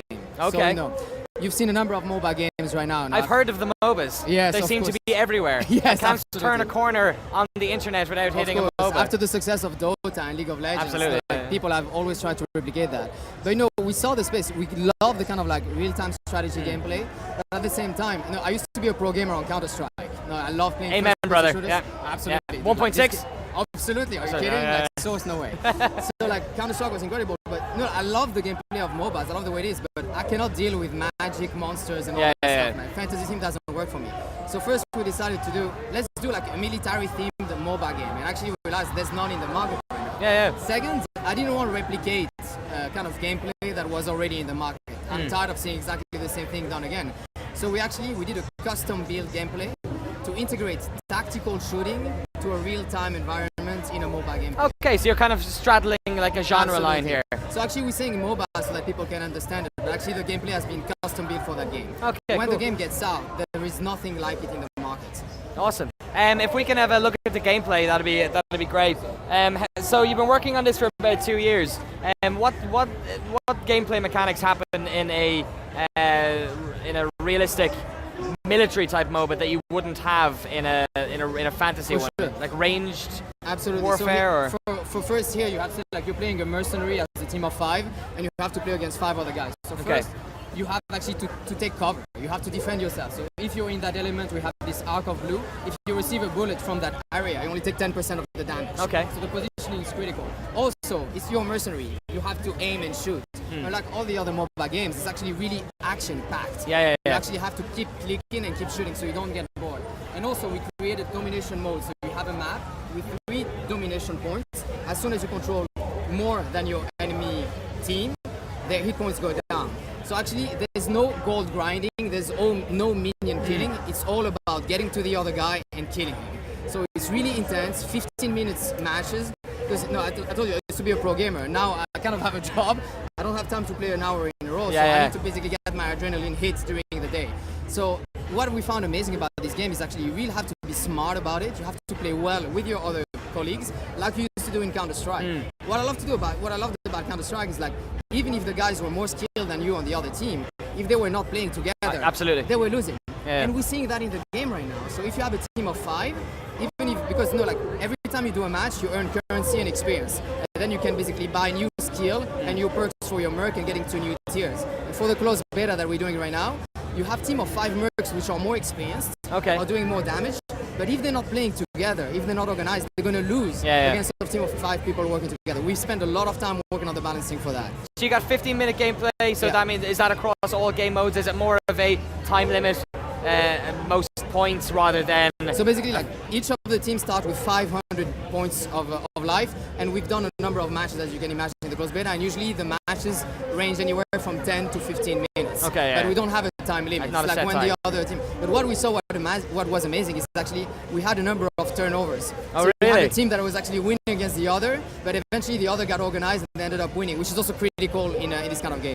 Which traditionally in a lot of MOBAs, at least in the Dota and League of Legends, you often know when the tide has shifted, course, yeah. and it's usually just a matter of time until the game is over. In this game at the moment, it's not the case, because what I was really missing, like I used to play CS a lot, and for me, just the fact that you can be smart about it, you can turn the tide along the play, and that you really have to train, get to learn the maps as deeply as possible with your colleagues. And as a first-person shooter player, I love playing StarCraft. I sucked at it. I love playing the game, but I always felt like, God, if I could have a strategy game where I can put like my skill to play, or actually have to think where I need to position myself, how I need to play with the others, it was really good for me.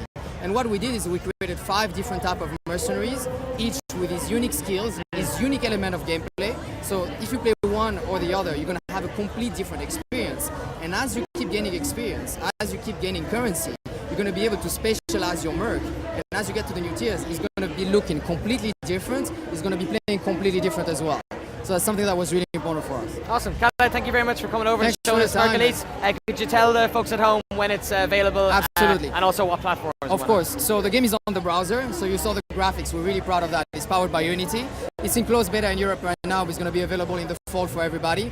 And it's mercelite, mercelite.com/beta. And we'd love to have you around. Awesome. Khaled, nice to meet you, buddy. Thanks very much for showing around. Bye-bye. The only one game left. Look at you're a busy boy. I like it. It's like I'm getting out of here. E3 still running. There's only a couple of hours left of E3, folks. But we got one more game left, and it's Payday 2. So stick around, and then we're going to have an edited wrap up, and then we're all going to go home to the hotel and get drunk. So stick around, 5 minutes.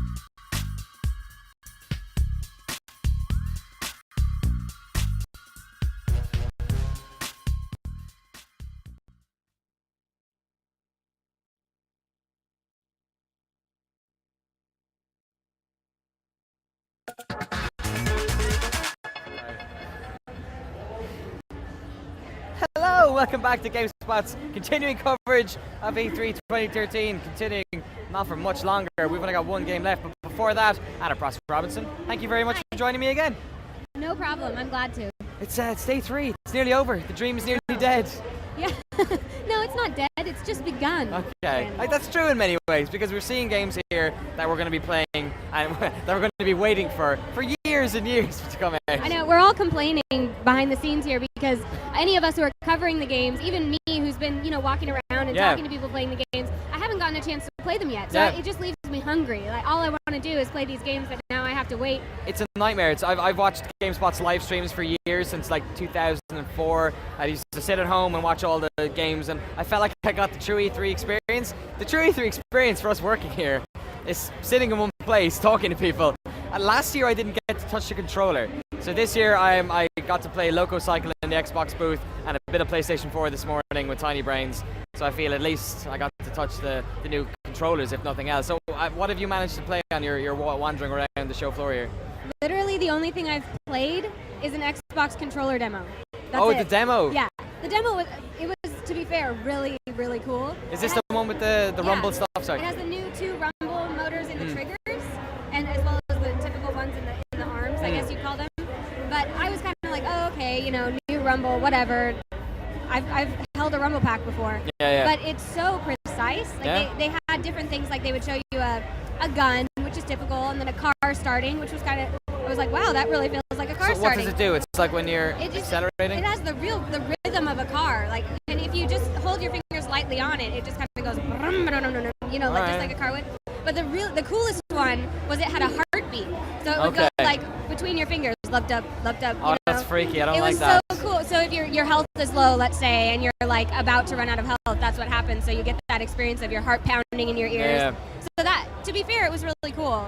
But I've been talking about next-gen consoles all week, and I have yet to get, I haven't even been close to one, so. Yeah, there's been so many videos on the site and on our YouTube channel of you talking to people, developers, publishers, just folks on the show floor who've managed to get tickets. I still don't know how that happens. There's just loads of just dudes here, just coming, just like men and women who have just are fans of video games that are turned up. What's been the narrative? What's been like the main theme that people have been most maybe excited about at E3 2013? Well, what obviously comes to mind is the console war.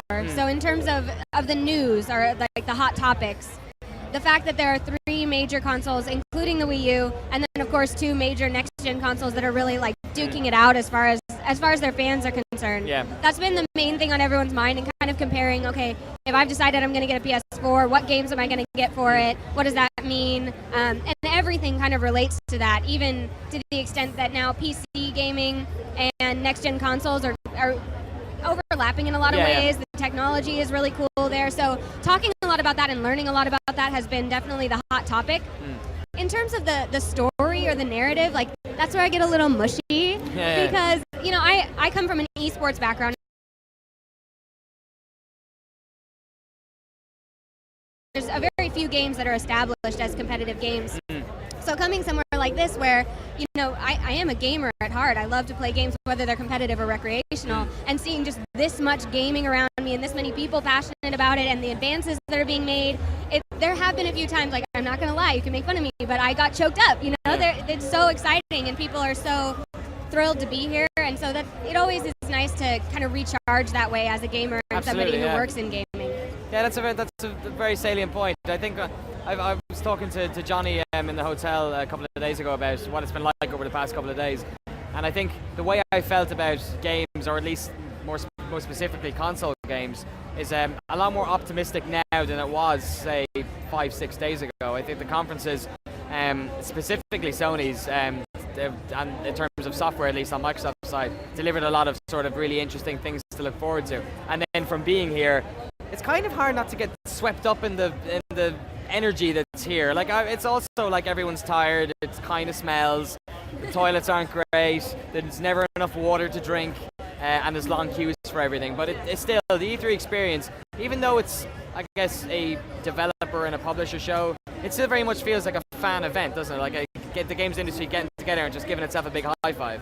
I definitely compare this experience to something like Disneyland. Everything's kind of like larger than life. life, and it's colorful and flashy, and yeah, there are long lines, and everyone's kind of like, you know, you've got the crying babies at the end of the day. They aren't really babies here, they're adults, but they're still crying, you know, but I would kind of compare it to that experience for sure, getting swept up in that, the magic, if you will.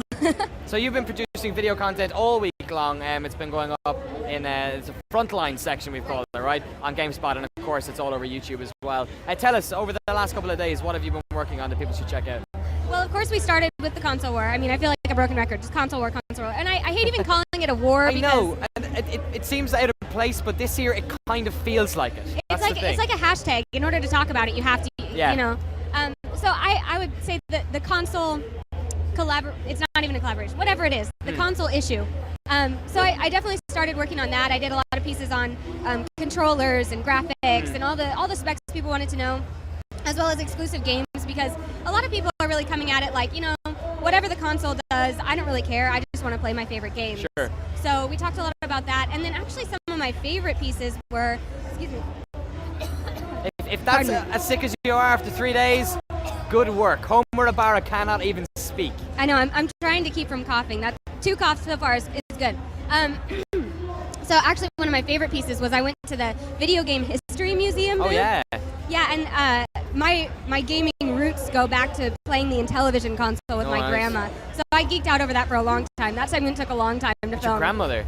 Yeah, my grandma. Wow, that's awesome. She's kind of my gaming inspiration. She and I used to play Night Stalker, Major League Baseball, and Lock and Chase on the Intellivision. So anyway, that was really, really cool, and I would recommend people check that out because it's kind of a cool mission. They really want to put together an actual building museum of video game memorabilia. So it was cool, and then the Indiecade was also really neat because we talked a lot about, you know, the big names in gaming and the big consoles and things, but PlayStation 4 even announced 8 indie games that they're going to be supporting, and so the Indiecade has this really like this bustling energy of, you know, indie games are starting to become not so much indie games as just games. You know, if you develop a game, it could get picked up by something like PlayStation 4. Yeah, and they got a big section in the South Hall, and I remember last year they were just on the pathway between the 2 walls, stuck into a corner, so it's great that they're finally getting a bit of exposure there. Anna, thank you so much for checking in. It's been a pleasure working with you for the past couple of days. All of your content, of course, is available on GameSpot.com and on YouTube.com/GameSpot. Looking forward to the after party. Yeah, Let's me have too. some fun tonight. Thank you so much. Okay, we got one game left. The E3 2013 dream is nearly over, as is the ability that I have to use my tongue. So give us a 5-minute break. I'll stretch this bad boy out a bit, and we'll come back with Payday 2.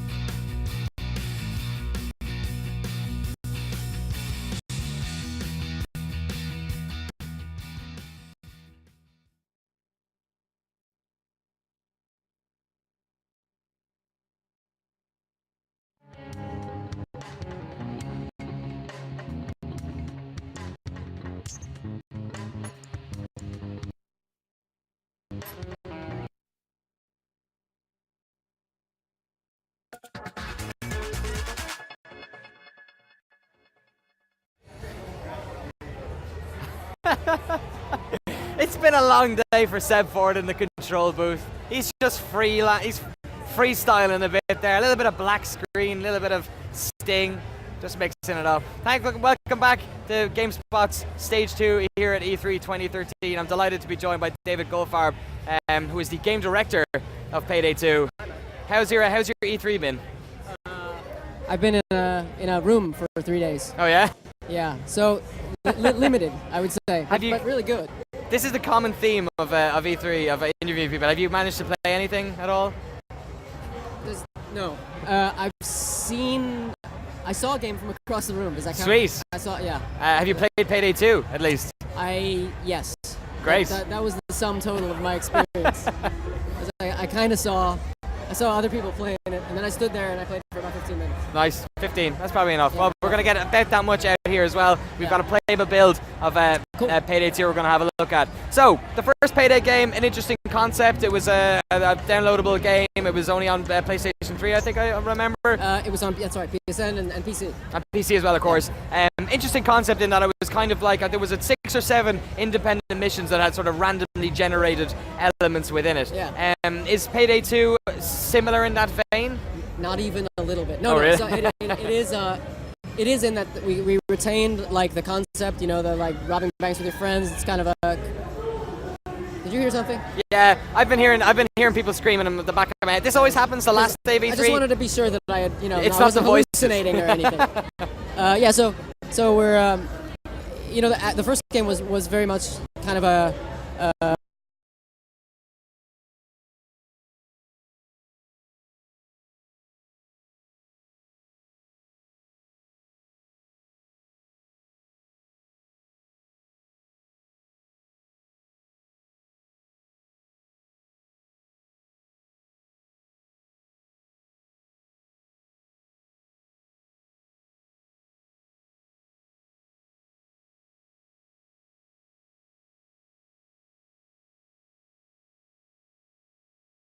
There's 5 times as many missions. Okay, wow. And the missions, I keep referring to it for some reason because I think it's true. It's sort of, if you made a heist game, but if you made Dark Souls into a heist game, that's kind of what this became. Okay. Because it was a big influence on me when I'd played it all the time and I thought about it all the time. And then so in terms of the difficulty or in terms of I think multiplayer aspect? I think it's like committing to choices, not explaining everything to people. Gotcha. Adopting roles that you're unsure about, discovering things in the game without kind of beating people over the head with them. And then all the parts that are RPG. Diablo 2 is also another. We've got a playing here. It'd be great if you could kind of talk through this. Sure. I think one of the wonderful things about Payday is even though it is a game has a gun sticking out the front in a first-person perspective, it has an incredible amount of unique scenarios in it. Yeah. Well, this looks like so far they're trying to stealth this mission, and they've actually marked the guy. Now, if I haven't seen anyone actually pull this off, okay, so he almost detected them there. Stealth in the first game wasn't as much of an option, I think. It really wasn't there. Yeah. That's one of the huge, terrifying elements that we added, was we actually made a stealth co-op game, or at least the option. So you don't have to stealth. We didn't want to force you into any path, but if you're really, really good, like you just knocked that dude out, you can actually disarm the pager and be like, he's a belt pager. So if you don't disarm the pager, you have to answer it. Oh, really? And so you're like, here's a minor weapons malfunction. Really? Yeah, and you can do it twice, or if you have the skills, you can actually do it more. And so you kind of have the opportunity to sort of manipulate all these elements in the world. So he just tossed that's so dark. He tossed the body. But he's still stealthing, so far so good. And this is all because he built his character a certain way. He's unlocked all these skills that allow him to do these things. So are we currently playing single player or are we playing a multiplayer game? He's playing, this looks like he's playing, let me see. I think he's playing with bots. If you can't tell the difference, that's probably a good sign. Yeah. Oh, he's been detected now. Yeah, wait, but see, you still have like a very narrow window. He's fucked now, though. Oh, wow. Yeah, the alarm's gonna go off. I think the bandit barrier is gonna go down. Yeah. So now, like, this has gone bad, as they all go bad. Every single heist I've seen so far in the 3 days I've been here has gone bad in like a different way. Yeah. And it's weird because most of the time, you do a demo and you're like, oh no, it's screwed up, and you feel like an idiot. But here it's like, no, you knew that was coming. So so this is the camera room. He technically could have stealthed in here, knocked out the cameraman, killed the alarms, or he could have put an ECM jammer if he was playing a ghost, and killed the cameras for 15 seconds. So what was it that tripped at that time? We saw obviously a security guard saw it. He tried to shoot at the CCTV camera on the wall. Well, who was it? A civilian saw him? I didn't actually see what the blame message was. I think it was probably that the camera saw him and there was a guy manning the camera. Okay. And then the civilians probably were like on the phone immediately, like, there's a man, like whatever. Vining. Yeah. As it was happening. Yeah. I've been seeing these masks all over the convention hall as well. You've had them. Obviously, it's very iconic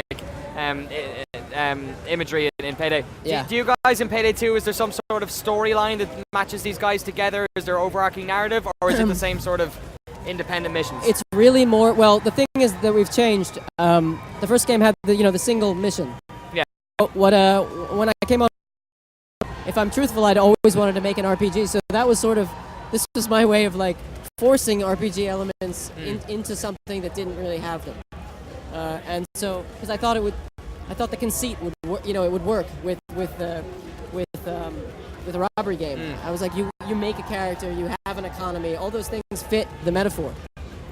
So in terms of what's happened here at the moment, obviously you've been made, the police are outside, bullets are flying, bodies are dropping. What's the win condition at this stage? Just getting the money and getting the hell out of there? Well, yeah, I mean, they can make the choice to get, once that vault pops, which should be soon if somebody goes over, they could get one bag or whatever the condition is. Yeah.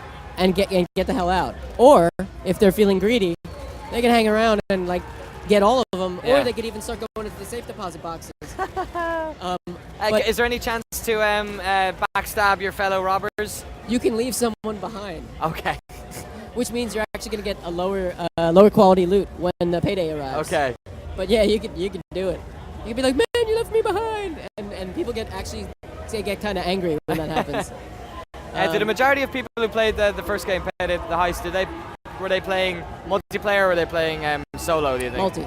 Yeah. It's a cooperative game. I mean, it's so hard to play single player. Yeah. And this is the same. It's very, very punishing. So it's quite possible to get in and out without being seen at all. What would be the average length of like a completely clean emptying of the vault, safety deposit boxes, nobody's seen you? Man. And I know people are going to do it. Yeah. I think they could probably pull this whole thing with like a good crew, maybe in 12 minutes. Wow. I can see some speed runs, people are going to be able to probably do it in much, much faster.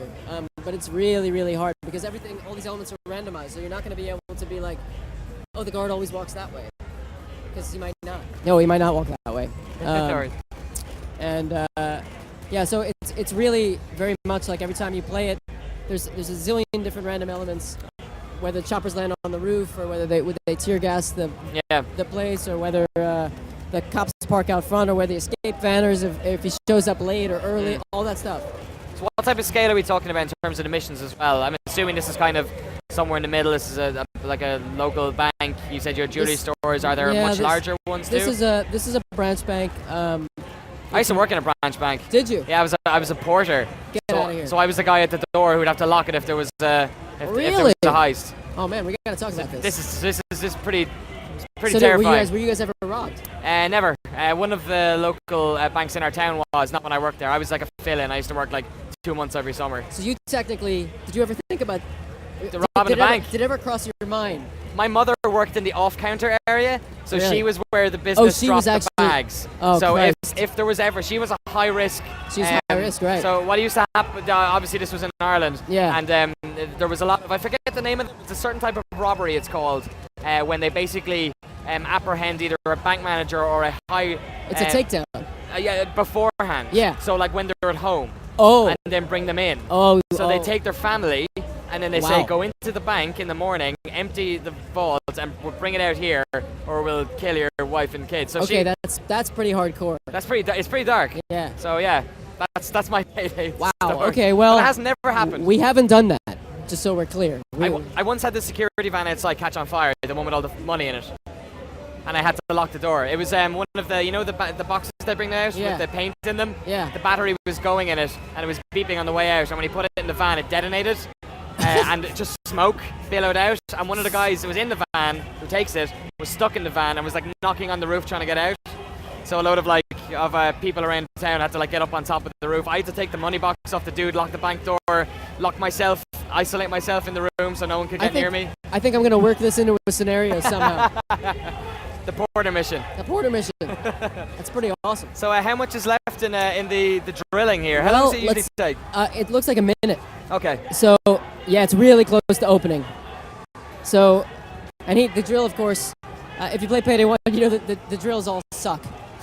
But if you had built your character a certain way, the drills have a much lower... Oh, the door just opened. Go. Pop goes the weasel. Yeah. The drills have a much lower chance of breaking down. All right. So it's gold. This is actually random. Oh, really? What's in there? So you're and the gold is super, super heavy. So now he's carrying amazing. So he's fucking... He's tilted. So, oh, shit. But you can throw the bags if you're an enforcer. Oh, that's great. You can throw them, and if you're really good, you have a bunch of... You string your guys across, and you can toss bags to each other and catch them. Oh, really? And throw them? And throw it's them. faster. So it's much faster. Oh my God! So we'll have to see now. Are there any more cops? Oh, safety deposit boxes. I think he's gonna hit the. Pick the lock. Wait, just so the driver knows, we haven't got too much time. Yeah. So you've also got a time limit on the GameSpot stage. So maybe pick this one lock and get out of there. Pick this lock and go. Is someone? Oh, yeah, I think it's We're talking gameplay here. Yeah, exactly, exactly. Waingro went down. You know who Waingro is, right? Waingro? Waingro. What's Waingro? He's from Heat. We just named all the characters after characters in Heat, the names of the. course. That's Val Kilmer and. Brilliant! Yeah. Is that's in the game as well? No, I mean we just did it for the purpose of the show, but we thought it would be fun. We've got to wrap it up, unfortunately. Yeah, no worries. David, thank you so much for bringing Payday 2 over here. Could you tell the folks at home when it's coming out and on what platforms? Because you're not just on the PlayStation on consoles anymore. No, we're going to be out on PC, on PS3, and on Xbox 360, and it'll be out kind of late August. Awesome. Thank you very much. It was the last game on the GameSpot Stage 2. Delighted. It's a pretty good game. Yeah. I'm going to relive my life come by. as a bank porter, but from the opposite side. Every time I kill someone, I'm going to be like, that's me. That's past me. I'm smoking myself. That's troubling. Boom. Thank you for... But yeah, thank that's you. not my life anymore. Thank No, God. exactly. Bang, bang. I killed the porter inside of me. Yeah, he's gone forever.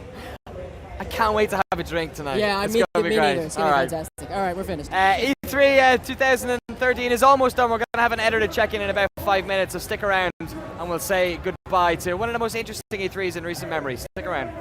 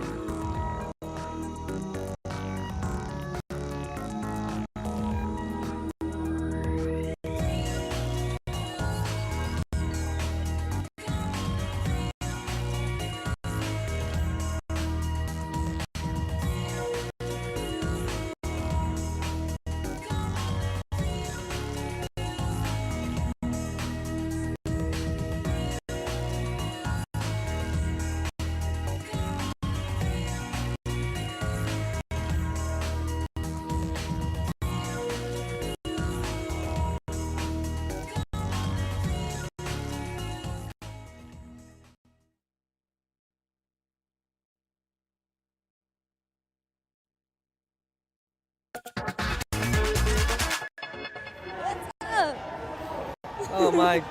Hello, welcome back to the end. This is the end, my friends, of E3 2013, right here on stage 2. Thank you very much, everyone who's been watching.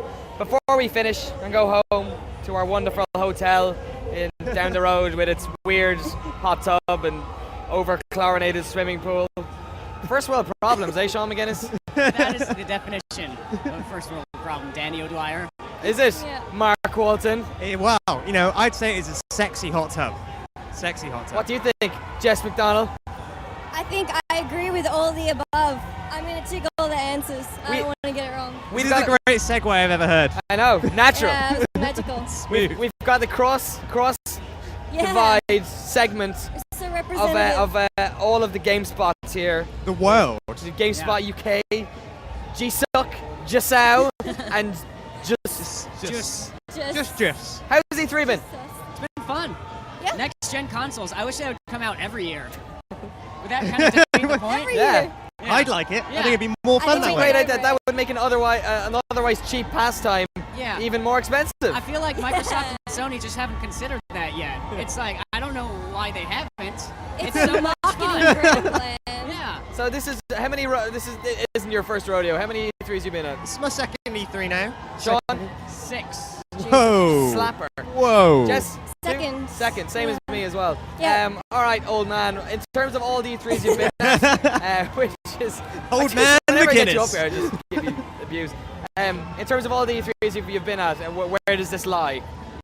It's probably, I mean, my first E3 is always going to be the most exciting. Oh, right? it's always the You best. never forget your first. No, am I you right? stumble through it. It's kind of messy, but Yeah. It's so messy. Yeah. And E3 is great too. Yeah. Heyo. Well, yes, this one's been a lot of fun. Yeah. Next gen consoles, super exciting. Even something as simple as like picking up a controller and just like feeling the buttons.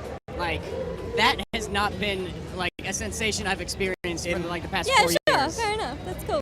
I mean, I don't know what kind of sensation you were feeling when you were picking up this controller. Maybe it's not the Vibrating. same one I had. I don't know. What about yourself, Mark? What do you think?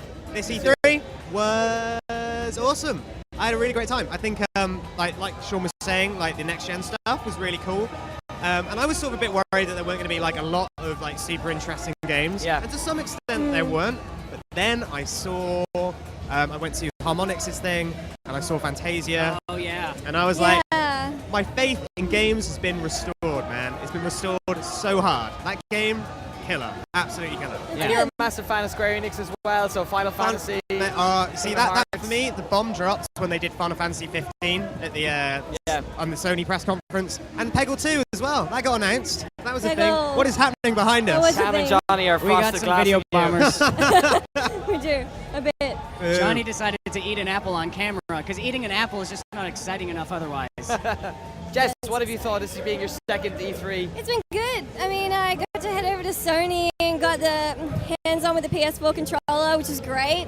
Didn't actually realize it was a different controller for about 20 minutes. That's all. You didn't look down. Yeah, because I'm like, hey, this is really cool. But no, I mean, it's cool. It's great seeing the indie stuff that's been coming out. Yeah. Hohokum looks cool. It's been nice talking to the devs who are so damn passionate about the game they're Did making. you go down to the South Hall then and see NDK down there? Yeah, the South Hall is great because South Hall is just where you get just this barrage of so many different Weird things, stuff, isn't it? and Really they go weird all stuff. out with the booth designs. Like, did you guys see the? Oh, yeah. What was it?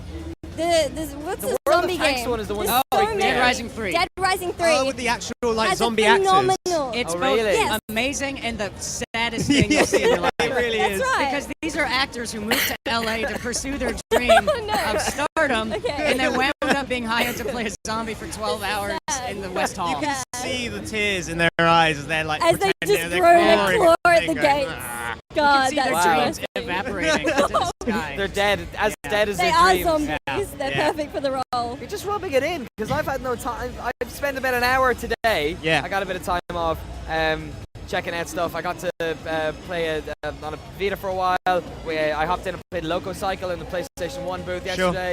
And this morning, thank God, we had Tiny Brains on the show floor or on stage here, and we got to play with the PlayStation 4 controller. Yeah. But the South Hall was really, really Well, good. Do you I think? mean- What about all the stuff that was here? I think I know we're talking about Southpaw. Just to bring it back briefly because I went to the Indiecade. And I got to go on an Oculus Rift. Oh, you First time did it! this I was morning. dying to do that. Yeah, they had 2 of them down there. What game was it? So it's an indie game, but basically, I can't remember the name of it. I don't even think it had a title actually. Right. It's just been started in development. It's a bit like Proteus. You just sort of explore. Was this the house? No. Okay. It's like I really can't. It's one of those games that you have to see. I can't even explain it to you. So what was this? What was the sensation like having the Right, Oculus Rift? well- for those who don't know Oculus Rift, just to give it a quick. My word of advice is, if you went out and drunk heavily the night before, don't. All right, I'm the with you. first thing Yep. when you go out in the morning is put on an Oculus Rift, because after about Oh, 10, God. 15 minutes, I felt really ill. Yeah, that's, Oh, yeah. really that's gonna be ill. a big problem. I was with just that. there. I was like, oh God. Last night is coming back up. And then I had to get the developer over and be like, dude, can you seriously take this off? He's like, you okay? I'm like, take it off, take it off. But before I was sick, That's a ringing endorsement. yeah, no, but before, no, it was great before I felt ill, right? I mean, it was like, I've heard that if your equilibrium is off a little bit, Yeah. then it'll trip you up. the thing that puts you off is that you can sort of look with the stick as well. Yes. Now, if you look with the stick and also it really messes you up. You sort of have to decide. I'm either going to do the stick or I'm going to use my head. So Right. anyway, I thought it was a really cool piece of That's kit. awesome. That's cool. Sean, what do you think about the West Hall here in terms of Sony, Microsoft, and Nintendo? Who had the best booth? I would probably say Sony. I would say has the best booth because they just have the biggest variety of stuff there. They've got like the huge AAA blockbusters, like the Infamous type games and Beyond and whatever. But they also have just a huge assortment of indie games there as well. There's some really cool stuff. Absolutely loads. Yeah. There's like I saw 5 booths for Octodad. Yeah. Like, that's just ridiculous. Yeah. You know, That's you right. wouldn't see that. It's a big surprise. The Microsoft booth, sort of by comparison, is hasn't got that many stations. They've got that big area for the P1, the McLaren. Yeah. They've got a massive World of Tanks kind of section in the corner. And they have that like giant simulated living room to Yeah. show what Kinect can do for your life. And I love Yes. that it's giant. All the things it I can love do. that it's like the No. most massive sitting room biggest, you ever yeah. had. It's like this is the Magical. perfect Kinect No one experience. lives like that in London. White It's not, carpet, not a place. massive sitting room. Yeah. Yeah, a lot less stuff over there. I was walking around. I saw Phil Harrison in there earlier. That man is like 7 foot tall. He is It's gigantic. massive, yeah. And also he never ages. So I think he just might be Voldemort. I think so. He Yeah. never ages. Yeah. Makes sense. So the same, Phil Harrison. What do you think about the Microsoft booth then? Jess, did you have a chance to go in there? Yeah, I mean, I haven't had a massive look around here, but it's nice. I mean, they got heaps of stations. They got lots of playables this year. That's always good, and people can actually line up and get their hands on something. One of the games I really wanted to play around with more, and I didn't, was the Puppeteer, Yeah. which looks so cool. I Mark, love did you- that. Did you have that on stage here? I was going to. I had to go do something else, but I did get a chance to play it in the Sony booth, and it was really cool. Really fun Yeah. game. I think that was actually, if you were just talking about booths, the beauty of the Sony booth was that it was so open. Like you Yes. just sort of wander in. Like Yeah, exactly. the Microsoft one was a bit like, here is our ginormous green wall of doom. Do not pass the green wall, or we will kill you. Yeah. That's basically it. We That have was, to I give don't know a what that voice was. Big What round was of it? applause to Seb Ford behind the frosted Oh, glass, Seb. who's been running production all day I'm today. pretty sure there's some face grease Who's right running there. the live stream? This is face grease. I don't even know who's running the live stream anymore. Oh, this is happening. You This should is go around the happening. live stream. Stage 2. Hashtag. Hashtag. Officially, our game of the show this year was The Division. Yes. What is your official game of the show, Sean McGinnis? I'm probably gonna have to go with Rayman Legends. Good choice. That's a game Good that's- choice. But that's just Rayman game. That is no. That is so much more than just a Rayman game. You take that back. I take it back. Danny. Oh. Sorry. Take it back. Why? Tell me, explain to me why Rayman is the best game here. New One consoles. sentence. One sentence. What? France. I played a level set to a mariachi cover of Eye of the Tiger. That is the best level. If I could drop this mic, I would. But I'm afraid I would get in trouble. You can drop the mic. I think it's rented, so That makes fine. sense. Jess, what you got? My favorite game that I saw anything of and that I was most excited about, Walking Dead 400 Days. Really? It's a damn like hour and a half of a game, and it's DLC, but I'm so excited about it. It looks so great. Are they doing the same type of system? It's whole different characters, whole different stories. Same formula, same gameplay. So It's gonna be all, 5 nothing's been episodes again? changed. Yeah, so they've got, it's just a DLC that connects it to season 2, but they've got a whole new story and like 5 new characters. And it's cool. I don't know, I love that game. I can't get enough. And So the it's 40 out in like a month. So 40 days is kind of like a bridge between the two. 400 days. 400 my days. friend. Oh man, it's You're thinking of Army of Two, the 40th day. I am. Yeah. Games Fist are bumps. easily Fist bump, confused. bro. But yeah, it's like a little liaison thing, but yeah, it's off the grid, but that's what I'm most excited about. Awesome. Mr. Mark Walton. So, You're going to say Rayman as well, isn't he? no, Rayman's up there. But I played that before I came to E3, the same one that was here, and I loved it. Actually, before this point, I didn't really have a favorite game. And then, like I said earlier, I played Fantasia. Yeah?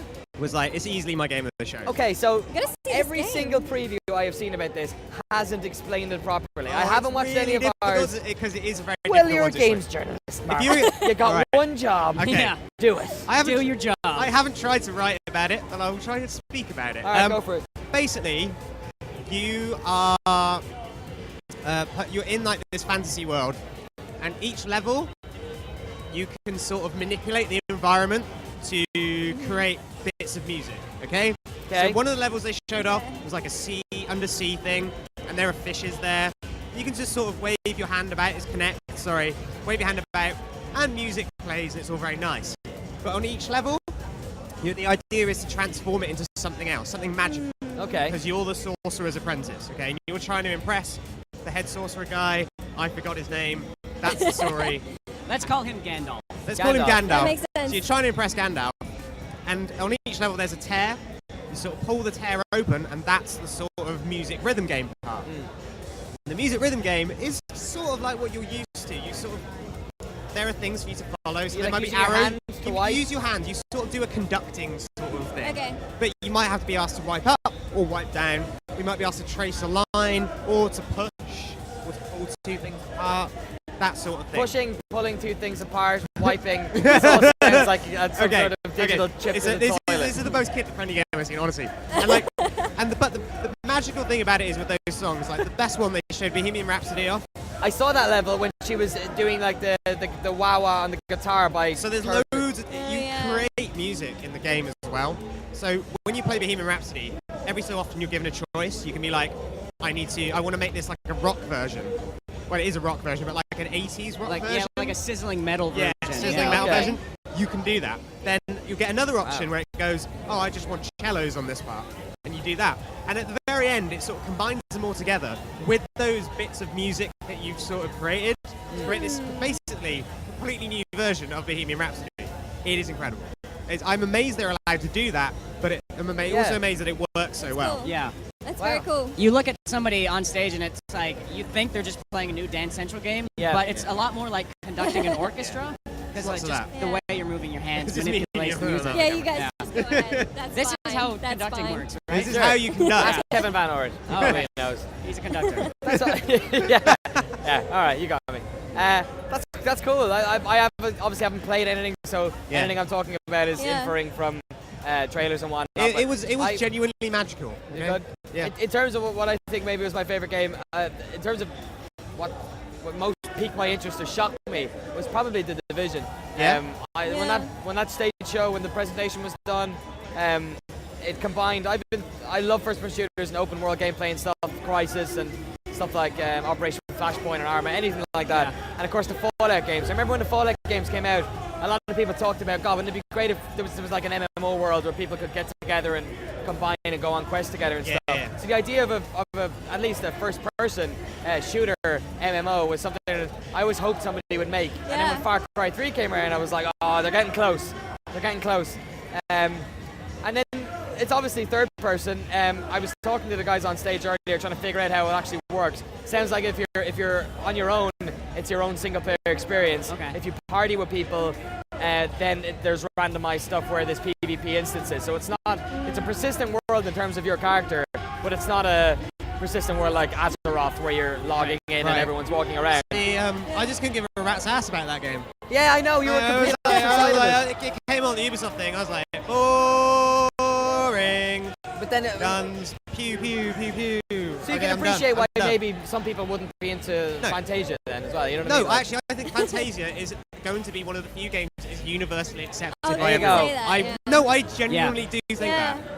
I think it Fantasia will. also has something called jazz clams. How can you not Jazz love clams. jazz clams? You learn how to play jazz drums by rubbing your hand on these clams. Wow. Kind That's of. awesome. Yeah. That's All right. lot of No things, shooting isn't in the it? face. Jazz clams. Jazz clams. Jazz clams. Jazz clams. All right.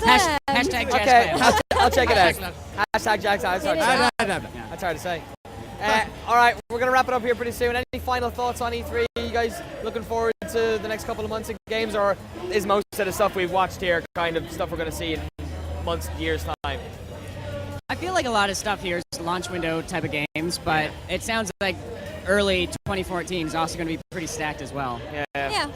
Jess, you looking forward to anything in particular? It'd be good. I mean, we've seen so much by this point on, Watch Dogs and Beyond and games like that. It'll be really nice to finally get them in their final form. So that'd be worth looking forward to, given we've seen so many demos. It'd be nice to stop seeing demos at this point and just get into the game. So that's what I'm looking forward to.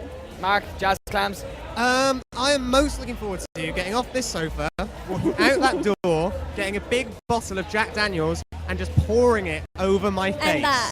Don't get it in your eyes. Decadence. Close your eyes. Yes, and I'm going to pour some on you too. We're going to have a jolly old time. That's fine. Yeah, that's the tradition, GameSpot tradition. Once we're done here, it's straight to the bar to Jack Daniel shower. have a good, in the spirit of collaboration. In fact, if right now, if you look over at stage one, Chris Waters is talking to Greg Kasavin, Jeff Gersman, and Justin Calvert. It's like some sort of weird reunion, class reunion, full of old dudes.